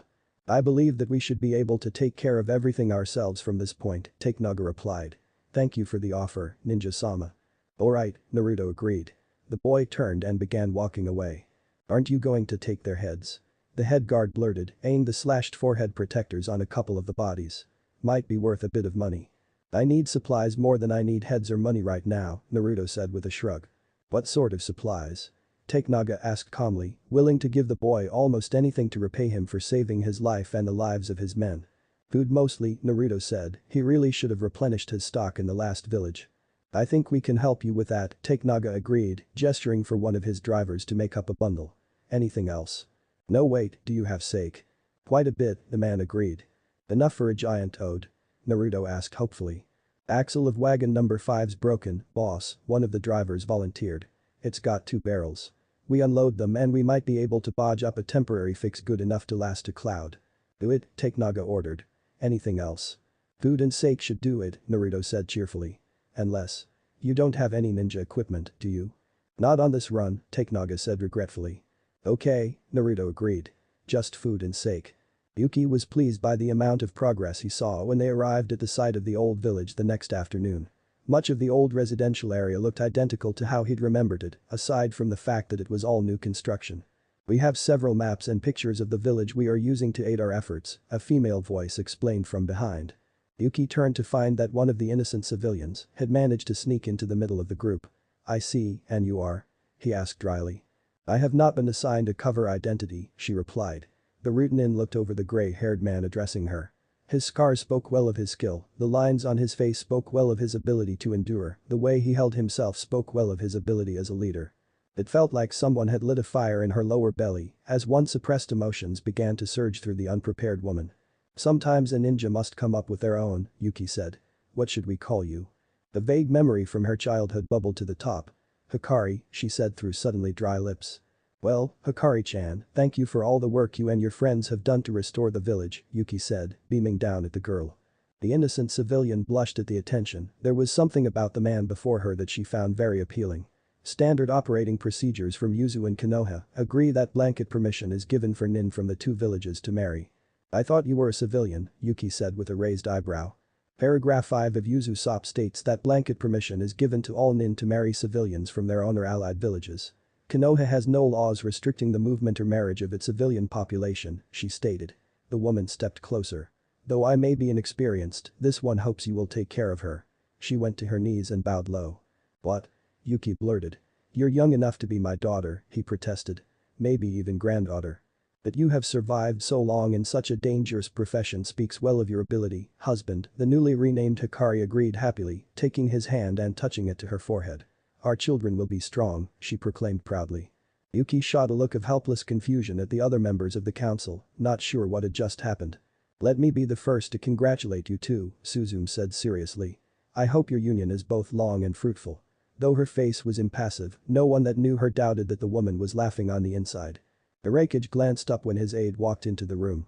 With luck, the man would have information regarding the Uzumaki, and with a lot of luck, that information would indicate that the man was headed into someone else's territory. Junko's back, the aide announced. And? The Irakage prompted, trying to hold his temper. She thinks it went well, the aide stated. She thinks. She says the Uzumaki is better at diplomatic doublespeak than she is, and that she was barely able to follow some of the conversation. Apparently, he controlled the entire talk from beginning to end. Give me some good news. She recorded every word after it finished. Analysts have a preliminary report on what they think his demands are and what they think we agreed to. The aide cleared his throat. Regarding the matter of the Hyuga, the minimum the Uzumaki is willing to consider is a full apology, the return of the Hyuga body in our possession, and some way of evening the scales. I see. What else? The Uzumaki seemed amused by Junko. The analysts are split on what that means for her, specifically two phrases. Half think he demanded the negotiations be continued in the bedroom, the other half think he gave us the identity of a high-level contact he has in Konoha. The gist of the phrases. He complimented Junko's looks and expressed a desire to eat ramen with her again at his favored stand in Konoha, a place called Ramen Ichiraku. Going on the assumption that it was an agreement to meet again at some unspecified later date, the Irakage said after a moment of thought. Tell Junko she's going to be in leave for an indefinite amount of time and in Whirlpool after that. Yes, Irakage-sama, the aide agreed. If they are to have a meeting, it is believed that the Uzumaki have agreed to permit Junko to have one permanent guard on hand. The aide licked his suddenly dry lips. We believe the Uzumaki have requested that the guard be Yujito. Informing Yujito that she's going on a long-term mission and that she is to be on her best behavior, the Irakage ordered. Add that I don't expect her to return to the village for any length of time if her mission is successful. Yes, Irakage-sama. What else do the analysts have for me? Good news, the aide said quickly. Based on what we know of his actions, the Uzumaki doctrine seems to be as follows: live and let live, respond with overwhelming force when someone attacks. Every instance I can find in which the Uzumaki has used violence has either been self-defense or the defense of another. Stone stopped losing Anbu teams after they stopped attacking him, the Irakage said thoughtfully. How does that square with his demands regarding the Hyuga incident? For one, he's balancing the scales, for another it's on behalf of his betrothed. The aide smirked. Uzumaki is a ninja of terrifying power, so it's easy to forget that he is also a teenage boy. Might I remind you, Irakage-sama, what lengths they're willing to go to in order to impress a girl? Betrothed. That was a new element in the mix, the Irakage reflected himself. We've confirmed the relationship. Every agent we have in Leaf agrees that the girl is besotted with him. On your orders, we had them do a bit of digging. Out with it, the Irakage ordered. We found several detailed drafts planning the wedding of the Hyuga heiress to the Uzumaki in the Hyuga clan's garbage in the girl's own handwriting, the aide reported. There was also a large number of bridal magazines and pictures of wedding dresses. Confirmed then, the Irakage agreed. Regarding the Hyuga situation. Orders, Irakage-sama. Tell Akane that I've got one last job for her. One, I hope, will make the village safer, the Irakage stated. Presuming she's willing to volunteer for it. She will be, Irakage-sama, she always has been. Tell her she has 2 days to decide, the Irakage continued. That no matter what happens, this will be her last mission for Cloud, one way or another. Irakage-sama. The Uzumaki want the scales evened. I'm going to give the Hyuga clan the niece of the man that kidnapped their heiress. The Irakage didn't look happy. Tell Intel that I want them to do their best to figure out a way I can do that without condemning her to a painful death. Sending Nin to certain death was an unpleasant part of his job, trying to avoid it was another. The newly rechristened Hikari was immediately beset by her fellow Rude in the second she returned to the group. Standard operating procedure states that we are to avoid making emotional attachments, one of her fellow Rude Nin said with what passed for disapproval in their group. Regulation 554-21 states that ninja are encouraged to seek spouses from the allied village of Yuzu as a means of deepening ties, Hikari countered, defending her actions. As one, the group of now thoughtful Rudanbu turned to regard the now nervous but much more sympathetic to Yuki band of Yuzu refugees. Naga was supervising the repair effort when he was disturbed by one of his employees. "Boss." The head guard, an ex-Hot Springs nin, hissed insistently. "What is it?" In response, the guard thrust a bingo book into the man's hands with several entries circled. "I see. That's leaving aside the bounty Cloud has on bandits, boss," the guard continued. "Why would he leave us with something so valuable?" "He might not have known," Naga replied. "9 of his level never make mistakes like that, boss," the head guard insisted. "Let's hope that whatever it is doesn't come round to bite us," Naga sighed. "Tell the men to be on alert." "Will do, boss." Suzume and Kimiko walked up to the huddled group of civilians, making no move to be undetected, and waited at what they thought was a polite distance until one of them, a brown-haired man in his early 30s, acknowledged them. "We need to ask you a few questions," Kimiko said with a friendly look on her face. "For starters, who's in charge?" The normal civilians shared looks of confusion and turned back to the two Yuzunin. "Alright," Suzume sighed. "Who's the oldest here?" "I am the eldest of the civilians," one of the disguised Rutenin, a young-looking blonde volunteer. "How old are you?" Suzume asked, noting how young everyone in the group looked. 33, he replied. "Most others are killed during the mission. Accidents before they come close to reaching my age. That are been disposed of after being rendered combat ineffective by an injury or deemed unreliable."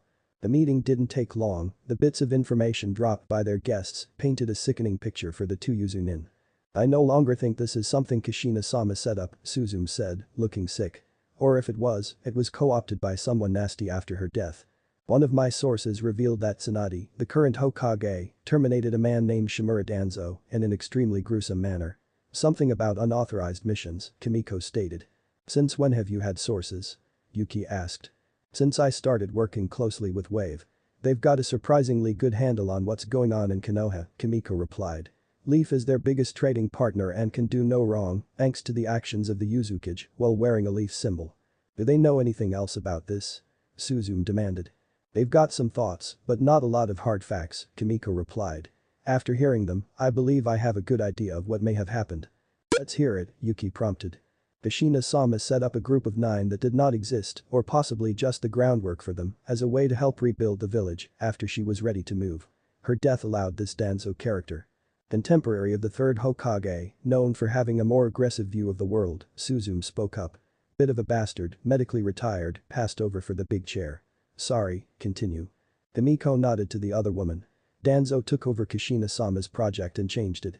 Started kidnapping orphans and putting them through a training course that had a loss rate of between 50 and 70%, sent them on missions with a similar survival rate. It was a rare ninja that lived longer than 20, she said in disgust. That child bride of yours is between 23 and 25, marking her the second oldest in the group. Conversations with our civilians indicate that Danzo saw ninja as disposable tools." Several jaws tightened at that pronouncement. Tsunade, the Yuzukage's cousin, comes in and uncovers the situation. "I'm not sure if the third Hokage was complicit or ignorant of what was happening," Kimiko admitted. "Ignorant," Suzume stated firmly. "The old bastard was sadistic, ruthless, and evil when he needed to be, but never when it came to his village or his ninja. As bad as what Tsunade did, the old monkey would have been worse. Would have made Danzo suffering a thing of legend." "We'll take your word on it," Yuki laughed. "Continue please, Kimiko." Tsunade finds out and orders Danzo brought to her office and personally executes him. Not sure of the details, but it seems it involved perforating the man's rectum with his face pre-mortem. Which, Kimiko reflected to herself, was one of the many reasons it was a very bad idea to get on a medic's bad side. They knew exactly how far they could push the human body before it began to shut down. Tsunade has a group of untraceable nin on her hand and sends them to her cousin to fulfill their original purpose. Yuki shook his head. "How good are they, Suzume?" "In terms of technical skill, quite good. In terms of mental condition, quite bad. Useful so long as they don't have to think too much. I'm planning to ask Uzumaki-sama for a few of them if he permits me to retain control of our academy. I believe they'll make excellent demonstrators so long as they're backed up by good instructors." Suzume nodded to Kimiko. "I'd suggest you do the same if Uzumaki-sama chooses to give the academy to you." "I'll take your considerations under advisement," Kimiko said, fighting to contain the giggles that threatened to burst free. "I'd prefer to keep external intelligence until someone better comes to replace me." And I shall keep general administration until the Uzukage decides to find someone else, Yuki agreed. Speaking for myself, I have no intention of retiring to a quiet life. Tried that in that damned farming village and I'd rather go back to D ranks than do that again. The ninja running Cloud's bounty office couldn't believe what he was hearing. It just didn't make sense. You're sure that's why he didn't take the heads? He said he needed supplies more than he needed money, the merchant agreed. Ah. The ninja relaxed and he began to understand the situation.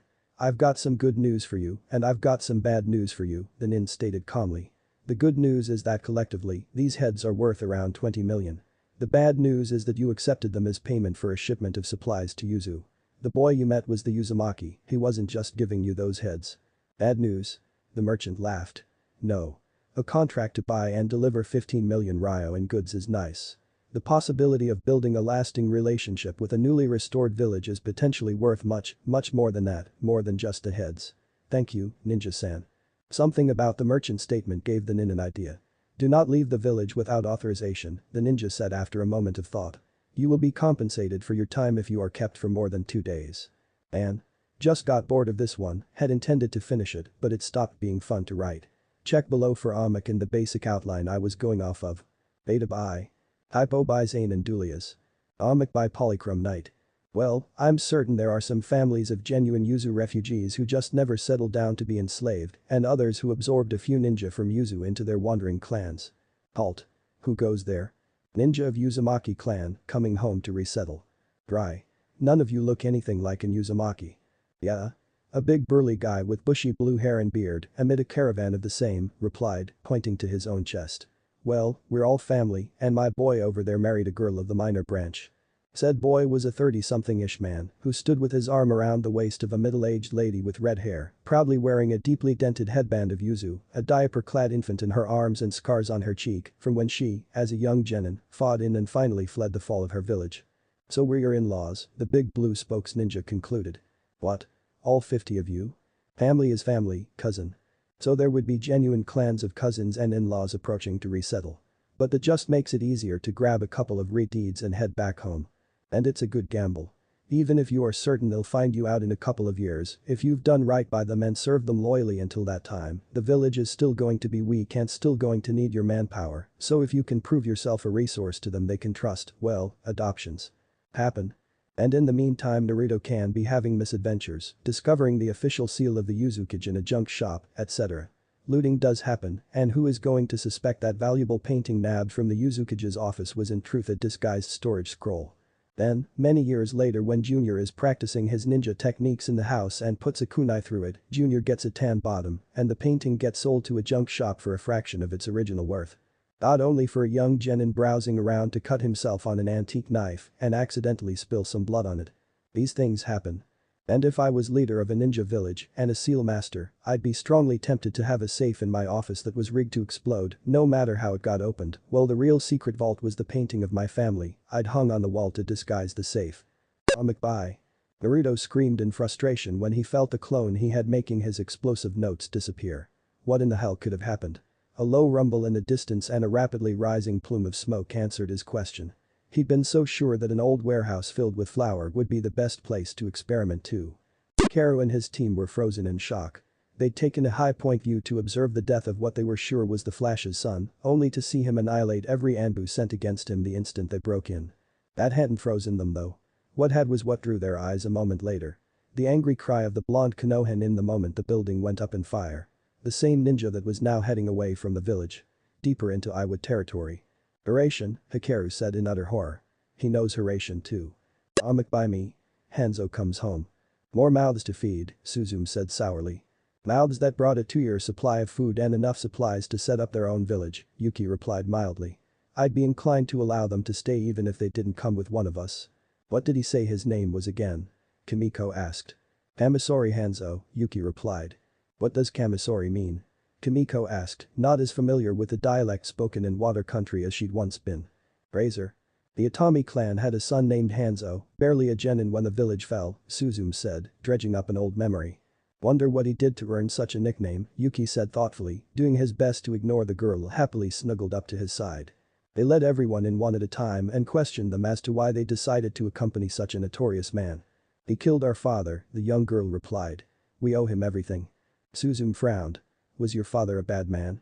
Our father was the kindest, most noble man to have lived. The boy shouted, glaring at the old woman for daring to say something less than completely complimentary about his dead parent. He was sick, the girl explained. The doctor said he was going to die and he was in so much pain that I tried to end it for him. Big sister wouldn't let me do it, the boy added. I tried, but my sister took the knife away. What? Suzume trailed off as she remembered the penalty in water for patricide, crucifixion. Hanzo ended your father's pain. And saved my big sister. The boy agreed. He's a hero. Cloud and the Hyuga wasn't sure if I was going to use it or not. Your daughter's betrothed stated that it was the minimum he was willing to accept. My daughter's betrothed. Hiashi repeated with a raised eyebrow. A Uzukage. I see, Hiashi replied, hiding his confusion. Your brother's life was forfeited to Reikage-sama's predecessor. Mine is a gift to your successor. To do what with? Hiashi demanded. Anything Hinata-sama desires, Akane replied. It is presumed the Hyuga clan seal will be applied to me. What do you expect to happen next? It is presumed, based on the psychological profile we have for you, Hyuga-sama, that I will not survive more than an hour after that happens. The woman paused. My uncle was the man you slew for attempting to kidnap Hinata-sama, Hyuga-sama. Without another word, Hiashi rose to his feet and strode out of the room. Come, one of the branch members ordered. There has been a room set aside for your temporary use. May I see Niji-sama while I am able? Akane asked hopefully. Why? I have an apology from Reikage-sama to deliver. Niji, you will take a dozen others from the branch house to investigate this Uzukage, Hiashi ordered. I leave it to you to determine if he is worthy of your cousin. Yes, Uncle Niji agreed. With luck, a dozen helpers would be enough to kill the man in the very likely event that he should prove to be lacking. The boy had failed his duty to protect his cousin for most of his life, he was determined to do his best for her in what may be the little amount of time he had remaining. What's this? Niji demanded, glaring at the Cloud Nin. Everything we managed to learn about the seal on your forehead after examining your father, Niji-sama, the woman said, bowing low. Reikage-sama apologizes for the actions of his predecessor and hopes that this will be the first step in showing that. I see. Niji's eyes narrowed. The fact that it could lead to the branch house breaking their chains and revolting against their main house cousins was probably a side benefit. What can you tell me about the Uzukage? A man of terrifying strength and bottomless wisdom, she said quickly. Your cousin was lucky to make such a good match. Which told him absolutely nothing at all. There's something else I want from you. Name it and it shall be yours if it is within my power to give it, even if it should be my life, the woman agreed. If it is the same Naruto Uzumaki, my cousin Hinata, the heiress of the Hyuga clan, is his fiancé, Niji stated. It was the least he could do to make up for the way he treated her. Also, the man who gave me my life back. Hinata-sama is completely devoted to him, Niji replied. Why didn't the Uzukage approach me about this? Hiashi demanded. Why spring this on me? I am loyal to the clan, Hiashi-sama, Niji stated. But my first loyalty is to Hinata-sama. As it should be, Hiashi snapped. What he nodded. I see, what can you tell me, nephew? Hinata-sama sees things others do not and chooses well, Niji stated after a moment of thought. My daughter contacted the leader of a foreign village and persuaded him to marry her. Hiashi snorted in disbelief. All without alerting either me or village security. I am unable to confirm or deny, Hiashi-sama, Niji replied. I am prepared to accept any punishment you wish to give me. Why Hinata? It is my belief that the Uzukage wishes to seal a new alliance with a leaf, using a marriage to the heiress of its most important clan. Mirroring the marriage of an Uzumaki to the first Hokage. This all assumes the Hokage will choose to renew the alliance, Hiashi pointed out. Based on my knowledge of both the Hokage and the Uzukage, it would surprise me greatly if she did not. He'd been the third youngest genin in Yuzu history, the fifth youngest, the third youngest, the sixth youngest Anbu captain, and the youngest non-Uzumaki for all. He'd been on a long-term scouting mission to watch the other villages when Yuzu was attacked. What had happened to his home was his failure, years of self-loathing meant nothing could convince him otherwise. The first year he tried to get revenge. Over 100 deaths later, the anger had cooled and he'd crawled into a bottle hoping to forget and hating himself for his selfishness. 3 months later he'd crawled out and in the years since, he'd done his best to remember his village, reasoning that it was never truly gone so long as someone did. He'd wandered from town to town, earning enough to live on his stories and the occasional group of bandits with poor victim selection. By me. An assortment of scenes in spiffy random order. Tsunade keeps getting reports of the mysterious Konohinin that every other village is watching and that keeps saving the day and killing hundreds of bad guys. Spends a lot of time trying to convince herself that they aren't talking about Naruto. Tsunade felt a chill go up her spine as she read another report, this one containing a partial description of the legendary nin. The only blonde she knew were. But he was safe with Jiraiya, not even the old pervert would be irresponsible enough to. "Get me 10 bottles of sake, now," she bellowed. It wasn't Naruto, and that was that. The sake was just to help her calm down. "At last." The Raikage snorted. "Old monkey got a bit too cute there. Should have put him in the middle or maybe the last third," his assistant agreed. Though there are some indications that he'd already graduated, it's possible the third Hokage didn't wish his hidden agent to affect the class standings of any of the actual cadets. What indications? Most of this is conjecture, his aide cautioned. The Raikage motioned for his man to continue. "We know that one of the instructors turned traitor on the night of the graduation, we know he attempted to steal their scroll of forbidden techniques, and we know that Uzumaki was originally fingered as the culprit." The man took a breath. According to rumor, the Uzumaki captured the traitor using an A-rank technique he'd learned from the forbidden scroll after retrieving it. The Raikage snorted in amusement. More likely the third suspected one of his instructors and had one of his younger Anbu infiltrate the academy. Which begs the question of why the old man kept up the charade and left him on a genin team. The analysts are divided on this one, Raikage-sama. Half of them believe that the boy was sent to keep an eye on the last uchiha, about 1/4 of them believe that the third wished to reintegrate the Uzumaki back into the normal village population, and the rest fear that the boy's power level had reached a level that assassination attempts from stone were no longer a concern. "How sure are we of the uchiha's defection?" the Raikage said suddenly. "Sir? If the theory about the Uzumaki being sent to infiltrate the academy is true, and I believe it is, then it shows that the old monkey was willing to send his nin on long-term infiltration missions," the Raikage pointed out.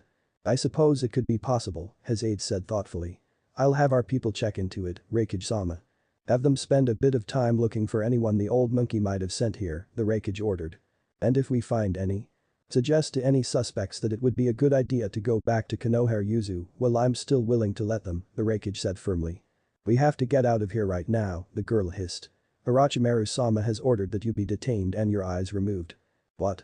Sasuke demanded. "He believes you to be a leaf infiltrator, we have to get out of here right now before the order leaks down to every level." "And where?" Sasuke demanded, suddenly realizing what it meant to abandon one's home village. "Whirlpool is coming back. Maybe they'll let me in because of my name and if they do, maybe they'll let you in too," she said hopefully. "We're risking a lot on a maybe," he pointed out. "We've got nothing to lose," she pointed out. The outline. Temari arrives in Yuzu, confirms that Naruto is the leader and delivers an offer of alliance. Everyone notes that he's the Kazukiya's best friend and sees it as another part of his brilliant plan. Temari returns to Sand and is sent off to find Naruto. Several caravans of supplies arrive in Yuzu. Mostly food, building materials, and ninja equipment. Also includes a few things from Cloud, scrolls looted from Yuzu or something. Shortly afterward, a similar one arrives from Stone. Rumors start that Temari, the Kazukiya's sister, is romantically involved with the Uzumaki. Stone figures that he's planning to strengthen the alliance by marrying her. Cloud figures the same about Hinata and Leaf, and Sand figures the same about Yugao and Cloud. Leading to Naruto getting a reputation as a ladies' man that Jiraiya could only envy. No one bothers to tell the girls involved that they're in a harem. Possibly political entities that don't have a girl in the harem will find and send them along with some amount of aid to Yuzu. Naruto of course has no idea that any of this is going on, Jiraiya hears about his student's way with the ladies as soon as he gets off the boat. Yuzu gets offers of trade and alliance from all corners, everyone wants a chance to pay Naruto back for what he did for them, or is hoping to get on the good side of the most fearsome nin in the world. Naruto eventually links up with Yuzu's delegation to Konoha about the same time Jiraiya gets back. Yuzu sees this as a sign that the Uzukage wishes to negotiate with his cousin home village himself. Jiraiya gets an emergency recall signal from Tsunade and rushes back to Leaf in the company of Yuzu's delegation to Konoha. They return to Konoha a short time later, Jiraiya is too busy quizzing Naruto in an attempt to find out just what happened and why Tsunade would be so angry with him while helping with all his might that Tsunade doesn't know what actually happened for fear of being brutally murdered for dereliction of duty. The ending. "I don't know how you did it, but good job," Tsunade told her old teammate. "Thank you," Jiraiya replied, trying to keep his confusion from showing. "Of course, if you'd failed, what I'd have done to you would have made you wish I'd only castrated you to death. Meaning I'd castrate you, heal you, castrate you again, heal you again, and so on till your heart went out so bad I couldn't fix it," she continued calmly. "Can't argue with results though. Just never do something like it again or I'll stomp your testicles into paste." She turned away from the suddenly sick-looking Jiraiya to Naruto. "What are your plans regarding the alliance between our villages, Uzukage-sama?" "What are you talking about?" Why are you acting so strange, Granny? Naruto shouted. Tsunade took a step forward and slapped the boy on the back of the head. Show some respect, you little brat. We're having an important meeting here. Rage filled the watching whirlpool ninja, several picking out targets for the fight they knew was imminent. I missed you too, Granny, Naruto said, hugging the woman. Welcome home, brat, Tsunade said fondly. The watching nin relaxed, realizing that they were seeing a family reunion and not a meeting between two village heads. Jiraiya managed to contain himself till after he was alone with his wayward apprentice. Just what in the hell have you been up to while I was gone? Chapter 28. Tripod. Sarutobi had just finished packing his pipe with a green waxy substance when Anbu Badger arrived to give his report. The children did not bond with Kakashi as you hoped they would, Hokage-sama. Oh? They spent the whole meeting glaring at each other. This convinced Kakashi that there was no chance that they'd work together and he made it clear to the children that they would not pass his test. Which explains the long-term mission he's on that I don't remember assigning, Sarutobi sighed. A shame he didn't look underneath, the Anbu stated. In a lot of ways, they represent everything he values in a group of genin. That's why I assigned them to him, Sarutobi replied. As you said, a shame. But I suppose it can't be helped. Who expects genin to be like that? You did, Hokage-sama, the Anbu pointed out. Have a quiet word with whoever they select to be their instructors, let them know both that I am watching and that I do not want the children to be aware of that fact. Let them believe they've gotten away clean. Yes, Hokage-sama, the Anbu agreed. Be sure to set up a separate bank account for Kakashi and be sure that he's reimbursed for any charges his former students rack up, Sarutobi added.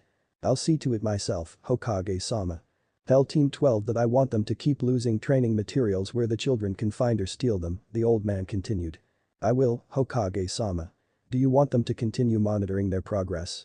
I do, discreetly. If the children catch on, it's something the Anbu decided to do on their own for reasons of their own. They will then ask the children to promise not to tell anyone, Hokage-sama, Badger agreed.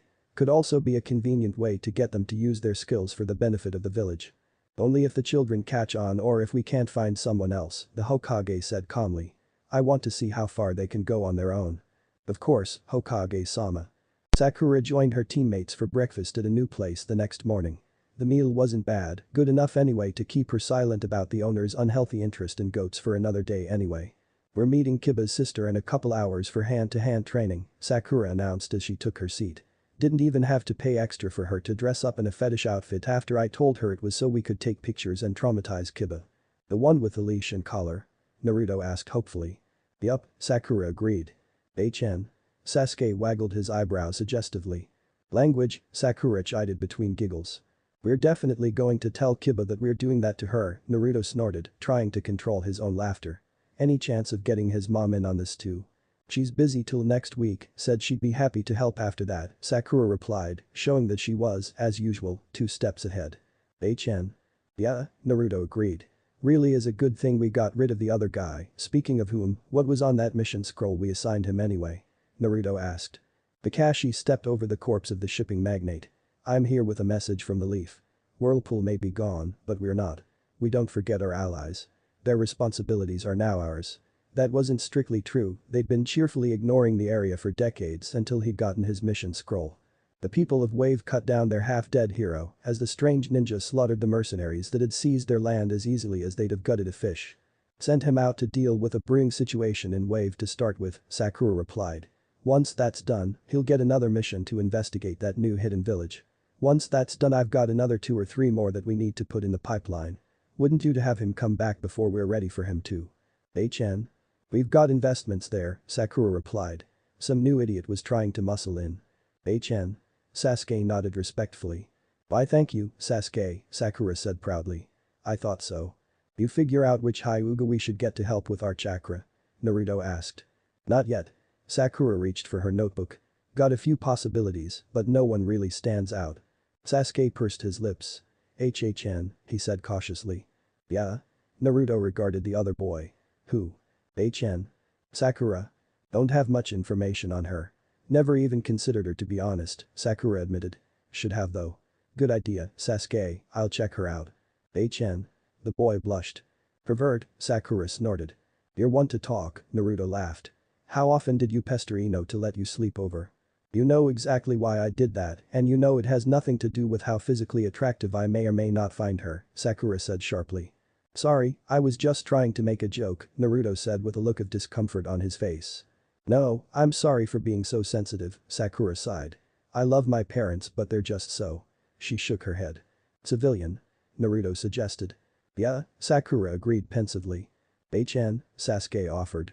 You always know just what to say, Sasuke, Sakura said, wiping a tear from the corner of her eye. A poet, a philosopher, a gentleman, and a scholar, Naruto agreed, blinking away his own tears. We all wish that we could be half as eloquent. Chapter 29. A good wife. Ino's mother glanced up with a quizzical look on her face when her husband staggered woodenly back into the kitchen. So is she up? The woman asked. She sighed in frustration when the man collapsed against the wall. Well. But the sigh of frustration, she removed her apron and tossed it onto her spouse. Keep an eye on the stove. You want something done right. Ino's mind was working at lightning speed as she tried to process what was going on and why she and her father seemed to have de-aged overnight. Couple that with the fact that she was in her childhood room and either she was snared in one hell of an illusion or… Honey, can I come in? Her mother's voice called through the door. Mom, Ino replied. Or she's traveled back in time somehow, should have expected something odd to happen, really considering the man she'd married. Is everything alright, Ino? Her mother asked as she walked over and took a seat on Ino's bed. Everything's fine, Mom, Ino agreed. Do you have any idea what's got your father so worked up? Well. Ino stalled as she tried to think up something believable. Well, her mother prompted. I was dreaming that I was on my honeymoon, Mom, the girl replied, mixing in a bit of truth and adding a faint blush. Over a decade of active service made her both quick on her feet and an incredibly skilled liar. I was half asleep when Daddy came in and… She allowed herself to trail off as her mother snorted in amusement. And your father overheard them and misunderstood, the woman finished. So who's the lucky boy? Sasuke. You what? Ino scrunched her nose up. I'm so over him and his creepy brother fetish. Alright, her mother laughed. Gonna tell me or am I going to have to pay for a C rank to have you followed until you let something slip? You'd have to pay for a B at least if you want to be sure I'm not using them to feed you false information, Ino giggled. Or you could just tell me now and save us both a bit of time and money. Ino raised an eyebrow speculatively. Why mother, I wasn't aware that we shared funds. She mused aloud. This should be lucrative. Time for you, money for me, the woman said dryly. Nice try. The woman snorted. Though I suppose I'd be willing to share a portion of the funds I'd save for not having to pay for that mission. Money that could help pay for any number of things useful to a newly minted ninja. Inoichi was in the middle of plotting out exactly which sequence he'd use to mentally destroy the bastards that had dared defile his little girl when his wife returned looking far more amused and far less enraged than he felt the situation warranted. False alarm, the woman said calmly, retrieving and re-donning her apron. What? She's got a new boy she likes, his wife explained. She hasn't even confessed to him yet so you can set your mind at ease. But. I heard. A bit of a rather steamy dream, his wife interrupted. One I'd be happy to share a few details from if you really insist. Did you find out where our sweet innocent girl learned about all the horrible things she was mumbling? Same place I learned them from, his wife replied calmly. Girl talk. Ino spent an idle moment wondering how the hell she'd been sent back in time. The girl giggled at a passing thought, there was no way time travel could be powered via an overdose of pleasure or else. She froze. Naruto wasn't old enough for that sort of thing at the moment. Meaning she'd either have to find a way to convince the male half of the village to give her a tumble at the same time, which wasn't going to happen for a variety of reasons, chief among them the fact that it was not the sort of behavior well-mannered married women engaged in. Or she was going to have to wait until he was ready to take their relationship back to the last level again. Damn it, how was she going to get used to going without after experiencing all the wonders that shadow clones, massive chakra reserves, and monster stamina could combine to produce? It's okay, she said, trying to convince herself. I'm just going to have to find a hobby to help me keep my mind off things. Revenge maybe. Seemed to have done the trick for Sasuke anyway. Well, assuming of course that it wasn't just cover for a brother complex. She shook off that thought, she wasn't Sakura, she didn't need those mental images. First things first, she needed to find a way to explain her newfound abilities. The little B and E and she again had access to some of the family techniques. Not that she needed it, of course, but she did need to set up a plausible backstory, and leaving a bit of evidence like some scratches on the internals of the lock and a partial fingerprint was just the sort of thing that would give it to her. That task done, she was off to find a location that would give her a good view and put her within range to touch as many minds as possible. In the end, there really was only one possible location. One that came with an added bonus if she got the timing right. The Karu had been a grocer in Konoha for nearly 3 decades. He was convinced that he'd seen and experienced all one could in a ninja village without becoming a member of the active forces. He was about to learn how terribly wrong he was. Special today, half off vegetables. Hikaru called out. An extra 10% for our noble defenders, he added when he noticed two of the aforementioned ninja walking down the street. With a snap, crackle, and a pop, the man straightened his back, dropping his arms to his side as he approached the aforementioned duo. Anko, the merchant said with a cheerful nod. If you two would just stand still for a moment. Without waiting for an answer, the man reached forward and fondled Anko's left breast with his right hand while his left dropped below Guy's belt. Natural and perky, well done Anko. No sign of a sock or any other stuffing for you girl. The merchant maintained his cheerful smile even with Guy's hand clenched around his throat. He pistoned his fist into the unfortunate man's face. No man may touch the green beast in such a fashion and live. He proclaimed. Anko watched a merchant bounce down the street. Nice hit, she said conversationally. Do you really call it the green beast? It's not a name, I gave it myself, others bestowed it. Guy explained. Anko raised an eyebrow. I bathe in ginseng-infused baths, it increases blood flow and stamina, but it also dyes any skin exposed to the water green. Guy glanced down. Is the glory you display truly unenhanced? That Anko said with a smirk as she threw her shoulders back and stood a little straighter. Would be telling. I see. Guy said and turned to walk away. Anko quickly looped her arm through Guy's and whispered in his ear. Fortunately I always did like show and tell. That was freaky and disturbing, Ino mused. No matter, she decided as she checked her list to see who the next target was, there were no shortage of bastards who'd conspired to make her beloved's life more difficult. Hopefully their replacements would be intelligent enough not to overcharge orphans or to try to pass off spoiled goods as fresh. If not, well, third replaces a charm.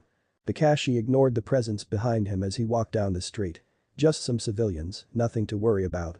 10,000 years of pain. Ino giggled as her once and future husband's lazy teacher let out a cry of soul-rending anguish. Call it a bit of belated revenge for the liberties his other self had taken with the love of her life. The response he meted out to the 10 people who'd gang punched him was also quite satisfactory. Nothing beats killing two birds with one stone and, speaking of which, she glanced down, not yet.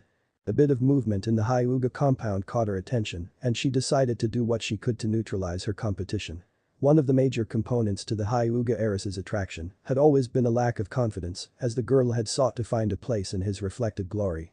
A little nudge to make the girl's cousin say something unadvisable and perhaps the results would give the girl a bit of confidence of her own. If not, it's not like she didn't have the skills to mind wipe the girl and transfer her fixation to someone else. Lee could use a bit more happiness in his life anyway. The Ashi sighed in annoyance as the sounds of someone being brutally beaten finally rose to the level that they interfered with his morning flower arrangement. Without a word, the man rose to his feet and walked outside to be confronted by the spectacle of his eldest daughter, apparently deep in the grips of a berserker rage. Why are you hitting yourself?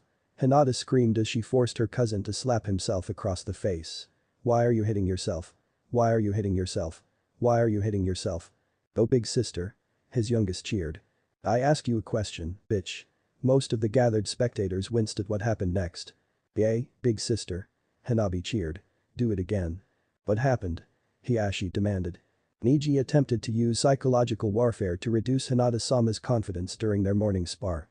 As you can see, his attempt backfired in a particularly dramatic fashion, the branch member explained. Oh? Hiashi prompted. He stated that the enormous size of her buttocks combined with the relative flatness of her chest was evidence that fate had decreed that not only would she never become a skilled practitioner of the ninja arts, but what? I'm afraid Hinata-sama's groin strike interrupted Niji before he could reveal that information, Hiashi-sama. I see. Hiashi nodded to himself. It seemed that Hinata had taken after her dear departed mother more than he had thought. Her looks, her gentle demeanor, her propensity for sadism if properly provoked. It was as if the woman had been reborn into their little girl. Without another word, the man stepped back into the house and away from the scene of unrelenting violence in the courtyard before the tears could fall. Inoichi stared at the list in his hands with a frown of concentration as he tried desperately to figure out some connection between the people on it and his clan. Nothing? The Hokage asked. Nothing comes to mind, Hokage-sama, Inoichi agreed. Let's look at this a different way, Shikaku suggested. Aside from yourself and your wife, is there anyone else in the clan currently in the village able to do this? Several. Most of them are currently out on missions, and the ones that aren't are at T&I. Assuming no one is more skilled than they let on, Shikaku murmured. After all, it's a well-known fact that ninja never conceal potentially useful abilities. Naruto double-checked his supplies. Paint, rope, brush, anchor point, harness. He was ready for the greatest prank of his life. "Hey, Naruto," a familiar voice nearly scared him off the edge. "What?" the boy said eloquently, eliciting a giggle. "Ino. Whatcha doin'?" the blonde asked shyly. "Best not try to set the hook too early and risk losing her catch." "Nothing," he said quickly. "You?" "Also nothing," she agreed. "Definitely not using my clan to pull pranks." The boy's attention was momentarily drawn to a small group of familiar naked civilians that appeared to be intent on sexually assaulting one of the larger Inuzuka hounds. The fact that they'd chosen to do it in front of the rest of the pack, both human and canine, meant things were going very badly for them. Oh. Couldn't have happened to a better group. Well then I'm definitely not planning to paint the Hokage monument. Okay, she chirped. Say, I was just about to cook some instant ramen with this great new thing I learned. You want some? There's a way to cook ramen. He asked intently, his prank forgotten. Gathers and heats the water for it, Ino agreed. Come sit next to me and I'll show you. Without a word, the boy hastened to comply. Closer, she ordered. You don't want to risk missing anything. Motivated to learn as he never had before, it didn't take long for the boy to master it, resulting in a piping hot cup of ramen for both of them. So? Naruto shivered at the feeling of the girl's ramen-scented breath on his ear. You wanna combine pranks? Sarutobi leaned back in his chair as he listened to his Anbu's report on the day's goings-on. A riot at the Inuzuka kennels, dozens arrested on public urination charges, mass pandemonium. It seemed their Mr. Yamanaka was stepping up their game. I want you to. The old man trailed off. Mouse. Yes, Hokage-sama. Are my old eyes deceiving me, or are Guy and Anko having sex in that water tower? I do not believe your eyes are deceiving you, Hokage-sama, Mao said carefully. Then I suppose that the group of civilians repainting the monument is probably real as well, he sighed. Make a note to install a set of curtains in case they decide that tower is going to be one of their favorite spots and send someone to deal with the civilians on the monument. Yes, Hokage-sama. The old man sighed, not for the first time wishing he'd known enough about seals to have been able to avoid retaking the job. Naruto swung desperately on the swing, feeling as if his whole life had collapsed. He'd failed the test again, it was like he'd taken a dozen steps backwards from his goal instead of his first step towards it. Cheer up, Ino's voice commanded. Everything will be just fine, trust me. Looks like we're not going to be on the same team after all, Ino, Naruto mumbled. I told you we would be and we will be, the girl said confidently. All else fails, I'll mess up the secret test and get sent back to the academy so we can try again in a few months. You'd do that for me? Course I would, Ino agreed. I said we'd be on the same team and I won't let anything or anyone get in the way of that. Okay. Okay, Naruto agreed, feeling a bit better. The two swung in silence for a few moments. Ino. Yeah, Naruto. Is there really a secret ninja test? Stands to reason. Well. Yeah. You don't have to fail it for me, he said, trying to put on a brave front. It's better if the girl gave him a soft smile. You really mean that too, don't you? I don't want you failing just for me. Just do your best, okay? I promise, she agreed. The girl looked up. That's my parents over there. See you later, Ino. Everything will be just fine, Naruto, Ino said as she hopped off the swing. Believe it. Mizuki grinned as he watched the fox brat exit the tower.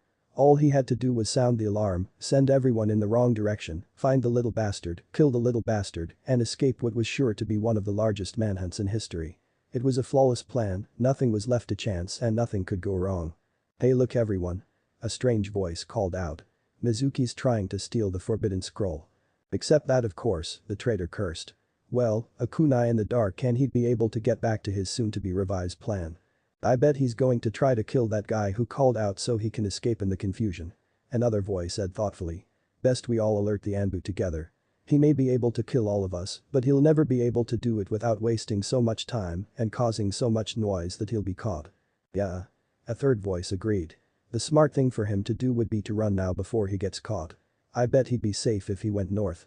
Reasoning that it was much too obvious to be a trap and completely unaware of the light touch on his mind guiding his thoughts, Mizuki went north despite the fact that his chosen course would add precious minutes to his escape. Iruka couldn't believe any of what he was hearing. Well, actually Naruto being someone's unwilling dupe was completely plausible, but Mizuki, the man he'd worked with for years turning out to be a traitor to the village. There had to be some sort of explanation. The truth is that you're the demon fox, Mizuki said with sadistic glee. That's why everyone hates you. Is exactly what a complete bastard would say. The man's entire demeanor changed. Real truth is, the fourth Hokage could only seal the fox into a living container and only a member of the Uzumaki clan could survive the process. Your mother before you and the first Hokage's wife before her. Reason the village hates you is that they're a bunch of stupid jerks and they know because the third was dumb enough to trust that they'd have followed the dying orders of the fourth Hokage to treat you like a hero. Bunch of traitors in my opinion. The man spat. So to make up for it, why don't you create a couple of shadow clones and learn as many as you can from that scroll before Anbu arrives to arrest me? Me? Mizuki, it's forbidden, Iruka stammered. The man straightened up. But I don't see any harm in it. Have fun, Naruto. I'm going to stab myself repeatedly to pass the time, Mizuki added conversationally. You might want to turn away so you're not distracted by all the blood. Okay, the boy agreed hesitantly. Does this mean I don't get promoted? Almost forgot about that, Iruka said cheerfully. Mizuki, give him your forehead protector. Traitor like me doesn't deserve to wear it anyway, Mizuki agreed with matching cheer. Congratulations, Naruto. Thanks, Mizuki-sensei, the boy said with a wide grin. Now to learn, Iruka ordered. And Mizuki, your soft places aren't going to stab themselves. Right you are, Mizuki agreed. Just remember Mizuki-sensei, Naruto's voice calling from behind the unrolled scroll. It's down the road, not across the street. Glad to see you were paying attention in class, Naruto, the traitor said cheerfully as he played find the liver with the tip of his kunai. Ino smiled brightly when Naruto strutted into the classroom and took a seat next to her the following morning. Told you everything would be fine, Ino said brightly. I knew you'd pass the secret ninja makeup exam. How'd you know there was a secret ninja makeup exam? Ninja, she explained. After a moment of indecision, she reached over and took his hand with her own. I knew you could do it, the girl repeated. Sit down and shut up. One of the instructors screamed as he entered the room. Your regular instructors are busy so I had to come in here on my day off to do this for them. What happened, sensei? One of the students on the other side of the room asked. Teams are as follows, the instructor began, ignoring the question. Team. The man sighed. You know what, forget all that. The paper disappeared in a fire. The teams are designed to be balanced on paper, but they often suck in real life. Team 1, you consist of Yamanaka Ino, Uzumaki Naruto, and a third teammate and instructor who will not provide undue romantic competition for Yamanaka Ino. I'll tell your instructor to meet you at Ichiraku's ramen, now get out of here and get to know each other. Team 2. Come on, Naruto, Ino said as she rose to her feet, her hands still in his. Ramen. The boy cheered.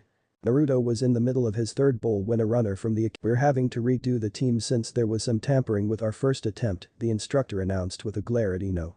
Team 1. The man gave a rather girlish giggle, his serious look turning into a gleeful smile. Is the same as before since you've already passed the secret ninja test to stay together that I just made up and due to secret ninja regulation, none of you are cleared to know the number. Anyone who tries to interfere with a team after that particular secret ninja test is required to castrate themselves right here in front of you all with a hammer. Don't test me, there's a hammer in the top drawer of the desk and I can have it out and then off before any of the Anbu watching could get close enough to prevent it. Try me if you don't believe me and we'll find out if the next instructor has more sense. Now, as I was saying. The man twitched as his whole demeanor changed again. You're excused Team 1 since this obviously doesn't concern you, he finished shrilly. Congratulations on entering active service together. I wish you luck in passing the secret test administered by your instructor, which has nothing to do with me or anyone else at the academy. He also reverently hoped that neither of them ever had cause to return or interact with him in any way in the future. Thanks, sensei, Ino chirped. Come on, let's go get more ramen, Naruto. Yay, ramen. Naruto cheered. He had the best team ever. Sarutobi closed the curtain and returned to his chair when his intercom beeps to indicate that the head of the Yamanaka clan had arrived along with one of the Anbu on his personal security detail. Come in, the old man ordered calmly. Inoichi walked in accompanied by Anbu Mouse, the two of them followed by the quarter's potential instructors. Your report stated that you believe you know the identity of the one responsible for the recent incidents. Sarutobi prompted. Inoichi shook his head. I found evidence that my little princess broke into my office, picked the lock on my cabinet, and has been teaching herself some of the more advanced family techniques. There's no telling what she knows or how long she'd been doing it. Her current ability level is a complete mystery to me. I see. Do you have any idea what her motives were? I have information indicating that she's recently developed an interest in the Uzumaki boy, Hokage-sama, Mao stated formally. You and your wife have done a fine job raising her, Inoichi, Sarutobi complimented. It's rare for a child her age to show so much initiative. We couldn't be more proud, Inoichi confessed, blinking away the tears. My little girl's growing up to become a fine ninja. What about the teams? One of the instructors asked. Are we just going to leave them like that? The instructors refused to announce any changes that would break up Team 1 out of fear that they'll be found in violation of a regulation so secret that not even I am aware of it. The old man suppressed a smirk. My Anbu are of the opinion that failing to reward initiative like that would send the wrong sort of message to the new generation, Saratobi stated calmly. I agree. The current team selections stand. Have you decided who to assign as an instructor, Hokage-sama? Inoichi asked hopefully. I take it, do you have a suggestion? It was with uncharacteristic seriousness that Naruto ate his ramen that morning as he and his new teammate waited for their instructor. It was quite possible, he thought to himself, that he'd been blessed with the perfect teammate. She didn't hit him or belittle him, she did teach him cool news and helped him with his pranks. He wondered if she knew how to cook it too. If she did, she might just be the perfect woman, he thought in wonder. Mom, what are you doing here? His teammate's voice pulled him from his musings. I'm your new instructor, dear, the curvy blonde replied. I needed something to do now that you're on active service, and this seemed to be a good fit. And? Well, hopefully I'll be able to get back to some other projects now that I've got this out of my head. Maybe this time it'll actually happen. Typos by Dark King 98. Additions by Vive. Camping. You're really going to let me share a tent with Naruto? Ino asked in disbelief. Honey, I trust you not to do anything you'd later regret, her mother said with a smile. I trust you know how much I'd make you regret making me a grandmother before I'm ready for it. Yes, Mom, Naruto's not ready for that sort of thing anyway. Just know that I'll be listening in just in case you're able to persuade yourself otherwise, her mother said, seamlessly mixing ominousness and cheerfulness. Wave. Mom, Ino began. You remember what you taught me about going through potential clients' minds? That it was always a good way of cutting down on the number of surprises you might have to deal with in the future, the woman agreed. Why? I went through the mind of that old transient that hired Team 7 and I learned a few things I think you should know. Azuna woke up staring into the brilliant blue eyes of a gorgeous blonde. A bit of looking around revealed that she was accompanied by a raven-haired beauty and for a second, he thought he'd died and gone to heaven. Then the curvy blonde smiled and he began to fear that he'd gone to the other place. Hello, you're here because I've come to suspect that you weren't being completely candid when you talked about the potential dangers of the mission you paid for. So I'm going to give you the opportunity to come clean. If you don't, I'm going to give you to my friend Anko. She indicated the other woman. Who's rather put out that this is interrupting the time period she usually reserves for loud enthusiastic public sex with her boyfriend. Not always public, Anko murmured just loud enough for the terrified man to hear. Well? The blonde prompted. By Vive. Hiruzen sat silently in his office and puffed on his pipe, watching the man in front of him for a long while. Imino Iruka. He said after a long while. Yes, honored Hokage. Iruka said with just a hint of nervousness. Having reviewed the reports from last night I find myself quite troubled. As am I, honored Hokage. Iruka said with a frown. Hiruzen puffed at his pipe. Indeed, though I wonder if you understand the issue at hand. Izuki Iruka began, only to be interrupted by Hiruzen. Has been dealt with. No, my current concern is the conduct of one of my ninja. Conduct of a ninja, sir? Iruka asked in confusion. Hiruzen puffed his pipe for a few moments and just stared at the man. Indeed. He said finally. I am most concerned about both the well-being and the judgment of one of my ninja. What else concerns you about last night's incident? Is it Naruto? Iruka asked with a frown. I am not speaking of Uzumaki Naruto, Iruka, I'm speaking of you. Hiruzen said with another puff. Me? Iruka gasped. Wah, but I don't understand, sir. Indeed, that is what concerns me. Hiruzen said dryly. Last night you exhibited initiative, skill, sound judgment and an impressive set of skills by handily beating a number of Anbu hunter teams to their target despite the fact that those teams had a head start. Hiruzen began cleaning his pipe and motioned for Iruka to be silent when the other man began to speak. That alone would have warranted a minimum of a commendation, but then you proceeded to distinguish yourself in combat, going above and beyond the mission parameters to secure a tactical asset for the village and expose a traitor. That could have secured you another commendation, together they may have even gotten you a promotion if you had wanted it. Hiruzen sighed and then looked up from the pipe, fixing Iruka with a piercing stare. But you ruined it. He said flatly. After all of that you decided to knowingly and willfully allow S-ranked information to leak into unauthorized hands. Iruka swallowed nervously. Honored Hokage, I willfully committed an act that you knew to be punishable by death. Hiruzen interrupted flatly as he lit his pipe again. Fortunately for you, Uzumaki Naruto has the necessary clearance for the information, so I don't have to execute you. Thank you, honored Hokage. Haruka said in apparent relief. Do not thank me. Hiruzen said icily. I must still take disciplinary action for a breach like this. Haruka stiffened. Understood, sir. He said nervously. Imino Haruka, you are hereby stripped of your most recent promotion. Hiruzen said formally. As such you are no longer qualified for the position which you have been filling.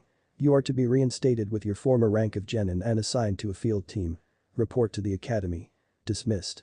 Later at the academy. Team 1, your teacher you consist of Ino Yamanaka, Naruto Uzumaki, and Yumino Haruka. Another omic by Vive.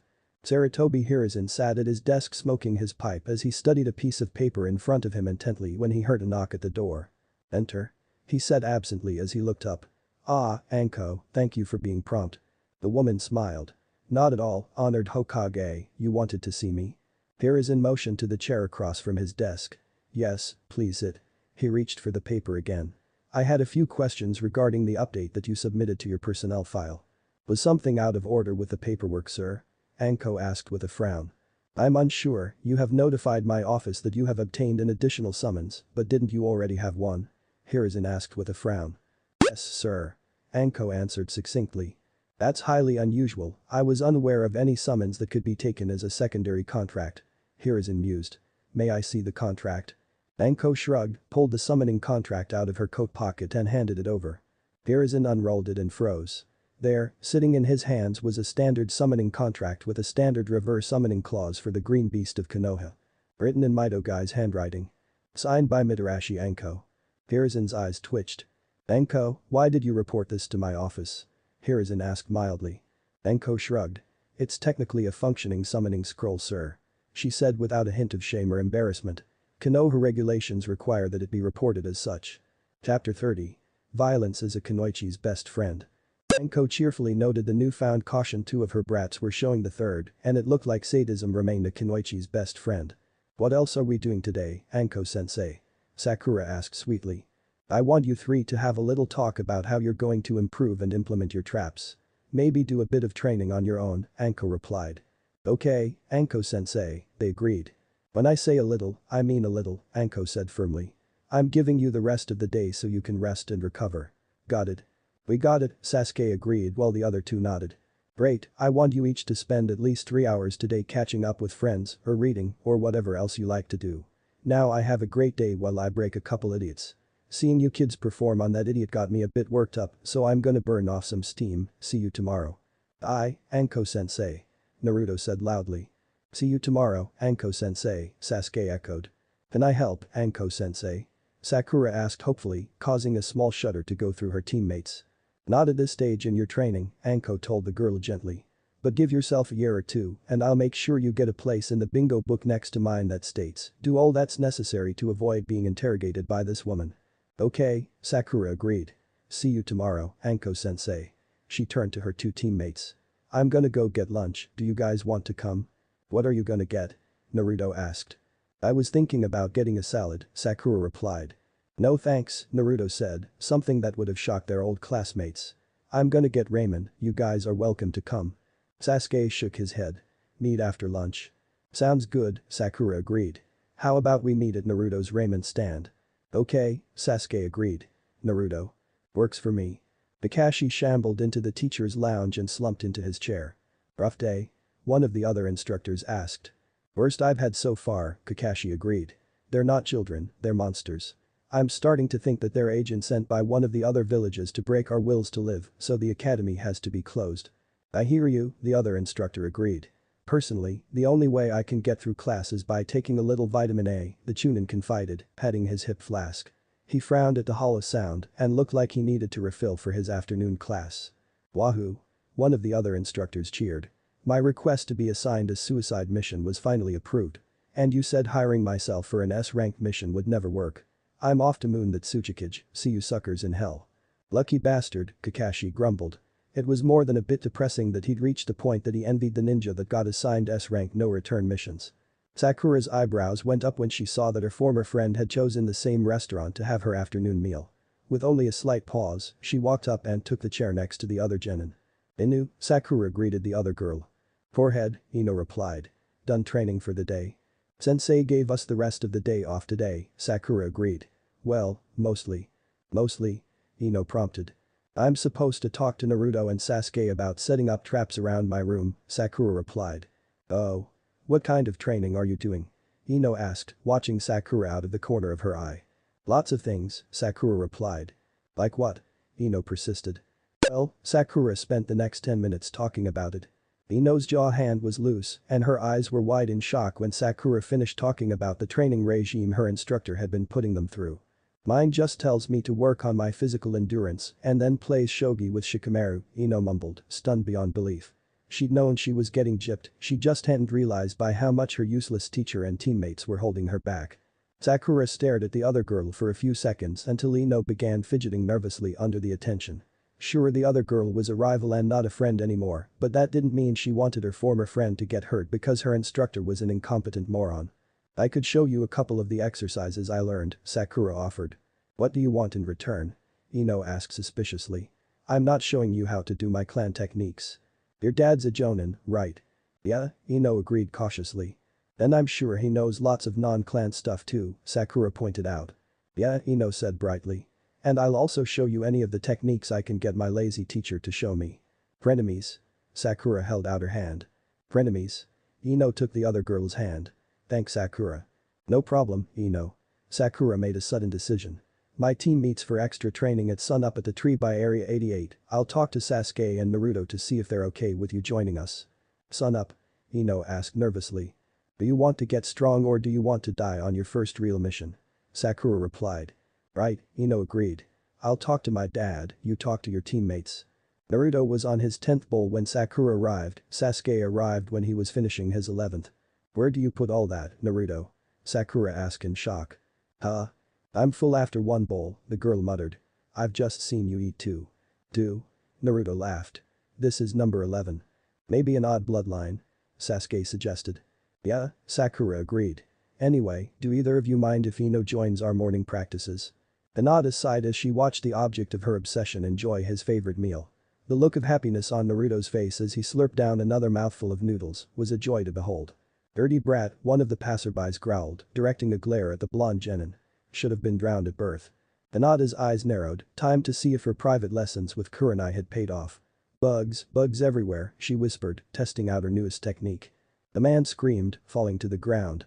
Bugs, they're all over me, get 'em off, they're under my skin. Ah. The man began clawing his arms and had to be restrained to keep him from harming himself.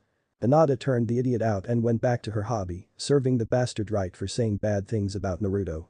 Anko took another scroll off the shelf to examine. While her precious students were taking the day off, their instructor was poring through intelligence archives for training ideas. She'd happily steal techniques from anywhere if there was a chance that one of them would give one of her brats the edge needed to come home from a difficult mission. A smile bloomed on Anko's face as she found another odd technique, this one from grass. Really is best to develop poison immunities early, she mused, agreeing with the report. Have to remember to incorporate that soon. Sakura went straight to Ino's house after the brainstorming session with her 2 teammates, figuring it was best to tell the other girl the good news as soon as possible. Ino's mother had a look of shock on her face when she saw who was on the other side of the door. Sakura. Is Ino here? Sakura asked. Yes, come in. The woman waved her through the door. It's been a while, I was starting to think I'd never see you here again. We're still rivals, but we're also ninja now, and being a ninja trumps everything else, Sakura explained. I see. Ino's mother sighed, it was a start. You remember where Ino's room is, don't you? Sakura nodded. Thank you. You're quite welcome. Sakura darted up the stairs and entered her former friend's room. Well? Ino asked nervously. Naruto said he didn't mind, and Sasuke said he didn't mind either so long as you promise not to hit on or stare at him, Sakura replied. Remember, sunup. Meet at your house 15 minutes before and walk there together? Ino offered. Sure, Sakura agreed. See you tomorrow morning, Ino. See you tomorrow morning, Sakura. Ino woke up bright and early the next morning and stumbled to Sakura's house to find the other girl up and waiting. Come on, Sakura said. We're late. I'm coming, Ino agreed.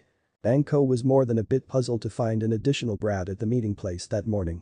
While it was possible that the Hokage had given her a 4th, she didn't think it likely he'd do it without telling her first. What are you doing here? Anko asked. She doesn't have a good teacher like you, Anko-sensei, so I said she could practice with us before you get here. Sasuke and Naruto said they didn't mind, Sakura explained. I see, Anko sighed. What's your name, kid? Yamanaka, Anko-sama, the girl replied politely, hoping to make the woman more agreeable. Look, it's not like I don't sympathize with you, but it's considered very bad form to poach someone else's students. No matter how incompetent the teacher is, Anko said slowly. I understand, drooped. How about this, I'll have a talk with your teacher. That doesn't work, I'll have a talk with the Hokage, Anko offered. You do that for me? Gasped, touched that the woman was willing to go so far for her based only on her friendship with Sakura. We're from the same village, it's to my benefit to help you get strong, Anko laughed. Now who's your instructor? Asuma Saratobi, replied. Anko's smile turned nasty. That makes things a lot easier for us. It does? Perked up. Kurenai? Anko asked. Agreed. Oh, tell her what you told me, really lay it on thick, then cap it off by telling her that you're afraid you'll never be a strong kunoichi like she is with such a lazy instructor. If she hesitates, just mumble something about how you guess girls can't be ninja. Anko giggled. Your teacher will either straighten up or… well, he'll straighten up if he knows what's good for him. That doesn't work, come back to me. Okay, thank you, Anko-sensei. Cheered. Always happy to help one of you brats become stronger, Anko replied. She turned back to her team. Now then, I've got something very exciting on the menu for you today. What is it, Anko-sensei? Naruto asked. That's your cue to leave, she told Ino. Right, Ino agreed. See you guys tomorrow. Anko waited till the girl was gone before she spoke. I'm glad you asked, Anko replied. She pulled out a thick file, seemingly from nowhere. Here is your target. You want us to kill him? Sasuke asked. I want you to give him a Naruto special, Anko replied. Be creative. What did he do? Naruto asked. Does it matter? Anko countered. It might, Naruto agreed. Helps to know so we can make the punishment fit the crime. He's my neighbor and he needs to know that it's rude to be loud when other people are trying to sleep, Anko said. We understand, Anko-sensei, Sakura replied. I've read about a drug that multiplies people's senses by 10 times, she added thoughtfully. Sounds like a good start, Anko allowed. I want you three to plan everything out. Find out if you can get Sakura's drug, figure out how to dose the target, figure out how to keep from getting caught, and so on. You've got. She glanced at the sun. 3 hours, I'll be at my favorite dango stand and I'll expect to hear your plan by then. We won't let you down, Anko-sensei. Naruto shouted. One more thing, this entire operation is in the black.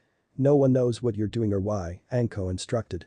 You get caught and I'm going to pretend I don't know what you're doing, you squeal, and I'm going to make your lives more interesting than I will if you just get caught. Better than what would happen to us if we got nabbed by a rival village though, right, Anko-sensei? Naruto asked. Right you are, brat, Anko agreed with a proud smile. The more difficult I make your life here, the less difficult your lives are later. I go easy on you, I have to live with the fact that I could have prevented your deaths, and that's one thing I am not going to spend the remainder of my life dwelling on if I have any say in the matter. Got me? Yes, Anko-sensei. The students agreed. Good. I've got no doubt that you three are going to do me proud, no doubt that you're going to give me the pleasure of watching you surpass me. But that's for later, now is for making my neighbor's life a living hell. You have 3 hours, go. Anko gave her students a 2-minute head start before giving chase. Time to see how they acted on their first independent mission. Ibiki smiled when the representative from Kumo stormed into his office and began screaming at him. The fact remains that he was found in our territory without receiving prior permission to be there, Ibiki replied. He accidentally strayed over the border, that doesn't give you savages the right to torture him. The woman screamed. The damage is so bad that his career as a ninja is over. And the man had been so traumatized that it was unlikely they'd be able to use him in any non-combat capacity. All the result of an unfortunate training accident, Ibiki said flatly. Training accident? You shattered both his testicles, one kidney, half his ribs, both arms, pulped his left hand, and rendered him unable to walk, she hissed. I didn't lay a finger on him, Ibiki replied mildly. If you didn't, then who did? She demanded. One of our instructors wanted to teach her genin team the basics of beating. Ah. Interrogating a prisoner. Ibiki smiled. They got a bit enthusiastic. You know how genin can be. The woman stared at him for a few minutes until her eyes suddenly widened in shock. The significance of the information he'd allowed to slip made itself known. She needed to report what she'd found to her superiors. You haven't seen the last of me, she promised. She had to get out of there before he realized what she'd deduced and found an excuse to deaden and interrogate her as well. He smiled. Just make sure your papers are in order before you return. Wouldn't want there to be any more unfortunate training accidents. That was fun. He thought to himself after the woman had gone. I'm going to have to remember to feed Anko more prisoners so this has a chance of happening again. Sakura raised her fist in triumph. Not only had she found the name of the toxin, it was one that the village should have a large stock of. It was Sasuke that brought her back to the ground. How are we going to get the hospital to give us some? The boy asked.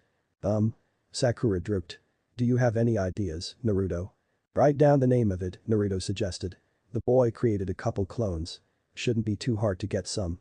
Going to steal it? Sasuke asked curiously.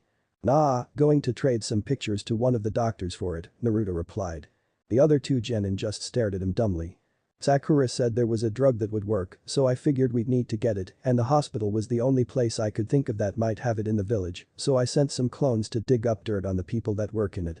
One of the doctors is cheating on his wife with one of the nurses. I have pictures of them in his office to prove it, Naruto explained.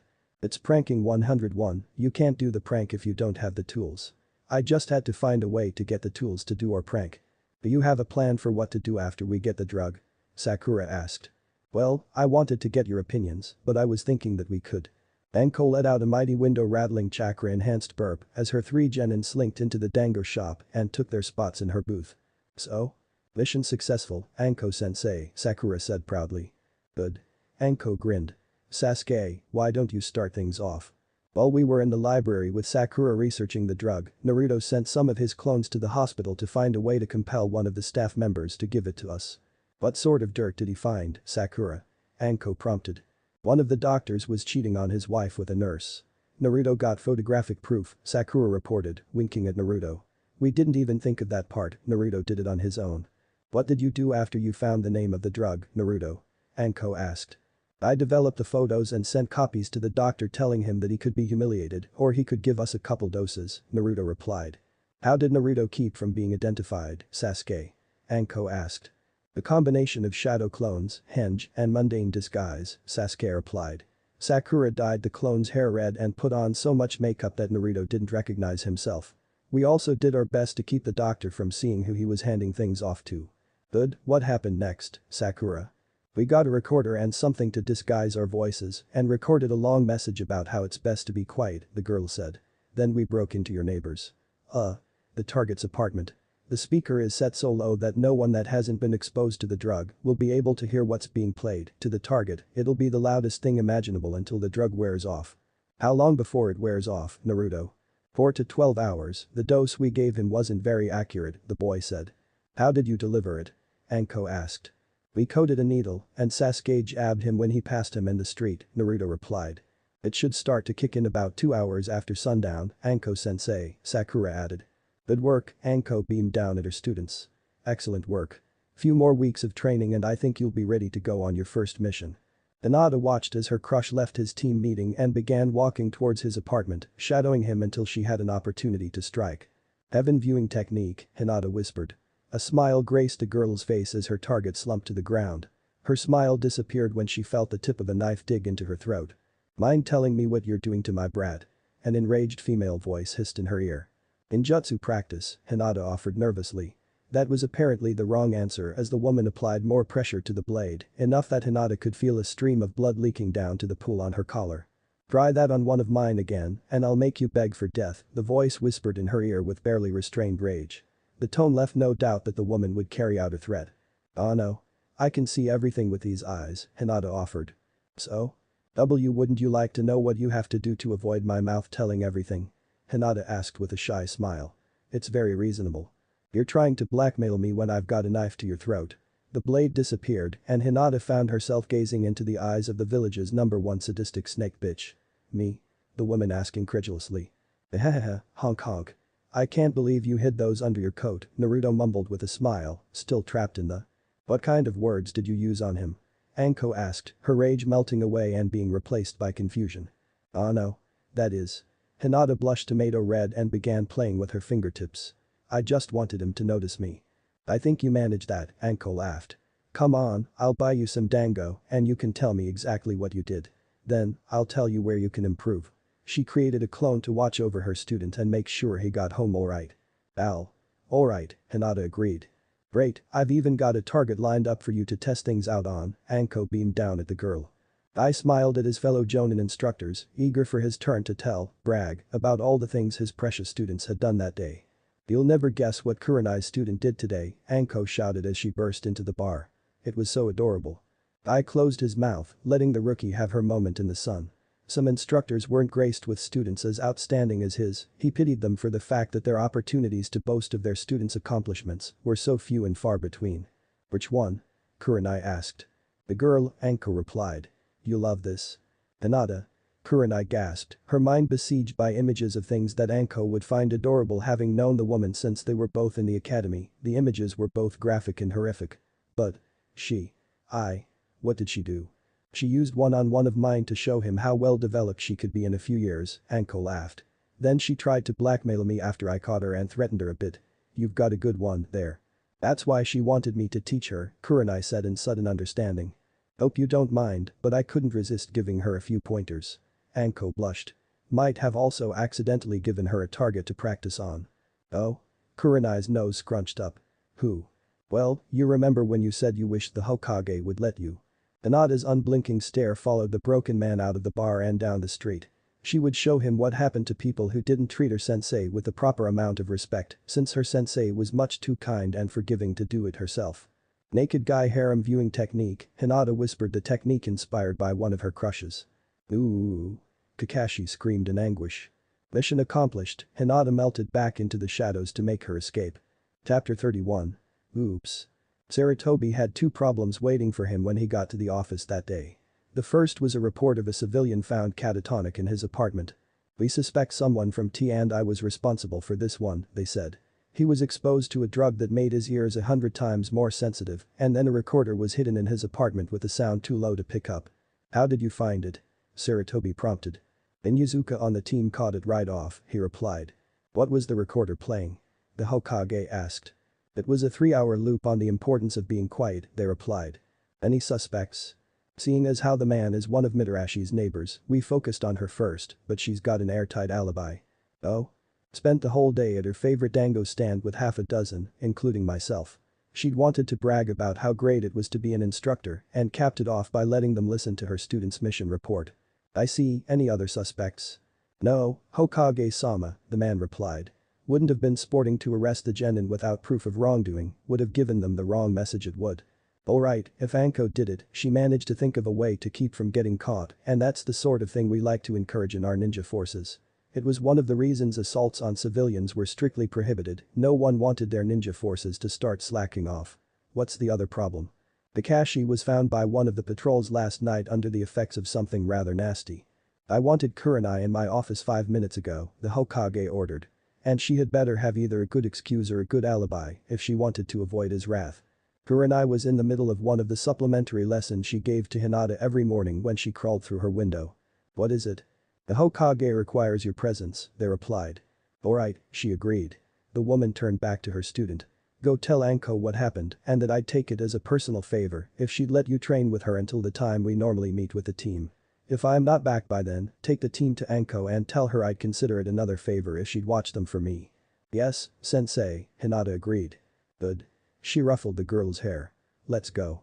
She followed the back to the Hokage tower and then spent 2 hours wondering what she'd done to earn the old man's ire waiting outside his office.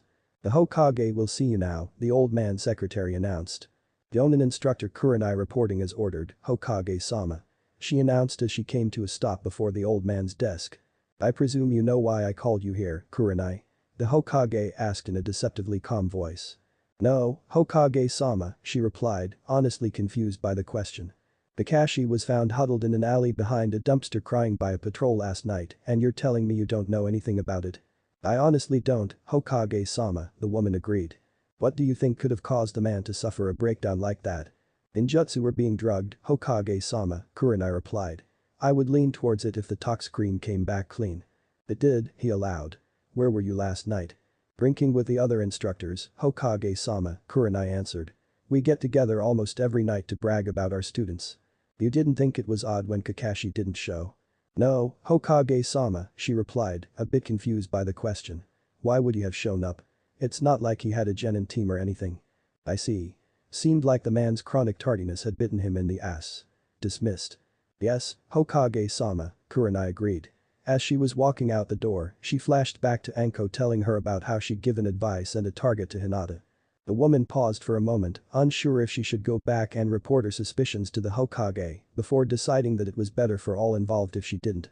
Chances were that Hinata didn't have anything to do with it, a genin would never be able to get the drop on A, especially not one as accomplished as Kakashi, not unless he was completely exhausted and suffering under a mountain of stress anyway.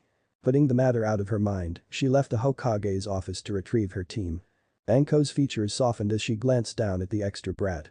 The blonde smiled back, a few days of close contact had done much to erase her nervousness regarding the older woman. "Asuma's still not teaching you?" she asked sympathetically. "He is Anko-sensei," Ino replied quickly. "Much better than he did before, and he also gave me permission to train with your team as much as I want." "When does your team normally start training?" Anko asked in confusion. It was almost sunup and the girl wasn't on her way to meet with her team yet. "Normally, not for another 7 or 8 hours, but Asuma-sensei said we'd be starting early today, so I need to be going in another 4, Ino replied. "Of all the lazy." Anko grumbled. Hokage's son or not, she was less than pleased by the way the bastard was treating his cute little minions. "He figures your clans will pick up the slack." "I think so, Anko-sensei," Ino agreed. "Unfortunately, all of our fathers are active duty nin and don't have the time to train with us every day." "You're welcome to come here as often as you like," Anko offered. "Your teammates too, I suppose, so long as my brats don't mind." "Thank you, Anko-sensei." "What are we going to do today, Anko-sensei?" Sakura asked. "Hold that thought," Anko asked. She smiled widely and waved to someone in the distance. "Come on over." "No," Hinata stammered, blushing deeply at being so close to her crush. "Hi Hinata." Naruto cheered. "I had the best about you last night." That is." Hinata blushed deeply, realizing that Naruto knew what she had done. "I need something." Anko prompted. "The Hokage summoned her for a meeting and told me to tell you that she would take it as a favor if you'd let me train with you until it was time for the team to meet," Hinata reported. "She wants me to babysit your teammates too if her meeting goes long." "Yes, Anko-sensei," Hinata agreed. "No problem," Anko replied with a big thumbs up. Actually, a brat surplus would let her try a few new things. But Tsuchikage knew he had to be dreaming, otherwise there was no way a man wearing a leaf headband would have been able to barge into his office, jump on his desk, drop tro, and… "Leaf rules, stone can kiss my ass." The leaf nin shouted. "Go ahead, kiss it you little bitch." The man punctuated his statement with a gigantic smelly chakra-enhanced fart and then slapped his ass a couple times before stealing the shock into immobility Tsuchikage's hat and diving out the nearest window. Stone sucks. It would be another hour before the shock wore off enough to summon every available nin to hunt down and messily kill the perpetrator, giving the suicidal nin more than enough time to escape back to friendly territory and infamy. Several serious men sat around a dark table carefully considering the information sent from their consulate in Konoha until finally, one of them decided to break the silence. What could have made the old monkey change? "Remember the business with the Hyuga a few years ago? If we press him he'll fall over himself to appease us," another opined. "Might even be able to get our hands on one of the unsealed girls." "The thing with the Hyuga was spontaneous, this was calculated," his colleague disagreed. "You're all wrong," an old voice cracked. "You look at Sarutobi and you see a weak, tired, broken down mess. You think about what he allowed a few years ago after Konoha had been weakened and you think he'll do it again now that Konoha has regained its strength. None of you saw him in his prime, there's a reason the man is called the god of shinobi and it's not because of his strength but because of his intelligence." "What do you think is happening then, old man?" one of the others sneered. "Sarutobi is letting us know that things have changed, Konoha is no longer weak, it's prepared for war. He's telling us that we can stay within our own borders or we'll share our man's fate, he's telling us that he's not going to play nice anymore and he's telling us that he will no longer tolerate our patrols accidentally straying into the land of fire. Ending one of our nins was just his way of letting us know that he wasn't joking and if you are smart enough to listen, one man is a cheap enough price to pay." Agreed, the Raikage ended the debate. "Keep our patrols out of the land of fire, keep our nin away from the monkey's village, and keep an ear out for what stirred the old man up." Meanwhile, a meeting of a similar nature was taking place in the village of Stone. Konoha has never been this bold before. Not since they lost. Yellow flash. The other members of the Tsuchikage's advisory council went white.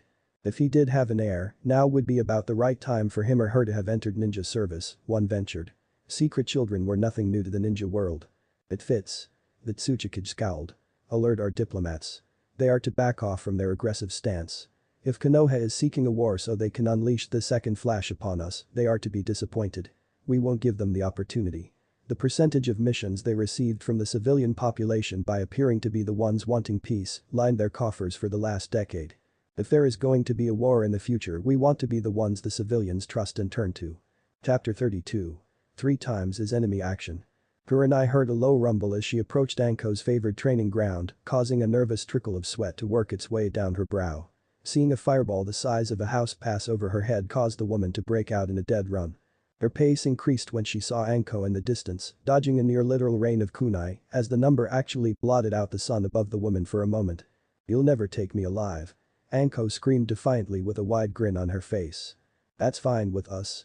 Naruto screamed back with a matching grin, flinging another house-sized fireball. "Great, ain't they?" Another Anko's called out cheerfully. Kurenai looked over to see her friend lounging in the shade of a tree. "Clones. Mine would have taught your brats, but I didn't want to step on any toes." Anko yawned. "They're doing pretty good, tagging my clone a couple times before they collapsed."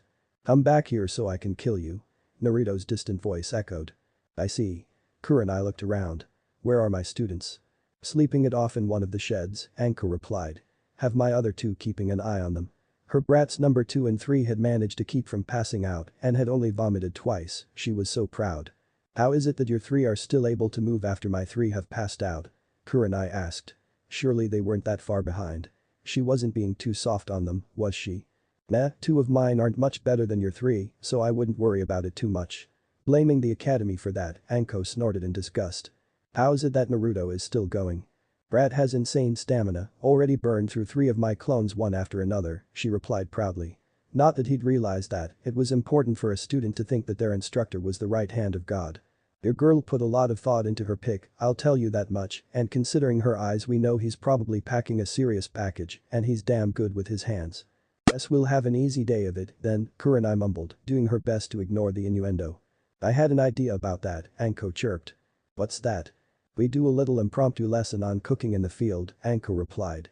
Kurenai mulled over her friend's statement for a moment. "Are you suggesting we have a barbecue?" "Nah, don't have the time for that, I'm suggesting we do some grilling." "Same thing," Kurenai retorted. "Philistine," Anko sniffed. Everyone with even a tiny bit of culture knew that barbecue was low, slow, and the closest thing to ambrosia any lowly mortal was ever likely to experience. Anko put a finger in her mouth and gave a shrill whistle. "Yes, Anko-sensei." A dozen Naruto clones replied. "We're going to cook lunch out here, you 6 dig the pit, you 6 take brats 2 and 3 and go shopping," Anko ordered. She created a clone of her own. "I'll help with the pit by providing the full weight of my vast knowledge and experience," the clone announced. "You'll supervise and throw rocks at us for dodging practice when you get bored or think we're not working fast enough." One of the Narutos translated. "Bingo," the Anko clone agreed. "Follow me." She bounced off into the forest. "What should we get, Anko-sensei?" One of the remaining clones asked. "Go to Ino's team and tell them that they're invited, then get her big bone teammate to draw you up a list," Anko ordered. "And how is he supposed to pay for it?" Kurenai asked. "Hokage will pay for it," Anko replied. "It's in the budget under team building and none of the other instructors are touching their portion, so the fund is flush enough that I can take my brats out to eat every day if I feel like it." And she did, it was one of Sakura's better discoveries. "Let's keep that between the 2 of us," Kurenai whispered, glancing around to make sure there were no hidden watchers. "There's enough for my team to use it too, right?" "Plenty," Anko agreed.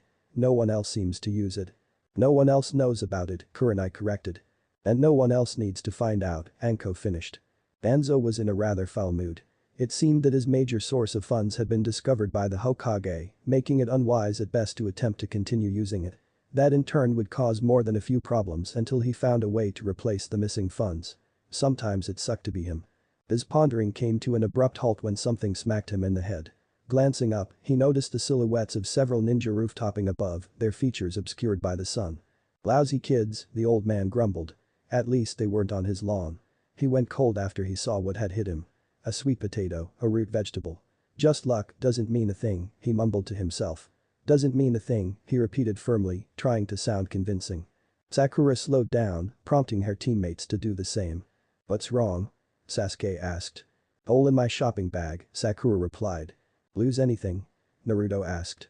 "Don't think so," Sakura said, changing her grip. "Let's go." The Chunin deposited the Tsujikage's hat on the desk at the mission assignment office with a giant grin on his face. "Proof I completed my S-rank mission," he said proudly. Accepted and confirmed, the nin behind the desk agreed. As per standard procedures, you're being placed on 6 months paid leave to recover and will be given your choice of permanent assignment after that.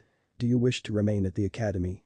I'd rather be eaten alive by aardvarks, the man replied, unable to suppress his grin at the thought of finally being free from his hellish existence. Alright, I'll make a note that we need to find a replacement. Again, congratulations on the completion of your mission and have a good vacation. The nin turned his document around and gave the other man a pen. Sign here, stamp here and here, initial here. Saboru-chin, he mumbled as he signed his name. Awesome name, the compliments. I know, Saboru replied. Anko watched in approval as soon as Akamichi tended the fire and the cooking. Having her brats retrieve him had been one of her better flashes of inspiration. What were those clones you used, Anko-sensei? Naruto asked. They weren't normal shadow clones. Weren't any sort of shadow clone, Anko replied. Are they really advanced, Anko-sensei? Sakura asked, eyes sparkling. Meh, it's half a step up from a normal clone technique, Anko replied, giving her clone a once-over. Sakura, why don't you tell us about the academy clones? It's a web of chakra that manipulates the visible spectrum of light to create an image, Anko-sensei, Sakura replied. Close enough, Anko agreed, cutting Kurenai off. After that, there are a number of solid clones. Most of them use some sort of medium to give strength and durability. First Hokage used wood, Mist likes to use water, etc. What about my clones, Anko-sensei? Naruto asked. Pure chakra constructs, we'll go over some of the advantages and disadvantages of that later, Anko replied. Big disadvantage for a lot of the solid clone techniques is the chakra cost. If I knew the technique, I could maybe create 3 shadow clones without passing out, but that'd leave me useless for most everything else after that. So what are you using, sensei? Sakura asked numbly, thinking about the massive numbers her teammate routinely cranked out and what that said about his power level. Mostly dust and water vapor, Anko replied. Let my clone pick up small objects, but that's about it. Too fragile for most everything but distractions in combat situations. Good for training though, gives you a target you can go after without putting your beloved instructor in any danger. How much chakra does it take, Anko-sensei? Sasuke asked. Bit more than the one they teach you in the academy, Anko replied. Why don't they teach it? They used to, back when the Hokage was a genin, fell out of favor because it wasn't that much better than the one they teach now. At least, that was the given reason. We went to war and the academy got shorter and more basic, the war ended, the academy went back to peacetime footing, but some things didn't go back with it, Kurenai said softly. Couple that with them dropping their standards after we lost so many ninja to the nine-tailed fox. She trailed off. It's why we're spending so much time on the basics, Anko told her team. We sweat now so we don't bleed later. Only bleeding I want to see is what you inflict on our foes. I have nothing to say about it, you brats are going to outlive me, become legends in your own time, and stick around till you're all old and grey. She ruined her dramatic moment with a loud burp. Sarutobi frowned when he noticed a new addition to the outer office, had that always been there or was this just another sign he was getting old? That almost looks like the Tsuchikage's hat, he mumbled to himself. It couldn't be of course, not even his predecessor could have captured it. He glanced around, no one seemed to be paying the object any mind. I must be getting old, he decided. Must have walked by that hat 1,000 times without even noticing it. No way was he going to ask how long it had been there. Bad enough to start slipping without drawing attention to it. Anko had a solemn expression on her face when she met with her team that morning. She had some devastating news to impart, news of a horrible situation that would negatively affect their team. She just hoped the brats were strong enough to take it. Got some bad news for you, brats, the woman said. What is it, Anko-sensei? Someone whom I won't mention got drunk last night and spilled the secret about the team food fund, she replied. Looks like we'll only be getting our fair share from now on. Nuo? Naruto cried, horrified at the prospect of paying for his own ramen again. I found another thing for us to use, Anko-sensei, and Sakura volunteered. Oh?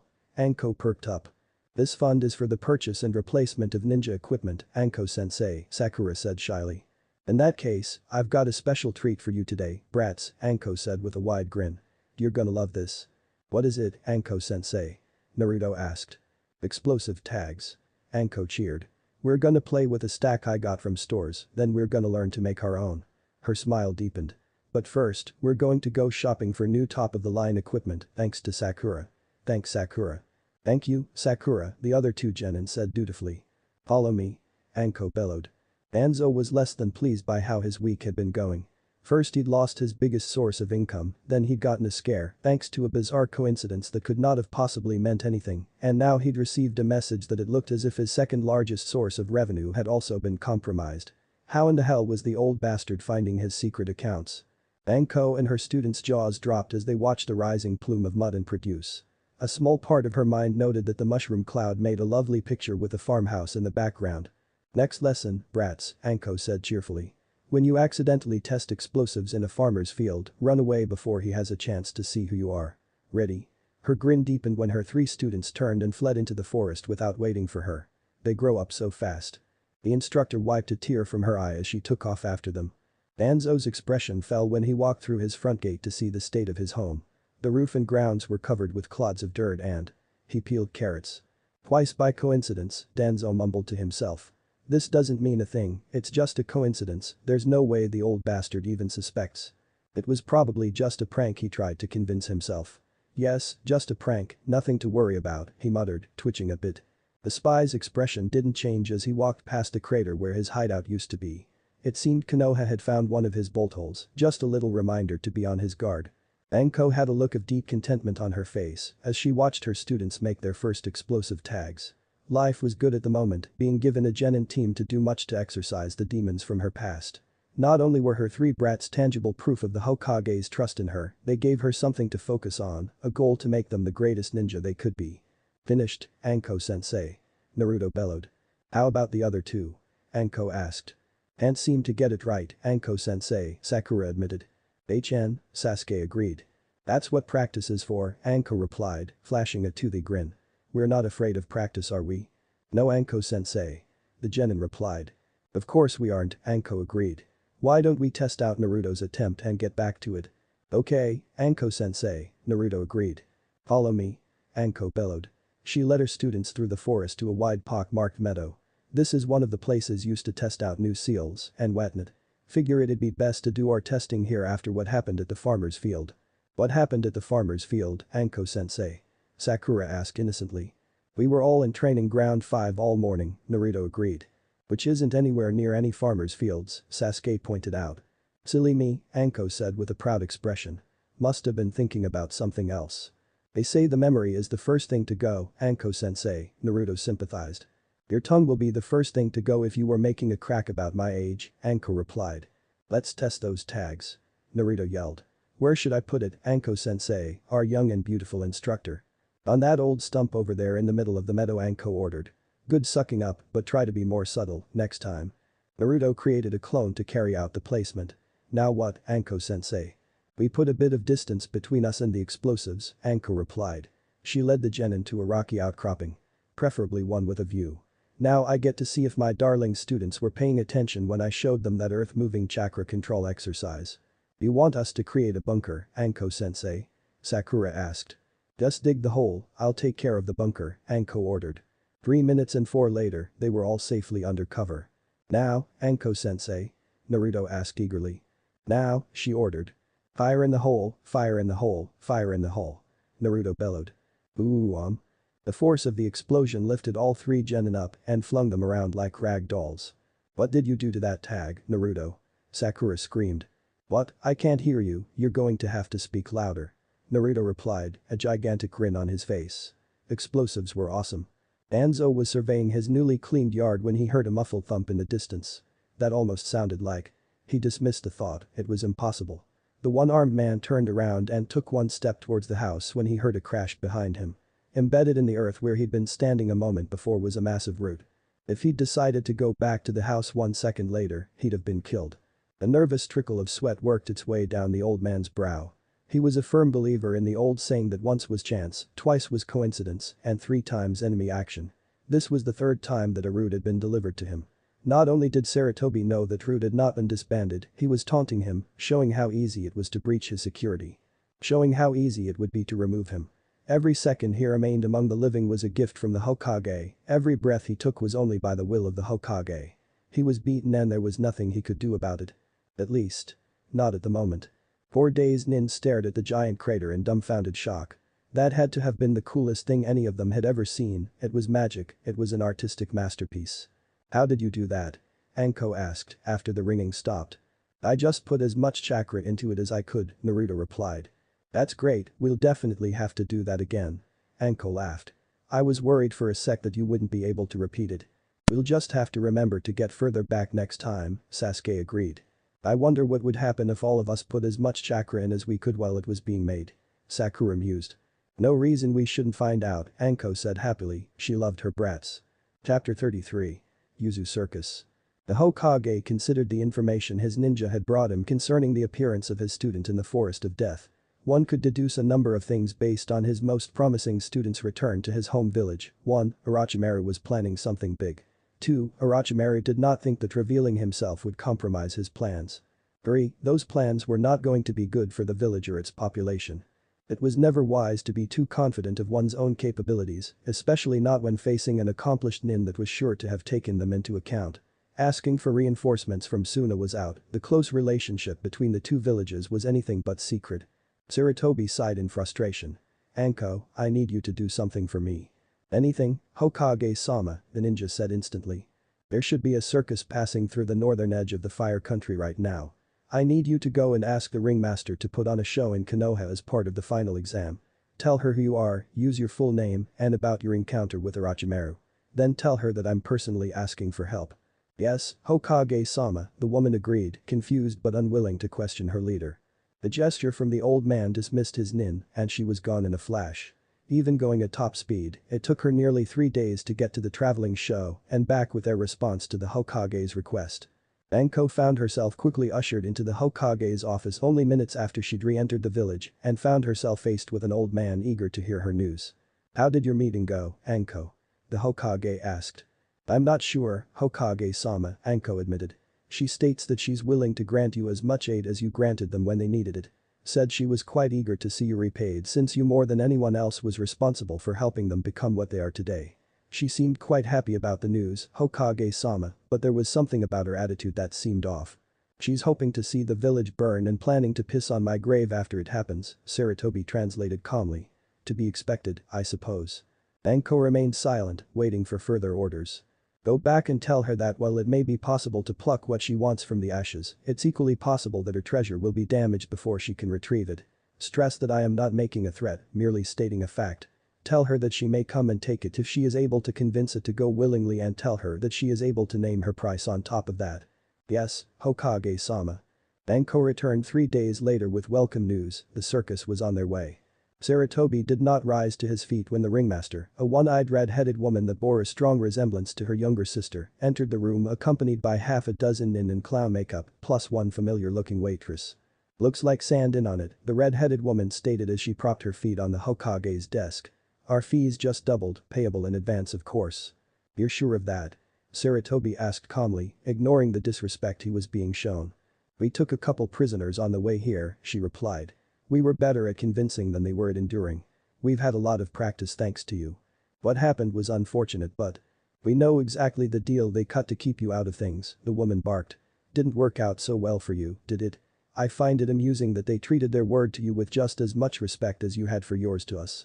I did what I thought best at the time, he said firmly, trying not to sound tired. This was not the time to go over old decisions and old regrets. Then you'll understand exactly why we're going to charge you so much and why we'll need it all in advance. We trusted your village once. Her lip curled. We will not make that mistake again. State your terms. His lips thinned. He hadn't liked the necessity of what he'd done or the cost borne by their closest ally. With a mental shrug, he dismissed uncomfortable thoughts from his mind.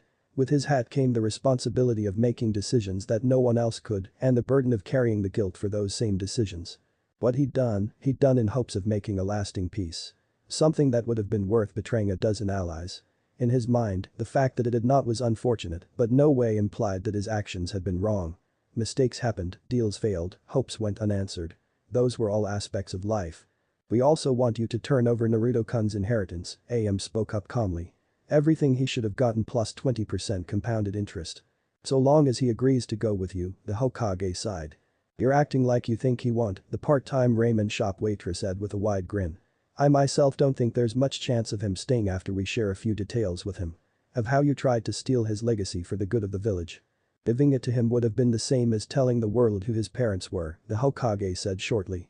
How long do you think he'd have lived after that? better alive and uncomfortable than dead and wealthy. I had every intention of turning it over to him once he'd reached a high enough level of skill. Do you swear to that? The girl asked, grin widening. I do, Sarutobi said formally. Then we can discount that you ever intended to do it, having established what your word is worth, the ringmaster snorted. To restate things, you give us what we want in advance or we watch your village burn.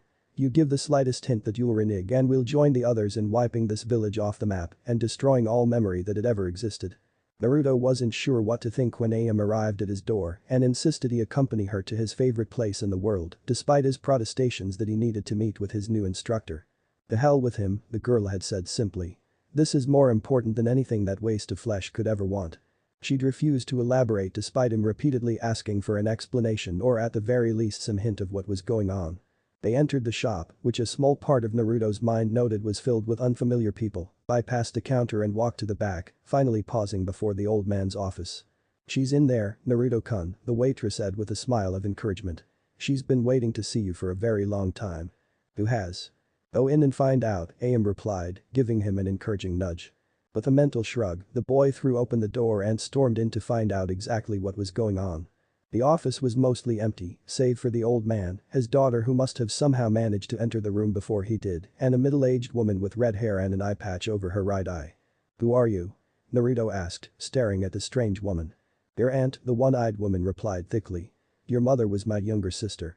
Where were you? Naruto demanded, voice cracking. Why didn't you come get me?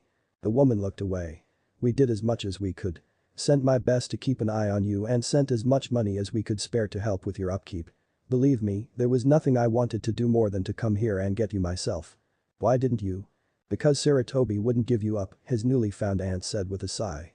It was decided that the risk of provoking a fight with Konoha to force the matter was too high, she admitted, looking sick. We left you here because we decided we'd lose too many to rescue you. That was a mistake, she admitted with a sob. You have my word, nephew, I swear that we'll fight to the last to prevent the old bastard from breaking his word again. Better to die together than to live with the guilt of knowing that we abandoned one of our own again. The woman took a halting step forward. May I hug you? She asked hopefully, bracing herself for the rejection she thought she deserved. Auntie, the boy said unsurely, putting his arms around the woman. Nephew, she stated happily, wrapping his arms around him. Been thinking about doing the whole Yuzu Remnant storyline for a while, now I have. Title omitted. Has the invasion started? Anne asked calmly. It has, her father replied. 2 hours early, the girl sighed. I'm not even close to where I'm supposed to be. You can't expect your enemies to be courteous enough to inform you of every little schedule change. He tied on his Yuzu forehead protector and took a moment to admire it in the mirror. It was the first time since the fall of the village he'd had a chance to wear it openly. Enough dawdling. Yes, father, the girl agreed cheerfully. Anne stepped outside and almost negligently put a kunai into the throat of a sand before killing the rest of the man's team. The absolute nerve of some people, first they start things off early and now they just had to insist on delaying her. She was going to have to make a mental note to properly express how annoyed she was to the proper authorities should she ever get the chance. Anne's eyes narrowed. Too unfortunate and a team of soon-to-be expired stood between her and her charge. Well, she thought to herself. Nothing a bit of violence can't solve. They were dead before they knew they were in any danger. Which left the Anne shattered the first spine with a properly placed palm strike and forcefully twisted the other's head, giving the man a brief view of his own backside before he expired. Hello, Naruto-kun, she said cheerfully, ending another team of sound as she approached. You haven't been hurt, have you? What are you doing here, Am-chan? Naruto shouted. It's not safe. I should be asking you the same question, Naruto-kun, Anne replied. If it's not safe enough for me, it's not safe enough for you either. She absent-mindedly put a kunai through the eye slit of a sand anbu that made the poor decision of getting too close. Why aren't you safe with the others where you're supposed to be? It's every ninja's duty to defend the village. The boy replied loudly. Even when you're no longer part of the village. She teased. The boy turned red. Forgot about that, did you? Yes, I'm just not used to having a family, he admitted shyly. The girl tensed when she felt another presence approach and then relaxed when she recognized it. But when you got here, Anne said sourly. Sorry, the identical girl replied. I was delayed by a group of sound nin. I hope you explained just how unacceptable that sort of behavior is, Anne sniffed. Got a bit too detailed in my explanation, the new girl said, ruefully rubbing the back of her head. Would have been here sooner if I hadn't taken things personally. Naruto's head was swiveling back and forth between the two identical girls. That's right, you never have seen the two of us together, have you, Naruto-kun? The left AM said with a kind smile. Sorry we had to hide it from you, Naruto-kun, the right AM giggled. Chapter 34. Retirement. Confusion. What in the hell had happened? How in the hell had whatever happened? A century's worth of aches were gone as was a decade-old headache. Well, whatever else happened he wasn't going to complain about that part. Rising from his bed, he found himself in an apartment he only vaguely recalled, and the thought that immediately came to mind was, what now? If he were 80 years younger, he'd do his best to save the day through a combination of hard work and making friends. If he were 60 years younger, he'd take control of the village and do his best to prepare it for what was coming and save it from itself. As it was. Bugger him, he was retired, the ungrateful bastards could rot for all he cared. A new problem arrived on the heels of that decision, he was the village's poorly kept secret weapon, they weren't going to just let him go. He looked down at his hands. Soft. He had the skills but lacked the conditioning to walk out the front, best show a bit of guile. After all, who would bother looking for something they knew wasn't missing? Even with the massive use of clones, it still took 2 days before he was satisfied that the system would be self-sustaining. That done, he quietly slipped out of the village, visions of warm tropical beaches and retirement dancing in his head. To say that Kakashi was not happy would be to make a gigantic understatement. On paper, he was the leader of a team consisting of 3 genin. In fact, only 2 of his newly minted subordinates had bothered to show up for the previous 2 days, which limited both the amount of training he could do and the types of missions he could take. Naruto. He bellowed, spotting his wayward lamb and freezing him with his glare. Oh, hey. The boy scratched his chin, looking remarkably unaffected by his teacher's bad mood. Sorry. What was your name again? Is there some reason you haven't shown up to any of the last 2 days of team meetings? He asked icily. Naruto's eyes lit up, now he remembered who the one-eyed stranger was. Under the circumstances, there really was only one thing he could say. Sorry, I guess I got lost on the road of life. Naruto took a moment to take in the scene. Seemed to be the standard helpless villagers being menaced by bandits or pirates or revolutionaries or government goons or whatever. In other words, it was none of his business and unlikely to be profitable enough to be worth his time. Who's in charge here? He asked cheerfully, hoping someone on one side or the other could be of some assistance. I am, the short piggy-looking man at the head of the third-rate goons started with what Naruto assumed was supposed to be arrogant confidence. Who owns that boat over there? Naruto asked, waving at the massive craft moored in the harbor. I do, the same short, fat, oddly familiar now that he got a better look at him, man replied. Great. I'm gonna need to borrow it for a couple days, Naruto said with an idiotic-looking grin. I'll try to have it back to you by the end of the week. No promises though. Everyone stared at the obviously mentally unhinged boy for a few moments until the silence was broken by Gato's loud hog-like guffaws. Break his arms and legs and toss him in the bay, the fat businessman ordered, a jolly grin lighting his face, best entertainment he'd had all month. With one last head shake, the man turned back to the crowd of locals. Now where were we? Oh yes, I was just explaining that. When asked about the incident later in life, Inari would always maintain that the thing that always stuck out in his mind, even more so than the split second of ultra-violence that preceded it, was how long the body remained standing after the would-be tyrant's head had been removed. Sorry, the now terrifying figure said, his grin no longer looking idiotic. I must have misheard. Who did he say that boat belonged to again? Why you, Tazuna stammered, pupils shrunk to pinpricks, heart pounding, and hoping fervently that the terrifying boy didn't decide that it wasn't in his best interests to leave witnesses. Great. Naruto gave the man a big thumbs up. Who's in charge of this island? You are, Tazuna said quickly, knowing in his bones that giving any other answer would lead the end of his family line. No, really. Like I said, I'm not planning to stick around and I'd like to cut a deal for an ongoing supply contract with whomever the local big shot is before I go, Naruto assured the man. So who is it? The villagers glanced at each other. Come on, it's gotta be one of you, Naruto cajoled. I promise not to do anything bad to them, so long as they aren't stupid enough to annoy me. No answer was forthcoming. It took nearly 2 hours for the, by that point, nearly catatonic villager to convince Naruto that there really was no one that held a leadership position more important than fishing boat captain. Damn it. This is exactly the sort of thing I wanted to avoid, Naruto muttered to himself. Well, it wasn't like he couldn't just set up a similar system to the one he had back in his home village. Might even help muddy the water a bit if they ever got wise and got it in their heads to go looking for him. Kakashi arrived at the meeting site an uncharacteristic 5 minutes early with his prisoner in tow, only to be confronted by the fact that his team appeared to have grown by an additional 2 members, as 2 more Narutos were being carefully guarded by his other 2 subordinates. Which one of you is the real Naruto? He demanded, mind working to invent a punishment bad enough to convey just how annoyed he was. I am. The three said as one. No. I am. The three glared at each other. You take that back. I'll prove it. The Naruto in Kakashi's hand said loudly. In a flash, the boy drew a kunai and pricked his left index finger, dispelling himself with a pop. Ha! Sakura's Naruto laughed. Told you I was the real one. You take that back. Sasuke's Naruto growled. Make me. Sakura's Naruto growled back. Before their confused teammates could react, the two Narutos drew kunai and were on each other, each intent on stabbing the other to prove that he was the real one. Unsurprisingly, neither was in. The only lead team Kakashi had to the location of their missing teammate went up in smoke before their eyes. Kakashi pinched the bridge of his nose and slowly counted to 10. See if you can find another one and bring it here.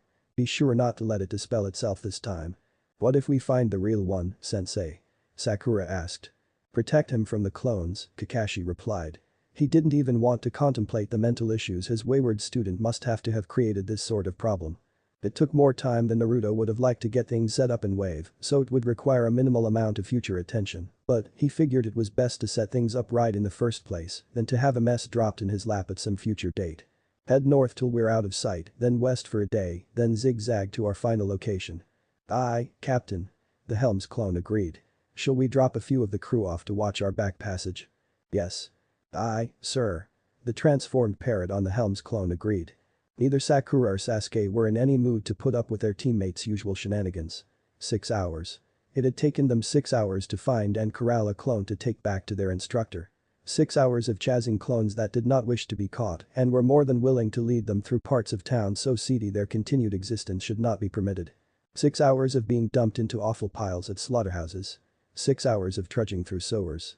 6 hours in which they'd built up a rather large account that would be settled with their teammate the minute they were sure which one he was. Be happy you're a clone, Sakura hissed, a bit of cow brain dripping out of her hair. Because the things I'm planning to do to the original you would make T and I sick. I am the real me, Sakura-chan. Do you know what raw sewage does to shoes? She continued. You had better pray to all that's holy the smell comes out of our hair. What? Sasuke blurted. He hadn't considered that. While not nearly as vain about it as the Hyuga, it was a poorly kept secret how proud the Uchiha clan was in their raven locks. I'll prove that I'm the real Naruto, their prisoner said loudly. Watch. In a poof, 10 more clones appeared. Could a clone do that? Taking it as a challenge, one of the clones summoned another 10. Yes, Sakura said, growing more and more frustrated by the situation. Oh, he would pay, she'd return everything he did 100-fold. His suffering would be the stuff of legends, cautionary tales told by future generations in whispered voices on exactly what a kunoichi was capable of when pushed past the breaking point. Oh. Their prisoner seemed to consider the matter. Well, I'm still the real Naruto. You hear that? A familiar voice called out from the rooftops. Sounds like one of my clones must have come out defective. That's my line. Their prisoner yelled back. Bring it. The two genin were engulfed by a wave of orange as Naruto seemed to appear from all directions.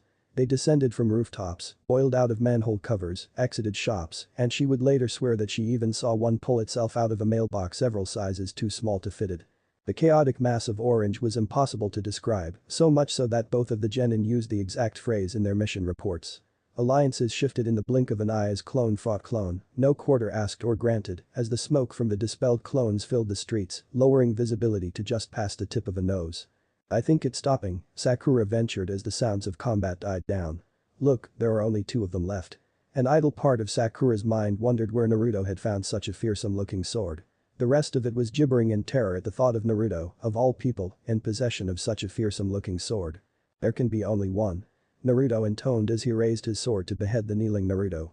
Satoshi had been there for 3 years and a gate guard for 2.5 years since he realized what a sweet gig it was. Sure, in theory, he was there to be a human tripwire, to alert the village of a coming danger with his messy death at the hands of an S-rank enemy. In practice, that sort of thing never happened. What do you mean we can't just leave? The spokesman of the group of 100 Narutos confronting him demanded. Which didn't mean there weren't any annoyances of course, no job was all good. Exactly what it sounded like, Satoshi replied blandly. Ninja may not leave the village without authorization from the Hokage or as part of an approved mission. In a flash, one of the clones turned into a surprisingly good copy of his older sister. Is that supposed to be a threat? He asked blandly. No, another replied, turning into a copy of him. This is. Oh brother, we must not, we're siblings. What will the neighbors say when they see pictures of us in mid-coitus? They'll say that I must have forced you into it, since that's what the police will say, the clone resembling him assured her. Someone calls for us. Two clones transformed to look like police asked. You're all clones, right? Satoshi asked. Cause the rules are kinda iffy on if clones can leave without permission. For the sake of this argument, sure, we're clones, the spokesman agreed. I am going to close my eyes and count to 100, Satoshi said calmly. No one had better go through this open gate while I'm doing it. 1, 2, 3. The Hokage has thought he'd seen it all in the decades since he'd taken his position. Wars, demon foxes, betrayals, bored uzumaki, horrors unseen by any of the current generation. He thought he'd seen it all, that there was no problem he had not faced before. He was pleasantly surprised to find that he was wrong. The fact that there were still unknown problems in the world meant that there were still unknown challenges to face. It was almost refreshing. That's the story, Hokage-sama, Kakashi finished, his eye on Naruto. He and the rest of the team had managed to get to the tower before its fellows could pop it. Let's leave aside the issue of who the real Naruto is for the time being, Sarutobi stated. I know which one he is, and the real Naruto knows which one he is, and that's all that matters for now. He gave the probable clone on the other side of the desk a knowing wink. Sure. The probable clone facing him and, worryingly, two of his guards, a potted plant, and his hat winked back. Moving along. We found several seals scattered around the village that seemingly, for lack of a better term, respawn-popped clones. Several of his most qualified researchers had been excitedly studying them since discovery. Were you the one that made those seals, Naruto?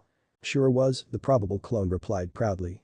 It has also come to our attention that several clones have been witnessed placing seals on themselves to increase their durability, speed, and other attributes. Anything to be a better ninja. The likely clone explained. How did you make those seals, Naruto? Every non-Naruto in the room held their breath as the almost certain clone opened his mouth to speak, each straining to hear, focusing all their attention on what they hoped would be the identity of a target they could wreak vengeance upon. Well, it all started when I learned that the Uzumaki clan were awesome at seals, the boy said proudly. So you've been studying on your own? Sarutobi asked. It was possible his predecessor and/or his wife had left some sort of blood-locked repository for their son. Nah, he laughed. Like I said, I'm an Uzumaki. Yes. Go on. He had a very bad feeling about this. And Uzumaki were awesome at seals, Naruto continued. So? The feeling had just gotten much worse. Perhaps it was time to think about a quick trip to the capital to consult with the daimyo.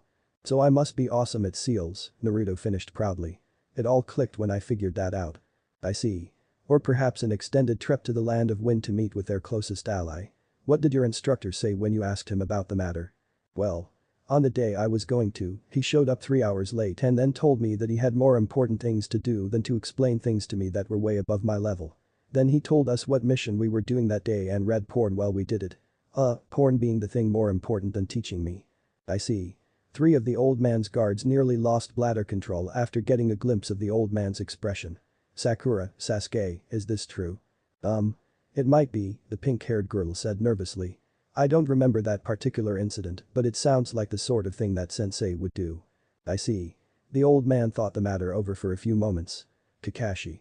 You do of course know that a teacher is responsible for the actions of their students. 20 minutes later, Inoichi brushed past a sick-looking Kakashi as the other man stumbled out of the Hokage's office, trailed by at least 2 of his students. It was quite evident that the man knew that he was well and truly bonded. Though, in his defense, who could predict that ignoring your students could backfire in such a truly spectacular fashion? You've finished your initial evaluation? The Hokage asked. I have, Inoichi replied. Myself and several clan members have conducted a series of tests on several clones and have come to some rather disturbing conclusions. How did you acquire the clones? 6 were captured by placing bowls of ramen under a box trap, 7 were purchased from the Committee for the Promotion of Mizo, 4 were purchased from the Committee for the Promotion of, and 1 was found posing as one of my researchers. Thanks only to the fact that the clone had had the poor sense to wear an orange lab coat, other than that he had managed to perfectly duplicate everything about the woman down to a scar on her left heel. The committees for the promotion of Mizo and the Hokage asked dryly. Several groups of clones have banded together to declare that their favorite kinds of ramen are superior to all others. Any clones unfortunate enough to fall into the hands of a rival faction are tried and, when found guilty, executed by guillotine. What? They set one up in the village square and have been surprisingly good about sharing it. Incidentally, if you were wondering where Anko and Ibiki are, it's probably best not to. Leaving all that aside, what are your conclusions on Naruto's mental state? They aren't good. Normal people are usually reluctant to kill their clones, and normal clones don't think they're real people. So? In short, in our professional opinions, Naruto is batshit crazy. And this fic was fueled by moonshine, which tastes different if you know it's been taxed. Amak. The Prince of Orange. I got something so good I wanted to see your reaction to it, Jiraiya stated. Well? You know that new village, sound? What of it? It was founded and controlled by Orochimaru, Jiraiya stated. Wow, how did we miss that? He was better at hiding than we were at seeking, I guess, Jiraiya stated. Was it? Made the mistake of crossing someone better than he was. You've confirmed this. Even stopping to visit the princess and have her do a quick check, Jiraiya agreed. Which reminds me, I'm going to have to get the price of 3 S-rank missions from the slush fund. 3. It's what it cost to buy her debt. Who did it? New player. Calls himself the Prince of Orange and has a whole army of masked identical soldiers. Chapter 35. Happy Life. It was with uncharacteristic seriousness that Naruto ate his ramen that morning as he and his new teammate waited for their instructor. It was quite possible, he thought to himself, that he'd been blessed with the perfect teammate. She didn't hit him or belittle him, she did teach him cool news and helped him with his pranks, not to mention the fact that she liked ramen too. He wondered if she knew how to cook it too. If she did, she might just be the perfect woman, he thought in wonder. Mom, what are you doing here? His teammate's voice pulled him from his musings. I'm your new instructor, dear, the curvy blonde replied. I needed something to do now that you're on active service, and this seemed to be a good fit. Oh, the girl said, pleased that higher-ups were showing some sense. Care to join us? Thank you, dear. The woman sat beside her daughter. Good morning, Naruto. Good morning, Mrs. Yamanaka, the boy replied. Call me sensei, Naruto. Okay, sensei, the boy agreed. Now, to start with, there are a few things you need to know about how genin teams are usually put together, the woman began, noting that the chef had already gotten started on her usual. Like what? Naruto asked. Well, to start with, teams in Konoha usually consist of 3 genin, Ino's mother began. They're also usually given a test to make sure they're capable of being fielded. Hokage's dealing with the first part right now, and you've both been granted exemptions from the second test. See, Naruto, I told you they'd see how awesome we are, Ino said to her. Who's going to be our third teammate, Mom? Well. The woman broke off as her order was placed in front of her. Hey. Naruto said, pointing at what appeared to be a grown man dressed as a 10-year-old girl. Look at that. Just ignore him, Ino's mother advised. Different people deal with the stress of being a ninja in different ways. Okay, Mom, Ino agreed, wondering if Kakashi had done anything to offend either of her parents lately. So who's our third member? Why don't we just let that be a surprise? Hiruzen sat silently in his office and puffed on his pipe, watching the man in front of him for a long while. You mean Iruka? He said after a long while. Yes, honored Hokage. Iruka said with just a hint of nervousness. Having reviewed the reports from last night, I find myself quite troubled. As am I, honored Hokage. Iruka said with a frown. Hiruzen puffed at his pipe. Indeed, though I wonder if you understand the issue at hand. Izuki Iruka began, only to be interrupted by Hiruzen. Has been dealt with. No, my current concern is the state of my village. State of the village, sir? Iruka asked in confusion. Hiruzen puffed his pipe for a few moments and just stared at the man. Indeed. He said finally. I am most concerned about the fact that a traitor was able to gain access to the academy. Several of my advisors have pointed out exactly how badly it could be for our enemies to see how vulnerable we've allowed ourselves to become. As you say, sir, Iruka said, unsure of why the old man was telling any of this to him. They were divided on how to address the situation. A vocal minority suggested scapegoating you by either reducing your rank or using a harsher form of punishment. They have been dealt with. Thank you, Hokage-sama. A village that punishes a loyal ninja for its own failings is a village unworthy of the ninja who give it loyal service. I am troubled that any of my advisors allowed themselves to forget that. The old man tapped the ashes out of his pipe. Still, it is not a situation we can just ignore, which is why I called you into my office. Imino Iruka, effective immediately, you are removed from your position at the academy and transferred to one of the active teams. Your new team leader will meet you at Ichiraku Ramen and will explain things in more detail. Understood, Hokage-sama. Dismissed. Yes, Hokage-sama. The man's heart sank, he had enjoyed his time at the academy and the feeling that he was making a difference by guiding the village's future defenders. He would miss it. With a sigh, Ino's mother put down the spoon after sampling the broth. It was perfect, as always, like drinking liquid pork. Why don't I just let that be a surprise, she said with a mysterious smile. He should be here soon anyway. Okay, Mom, Ino agreed. They didn't have long to wait for the mystery to be solved as it wasn't 5 minutes before a depressed-looking Iruka came through the front doors. Iruka-sensei. Naruto cheered. What are you doing here? Meeting my new team, the man replied. Yourselves. Waiting for our new teammate so we can start having missions. Naruto replied loudly. Why don't you wait with us? A quick glance at the amused caused a flicker of hope to grow in his breast. Don't think that'll be necessary, Naruto. You mean? The boy's eyes were sparkling. The perfect girl and her awesome mom combined with the best teacher at the academy. Best team ever. Iruka took a seat next to his new team leader and signaled for the shop owner to prepare as usual. I imagine you're wondering why you were assigned to this team, she said in a low voice. The Hokage informed me that it was part of a plan to ensure the village did not appear vulnerable. Partly, she agreed. My daughter managed to conceal the fact that she could have easily taken the Rookie of the Year slot and her love interest, coincidentally the reason she decided to reveal some of the skills she wasn't supposed to know, managed to learn a technique from the Forbidden Scroll in almost no time. She picked up her bowl and took a deep slurp, not to mention the multiple S rank. Slit your throat before reading, secrets around him. I requested a skilled trustworthy assistant instructor and the old man decided to throw Sai a bone. Oh? It's obvious that you were undercover the whole time and we had the situation under control. She snorted. Congratulations on your promotion to special, by the way. What? Backdated to a bit before you joined the academy. Implies that we knew about Mizuki the whole time. Anything to avoid the wrong people looking foolish, I suppose. Blame my daughter for that one. Oh? We're fairly sure she's the one who planted the idea of you being a counter-intel operative in need of a promotion and an assignment to me as an assistant instructor. She smirked. The draft of your commendation made more than one mention of your close association with Naruto, the best of the year's crop. Iruka grinned. Nice to be appreciated. What about the demotion that was suggested? Recommended by a couple of the Hokage's advisors. Hokage was fairly annoyed about it when we thought that my daughter had used clan techniques to make it happen to free you up for the team. Did a bit of digging after the commendation was turned in. Old man was furious when he found out they were just being bastards due to your close association with Naruto.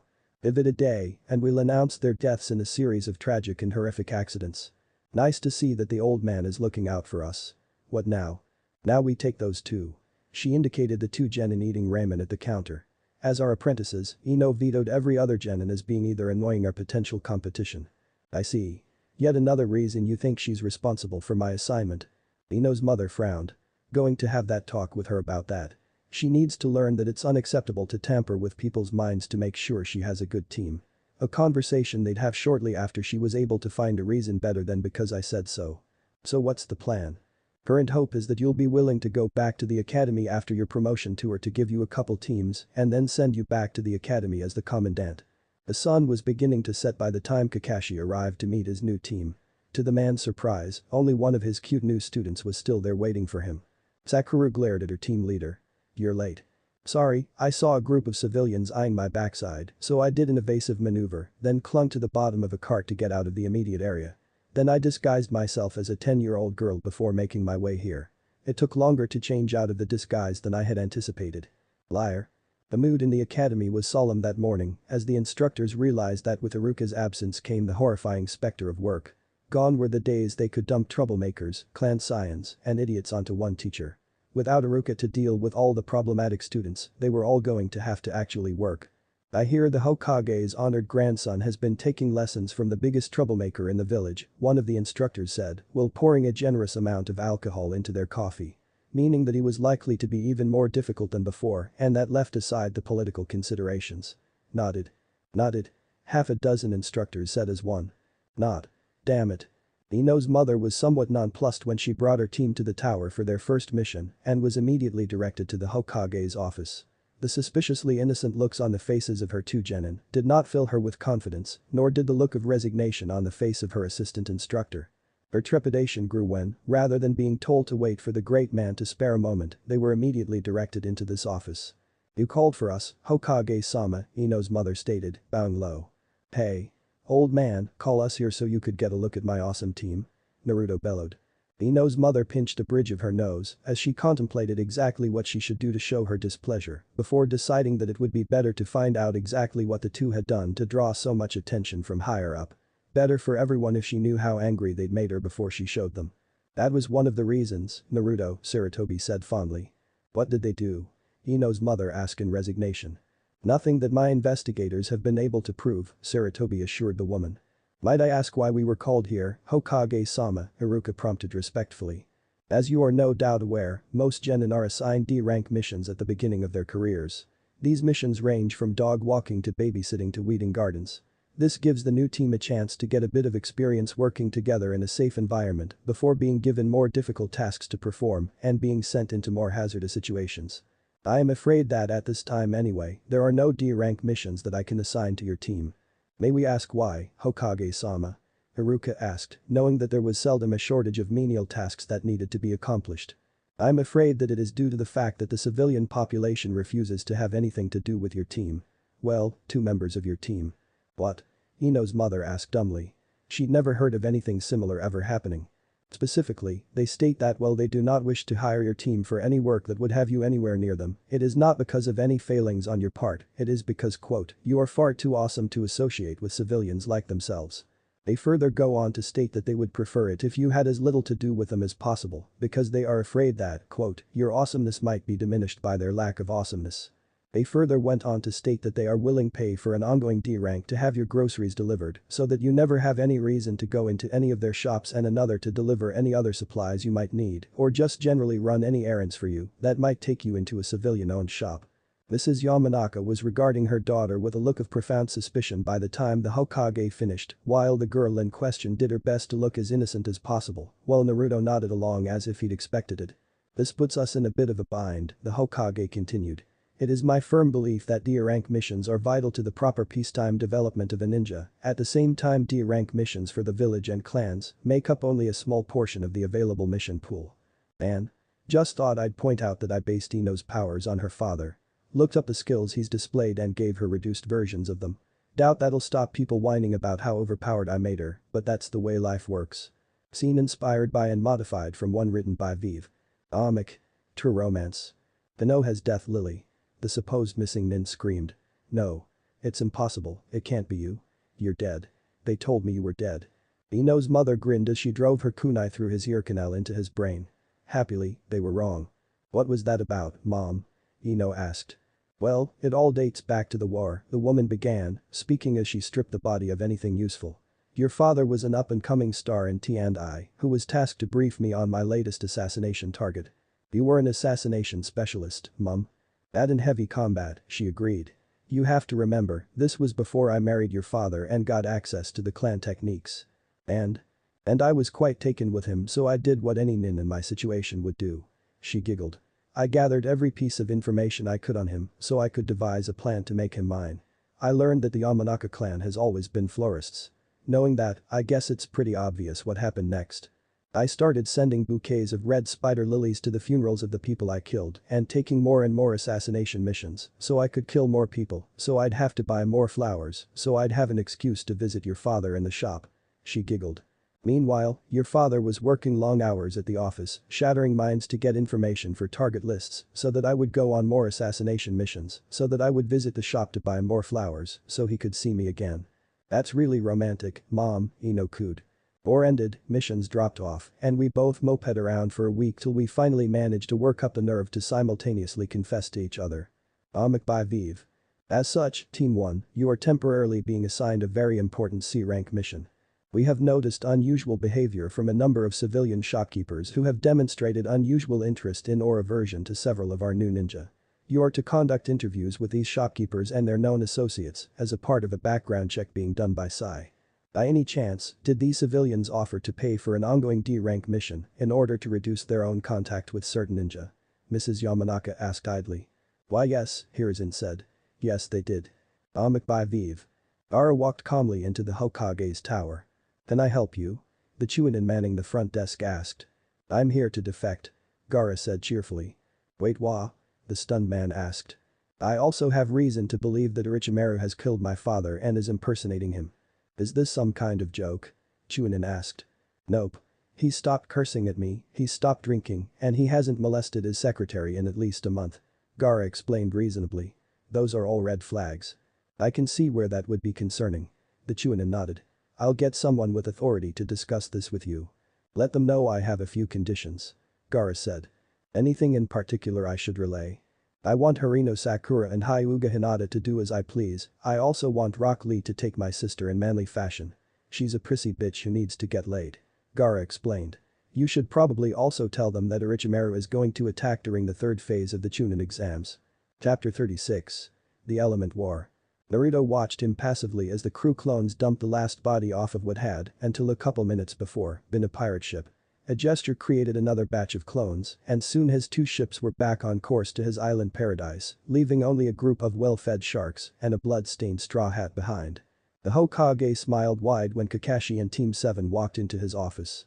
Not a minute late, it looked as if his threat warning had been taken seriously. You called for us, Hokage-sama, Kakashi stated. Yes, as I mentioned in my note, the Narutos are up to something again, and it is up to you to stop it if you wish to avoid being responsible for even more damages. Might I ask what they are doing this time, Hokage-sama? They've broken into groups and are arguing about which element is the best. They've determined that the best way to determine which group is correct is to stage a war. The winning side is right, the losing sides are dead, and I suspect a large portion of the village will be destroyed. Their mission, should you choose to accept it to avoid being responsible for the damages, is to prevent the element war. Good luck, your bank account depends on it. We won't fail you, Hokage-sama, Sakura stated after it became evident that her team leader had passed out. Dismissed. Yes, Hokage-sama, Sakura agreed. HNN. The clone in the crow's nest leapt to his feet with a cry of excitement. Land ho. How's it look? Naruto called back. Completely undeveloped. We'll need to construct everything from scratch. What we expected, Naruto mused. Lower a longboat and send out a landing party. Housing sites and a good place to construct a wharf? One of the clones asked. Yes, Naruto replied. Make sure there won't be any surprises. Be just our luck to find a secret mist base or something. It did not take long to find Hinata. The girl was at her team training grounds, giggling in a way that bore a disturbing resemblance to the sounds Kakashi made when reading his favorite book. Why don't you two see what she knows, Kakashi ordered. You already know her. And he didn't want anything to do with the creepy Kunoichi or her bizarre laughter. Sakura shot her instructor with a poisonous glare before following his orders. Hey, Hinata, how have you been? Wonderful, the girl purred. This has been the best week ever. Great, Sakura said awkwardly. So, we were hoping to ask you a few things about Naruto. A rank pay, the girl said immediately. What? Sakura said dumbly. The village already assigned me a long-term S-rank mission for the study of Naruto-kun, a rank pay for anything extra. The girl had become quite mercenary after learning exactly what she could get with the right amount of ramen. Sensei? Sakura turned to the man. Done, Kakashi said instantly, knowing that it was likely much cheaper to just pay up. What can you tell us about the element war and why it's happening? Sakura asked. Hinata wilted. Pay for 6D rank missions. What? I don't know much about that, but I do have a source I can give you. Kakashi perked up a bit, things were looking up. Deal, what do you know? Passion advance, Hinata replied. You are well known for tardiness, and I would not wish to find out if that extends to paying your debts. Kakashi paid the girl without a word. There is a Naruto that specializes in information, but he'll do pretty much anything if you give him enough ramen. Hinata giggled pervertedly. He hangs out in the back corner of Naruto's favorite ramen shop. Tell him that I sent you. Come on, team, we've got a mystery to solve, Sakura said, growing more and more uncomfortable by Hinata's behavior and wanting to get away from the other girl as quickly as possible. Naruto leaned back as far as he could as his gaze stared off into the horizon. This was life, no responsibilities, no villagers, no expectations. Nothing but wind, sand and waves. Should have the distillery set up by the end of the week, his chief clone reported. Docks will be done by about the same time. Beach house. By the end of the day. Excellent, Naruto sighed, a peaceful retirement at last. There were 24 clones in the ramen shop when they arrived. Tucked in a dark booth in the back corner was one clone that had some indefinable quality that made him stand out from the rest. Slowly, they approached the booth and Sakura cleared her throat to draw his attention. We need your help with something, Sakura said, having given up on her instructor or her other teammate. Standard fee is 3 bowls for a sit-down. I'll tell you how much more it'll take to complete your request, the clone said calmly. Old man knows what I like, buys the tickets and brings them back, and we can get started with our business. You're charging us for a meeting. Cuts down on the number of people that waste my time. The transaction was made and she slid the stack of meal tickets across the counter. The clone carefully checked each ticket before turning back to the conversation. Well, you do what you have to get your ramen. He sighed. Okay, Sakura, tell me what you want and I'll tell you how much more ramen it'll cost you. I don't want anything, it's Kakashi-sensei that needs you. There isn't enough ramen in the world, the clone said flatly. We need information on how to stop the element war before it begins. Why didn't you say so? Should have started with that rather than telling me Hinata sent you. It'll cost you 100 bowls of ramen. Sakura's eyes narrowed. What does Hinata have you do? She asked suspiciously. 1,000 bowls for that info. We don't have time for that right now, Kakashi interjected. The man quickly paid the waitress and turned the tickets over to the clone. Legend tells of one of us, a Naruto just like any of us, that decided to revisit our prank on the Hokage monument. Inspired, he went up to complete his task only to be caught in a pit trap. 4 days and 4 nights he went without ramen. The clone shuddered in horror at the thought. The first night went quickly, he'd eaten before he left and he still had hope that he'd be able to get out and eat himself sick the next morning. The withdrawals hit the second night, he lay in the bottom of the pit screaming and covered with his own filth. You understand that he went quite mad the third, reason left him and he was nothing but a twisted shell until the fourth night when it happened. What happened? He achieved enlightenment. The clone smiled. Speak with him, ask him to end this senseless fight. None of us are half as respected as the one who survived 4 days and 4 nights of hell. Naruto sighed in contentment. Going back in time had not adversely affected his ability to mix a cocktail. 2 ounces of rum, 1 ounce of lime juice, half an ounce of simple syrup and a dash or 2 of bitters equaled bliss. Best thing about going back in time was that he was young enough to really appreciate his retirement and had even more years to enjoy it. Naruto smiled, he was going to have to devote some time to studying the matter to see if he could replicate it. They found the clone they were searching for sitting on a boulder with a look of serenity on his face and a stack of empty ramen bowls at his side. I sense that you have come with a question, the clone said serenely. We were told that you could stop the element war, Sakura volunteered. I can indeed, the clone agreed. But should I? Yes, she replied instantly. So sure of yourself, the clone laughed. How could I ignore such sincerity? Very well. Kakashi uses an awesome to make a giant flaming dragon covered in lightning or something and shoot it straight up. My other selves will know to come. They did, there were thousands of them. Trees, buildings, every inch of ground was covered by Narutos. My fellows. The enlightened clone called out. I have heard of your conflict and have been asked to end it by telling you which side is right, which element is best. The assembled Narutos held their breath, the air went still. The answer is simple, none of them are the best. Rather than elements, you should focus on explosive seals that combine them all for what is cooler than a meteor, with a core of ice covered in fire, crackling with lightning, and surrounded by air blades falling to the ground and exploding when the ice turns to steam. Nothing, that's what. The assembled Narutos gave a mighty cheer. Kakashi felt numb, falling to his knees he didn't even notice the arrival of the Anbu team. Ada Kakashi, the Hokage, would like to see you in his office right now. Thanks for listening. I do hope you enjoy it. Turn on that bell notification. Like, subscribe and comment down below. And also check out the others videos. I have created and enjoyed it. See you guys next video.